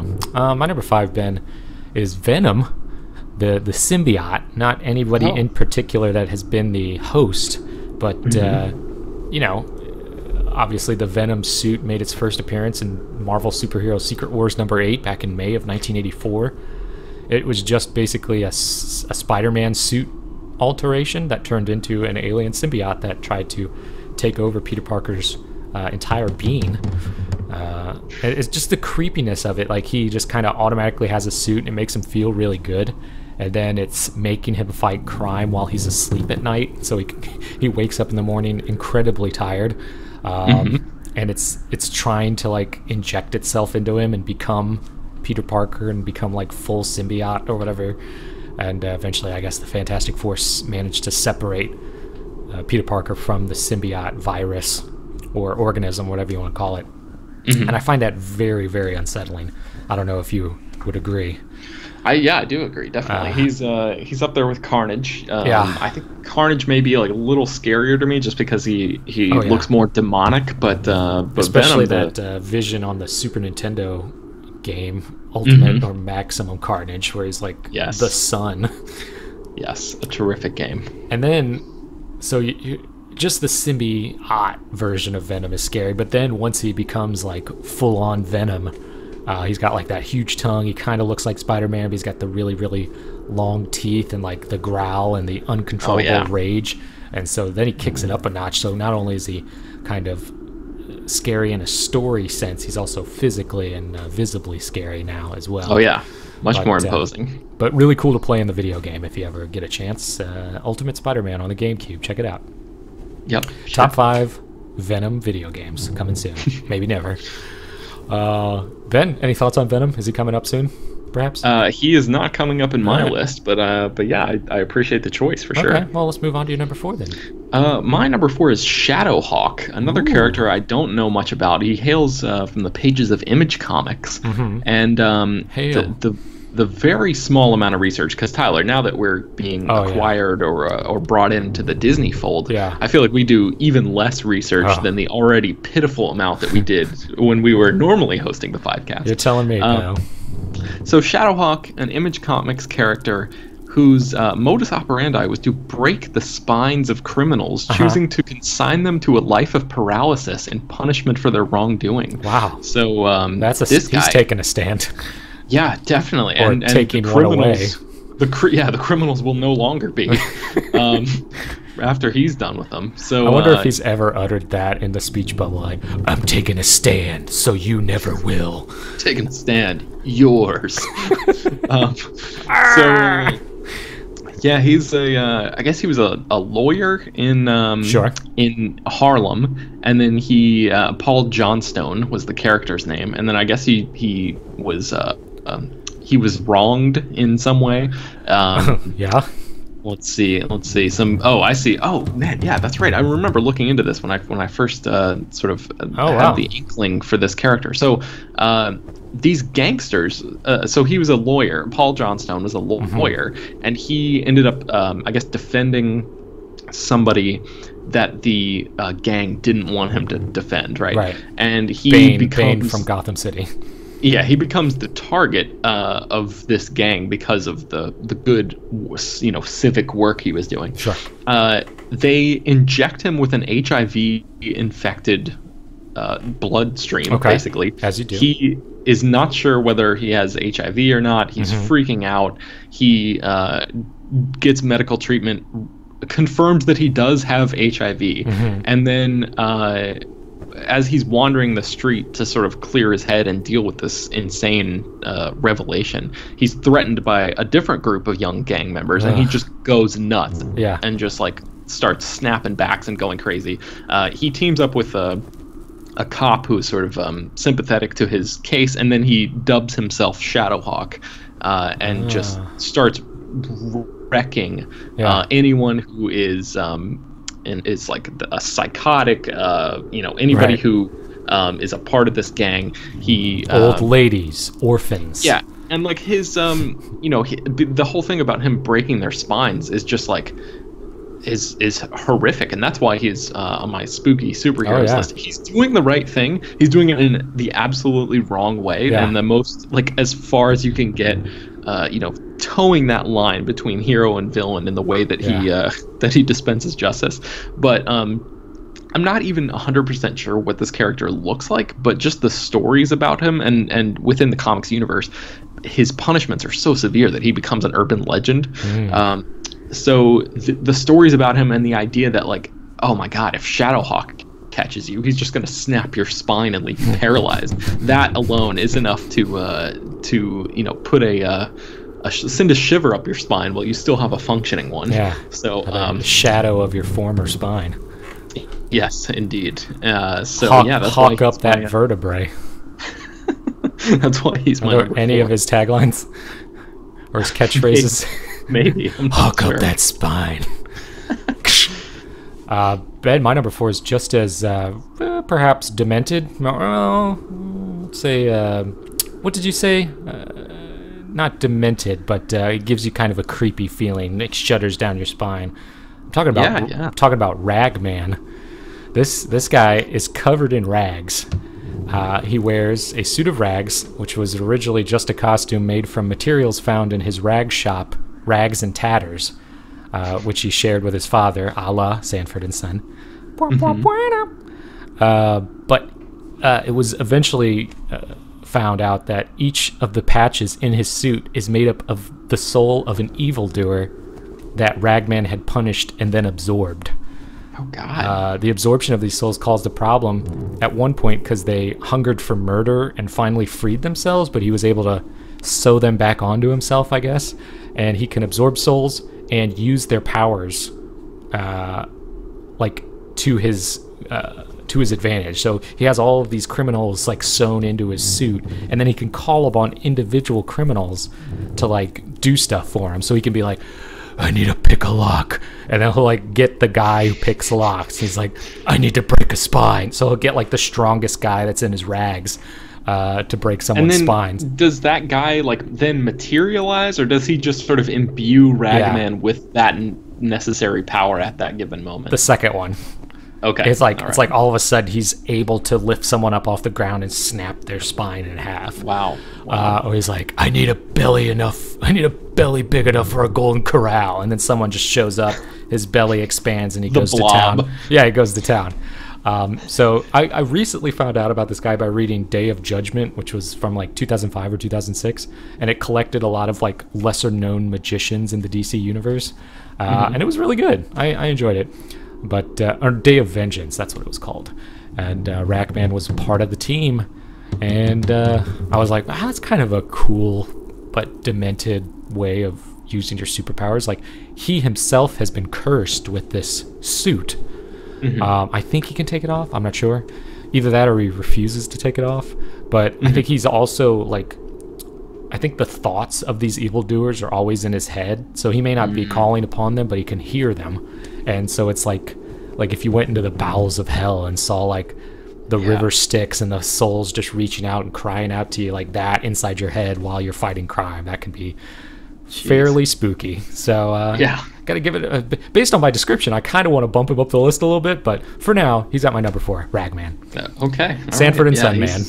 He sounds terrible, or terrifying, I guess.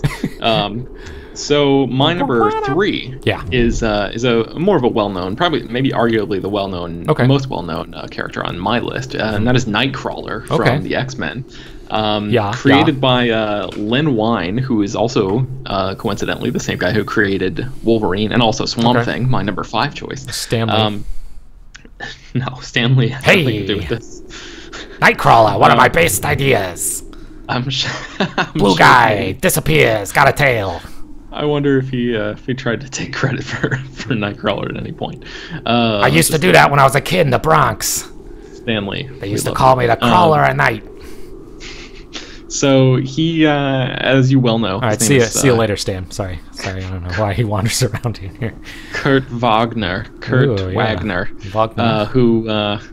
is... basically just looks like a devil.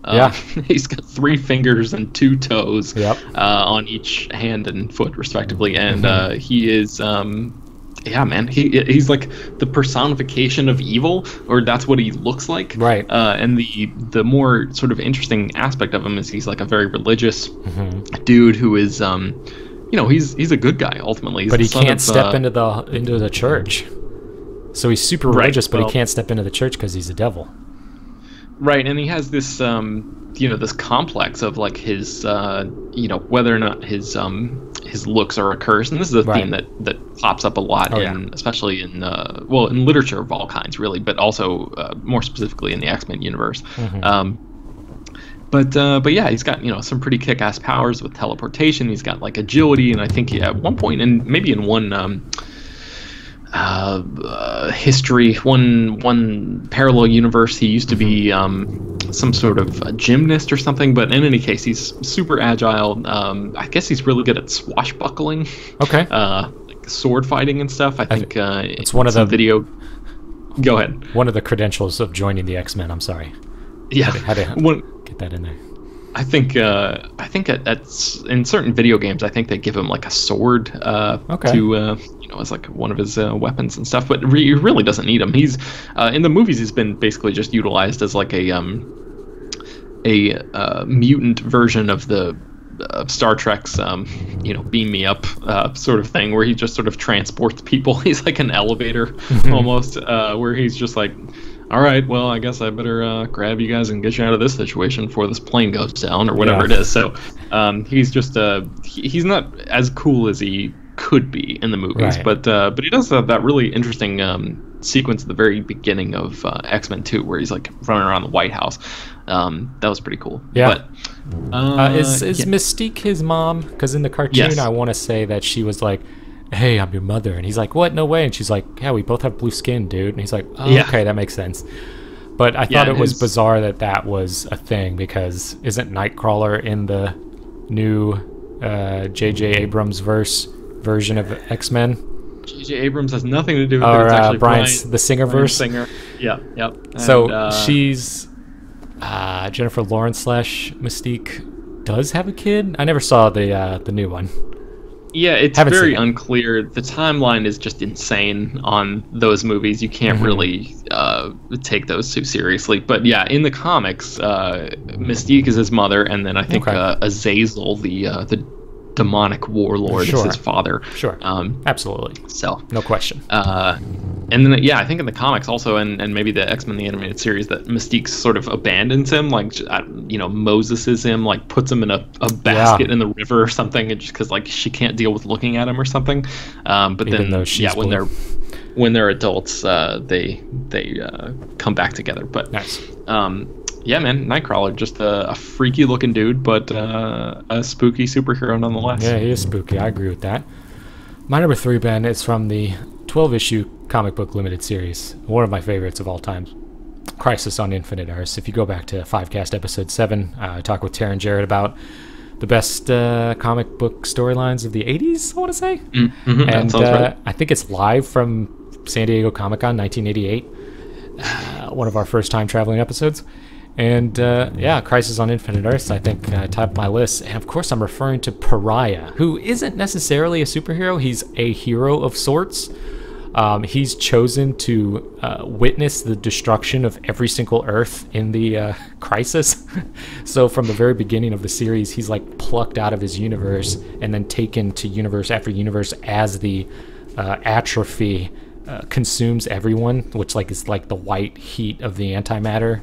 And he can live through it. He survives all of these antimatter attacks, but he gets to watch everyone scream out, "Oh my God, I'm dying! Our world's being destroyed! Why is this happening?" And then just silence. So Pariah's got it pretty shitty where he comes from. He was a scientist, I want to say, one of the greatest scientists of his version of Earth. I think he tries to save people while he's converting from universe to universe, but man, that's got to be hard to see, and that's going to keep you up at night, I think, when you see not only a few people die, but an entire universe and then multiple universes. Yeah, that is just haunting beyond belief. And he gets kind of whiny and like issue 3 or 4 where he's just like, "Oh my God, why am I here? You're all gonna die." And they're like, "Yo, chill out, dude. Like, we're trying to fix this right now. You're not helping." And sometimes he'll disappear, which means another Earth is about to be destroyed. So he's kind of a telltale sign that something's happening. I don't want to get too much into his history, because I think they keep bringing him back just as a reminder that that event happened in 1985, which I feel is kind of cheapens the whole experience. But nonetheless, for a hero of 1985, he's seen some shit, man. Yeah, And for sure. He's immortal, I want to say. So he's going to be living with that for a long time. Jeez. Sorry, buddy. I'm looking at him right now. Enjoy never sleeping again. All right, Ben, you gotta read that, man. You gotta read that story. Yeah, I'll And check it out these days. also I was reading through Alan Moore's discography or bookography or whatever you want to call it, and he had a story in the mid '80s about the end of all superheroes that was never published, but I think DC kept it on the books, and it eventually turned into Kingdom Come. I don't know if you ever read that. No. But yeah, that would make a great 5cast Presents episode, diving into that particular story and seeing what that would have been like. Ben, number 2. My number 2 is Dead Man. Okay, Dead yeah. Man, who I think is Another gymnast. a part. Yeah. I was gonna say he's very he has like almost like a Robin-esque backstory, except way more tragic and awful. Yeah, he was a gymnast, a trapeze artist, Yeah, close enough. his name was Boston Brand. He performed under the name Dead Man, which is a stage persona that he adopted, where he used this red costume and white corpse makeup. So it was supposed to be like this sort of almost campy, like jokey version of a ghost. And then he was actually murdered during a trapeze performance and became a real ghost. Wow. So he was killed by this guy named Hook, a mysterious assailant, and his spirit was given the power to possess any living being. And awesome. he is basically just like obsessed with tracking down the truth behind his murder and the ultimate fate of Hook and all this stuff. He's got these crazy powers. So as a ghost, invisibility, flight, intangibility, which I like that one a lot. He can instantly and completely possess any sentient being. So that is What were his superpowers before he was a ghost, Ben? so I don't think he had any superpowers. He was a peak human level athlete acrobat, as it states on Wikipedia. So That's all I needed to know. in the best shape of his life. I like the cover of his first appearance where he's doing his presentation or whatever, his whole trapeze thing. Yeah. And some guy just no scopes him from the crowd, has a sniper rifle, but is just like firing from the hip, essentially, killing him, which is a pretty powerful image for 1967. Sure, and yeah, man, Neil Adams I think came along and was widely associated with a lot of the later stretches of Dead Man Comics. Also, just a quick mention: he had power rings at various points throughout the comics where he would gain solid energy construct, flight, invisibility, teleportation, the ability to heal, reanimating the dead, and resurrection of the dead. So that came way later with the War of the Power Rings, where the Green Lanterns and all the other colored lanterns battled each other. So he got into the mix he was a Black Lantern and a White Lantern. Yeah, is that like the Blackest Night era, or was that like New 52, or was that before New 52? I don't read New 52, but I did read Blackest Night, and then I think I read Brightest Day. I don't remember. That was when I stopped reading because DC didn't know what it was trying to do. But that was Blackest 2010, Night. 2011, something like that. That's where Jeff Johns took a shit on everything. Right. He's like, well, I guess I'm here to... He signed like a 30-year contract or something. He's like, all right, let's do this. And he just tore apart everything. And he just placed his self into whatever he wanted. I like that idea, though, sort of like being like, well, I'm here forever. Let's just go ahead and break everything down, and then it can only go up from here. And 1,000 million voices cried out, and then were silenced. Yes. So what is your number 2? My number 2 is Swamp Thing. Swamp Thing. He's real spooky, man. He's especially when written by Alan Moore, who eventually transformed him not into a man of swamp, but he's totally swamp now. So Swamp Thing's total swamp. He's all moss, he's all water, swamp water, he's all like vegetation. But the consciousness within the plants of his thingness thinks he's still human. So he has lungs that the plants have grown, but they aren't lungs, and he doesn't need to breathe. He just, as the Swamp Thing, he like eventually realizes that he can no longer go back to being human. It isn't like he's a werewolf or something where he's transformed into Swamp Thing and then could possibly, if you just find the cure, he could turn back to being human. Like during Alan Moore's run, Swamp Thing becomes pure swamp. There's no going back. He just chooses to take the form of the Swamp Thing because that's the only way he'd be able to fight crime and bang his girlfriend and scare the shit out of people. But yeah, there's no reason why he's breathing. There's no reason for him to have arms or legs. He just does it because he's total swamp now, which I find very, very disconcerting. Like if I got superpowers like that, but I had to completely hand over my humanity, I would think twice.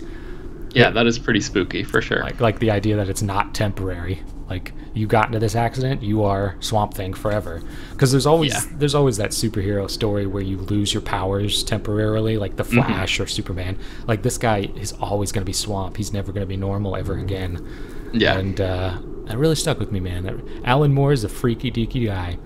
Yeah, I feel like Alan Moore himself could be on the top 5 list of spooky superheroes. Yeah, if he wrote himself into Crisis on Infinite Earths, that he'd be at the top of my list as well.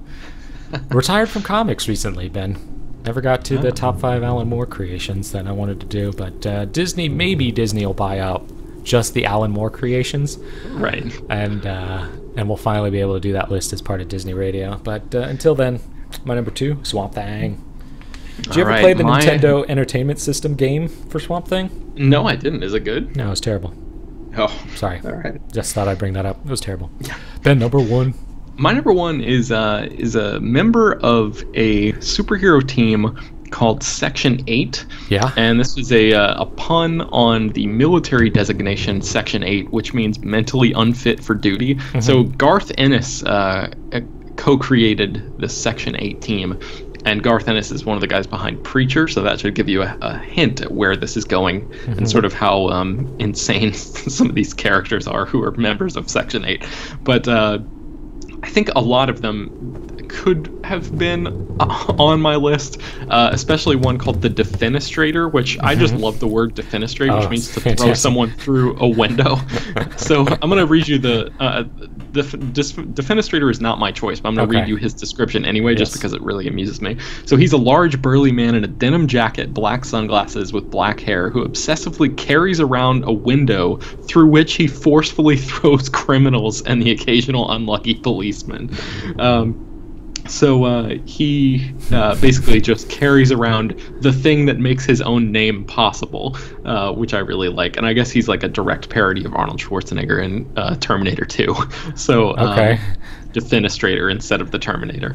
So yeah. Nice. Anyway, so that's one of the team members. But my number one choice is a guy named Flim Jim. A sickly, thin, bald man in a green suit and a purple domino mask who has the ability to produce and expel large volumes of phlegm, which can blind, suffocate, or simply disgust evildoers. So Oh, that's so gross. Blah. Yeah, He has, like, basically. cuffed him. Yeah, it's the gross out factor, I think, that does it, and the Yeah. idea that he's a sickly, thin, bald man, but he still is imbued with superpowers, but which, like, you would think, oh, that's great, but then his superpower is so, it's like Needless. it leans into the idea that he's a sickly, thin, bald man by just giving him the most stereotypical power associated with that physical description that you can think of. So, Yeah, the only thing worse would be he would only have to travel in his hospital bed. Like, he could never leave his hospital bed. It just Right, kind of like right. moves along of its own volition. Yeah, or he's like tied down to an oxygen tank or something like that. Oh, we could build onto this guy. But yeah, I like the idea of him as a spooky superhero because for me the scariest aspect of Jurassic Park was the I think it was the Dilophosaurus or something, whatever the one was that spit the sticky sort of acid in Newman's face. Yeah. Blinded him, and I imagine Flim Jim as basically the human superhero version of that. And if that guy is coming at you, you can damn straight you're going to be scared because you don't want to get any of that nasty stuff on you, I'm sure, or even be near him because you could catch a cold or all sorts of terrible things. So definitely grab some Kleenex if he's around. Yeah, the other members of this team, man, I just got to tell you, I'm not going to go through all of them, but I there's like one named Defenestrator. There's one named Jean de Baton, who is a bizarrely gaunt walking French caricature who defeats enemies with the power of Frenchness, as expressed by savage beatings with a baguette, and occasionally blinding others with rings of garlic and onions. So this sounds like he sounds like a really I mean, this whole team, Section 8, this sounds like this guy something really cooks. Yeah, worth diving into for sure. So, I've never read any of the Section 8 comics, but now I sort of feel like I need to. Jump to number one. My number one, Ben, is the spirit of redemption, perhaps the spirit of vengeance. It's the Spectre from DC Comics, and I'm narrowing in on when he possessed Hal Jordan, the former Green Lantern, I suppose. So, Ben, towards the end of the 90s, Green Lantern Hal Jordan went crazy because he witnessed an entire city die, his city, no less. And so he went mad and he tried to destroy the sun, or something like that. And then he goes, "No, I think I did something bad." And so he goes into the sun and reignites it. So Hal Jordan dies, but his spirit, I guess, is possessed by the Spectre, who is kind of a ghost, kind of a regular guy. I think in the 40s he was a cop, but it's God's spirit of vengeance. So if you do something bad, like, the Spectre's coming for you. It's like he's like the guy that went through Egypt and killed all the firstborns. He's that guy. Oh wow! And And now he's like, fighting crime with a bunch of people in tights. So he comes around and he's like, all right, Hal Jordan, you're going to be like the guy that keeps me tied to the planet. And Hal Jordan's like, nah, we're going to try to do some good here. So he uses the Spectre's superpowers, I suppose, to like get people to change as opposed to just obliterating them and killing them and sending them to hell. Mm-hmm. But then Hal Jordan comes back to life and becomes a Green Lantern again. So the Spectre is just kind of floating around. No one knows who he's connected to. And he goes mad. He doesn't know what he's doing. He's just destroying everything. He doesn't know like what God wants him to do. So he just kills everybody or tries to kill everybody. It gets pretty intense. And yeah, this guy is spooky, man. It's like, I wouldn't want to be the Spectre, I don't think, but he's definitely one of the spookiest superheroes I've ever come across. Absolutely. Sounds like a ghastly ghoul, Tyler. Yeah, he's definitely someone who may have appeared on our top 5 ghost list from last October, I want to say. That sounds right. Yeah, episode like 103, Giggity Giggity Ghosts. So check that out. Those were not filmed in front of a live studio audience at the Sentinel Tower, I don't believe. I think those were regular episodes that just happened to be taking place during Halloween.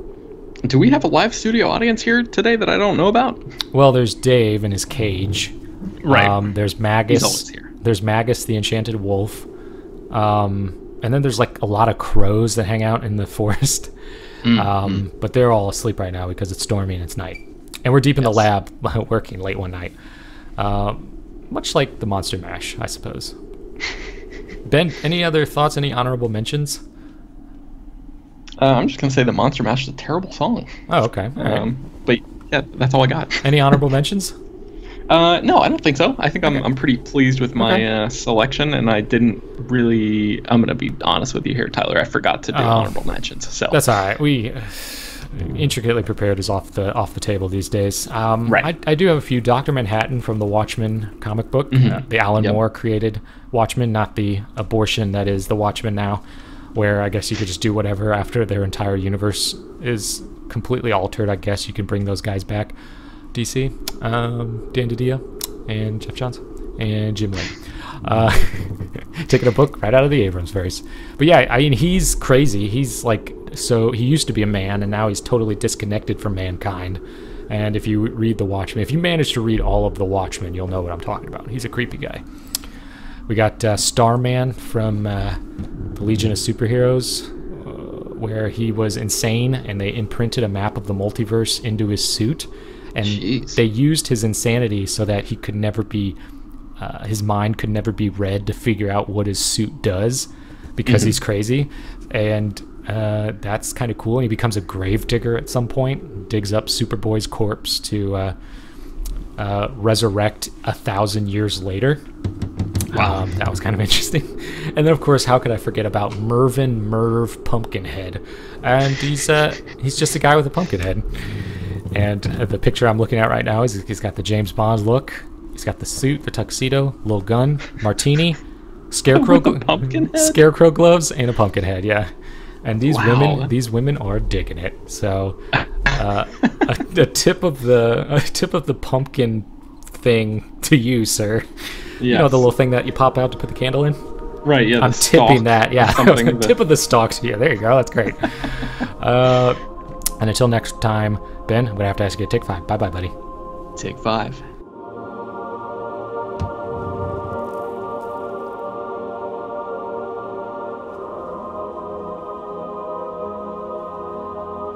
This is Vincent Price.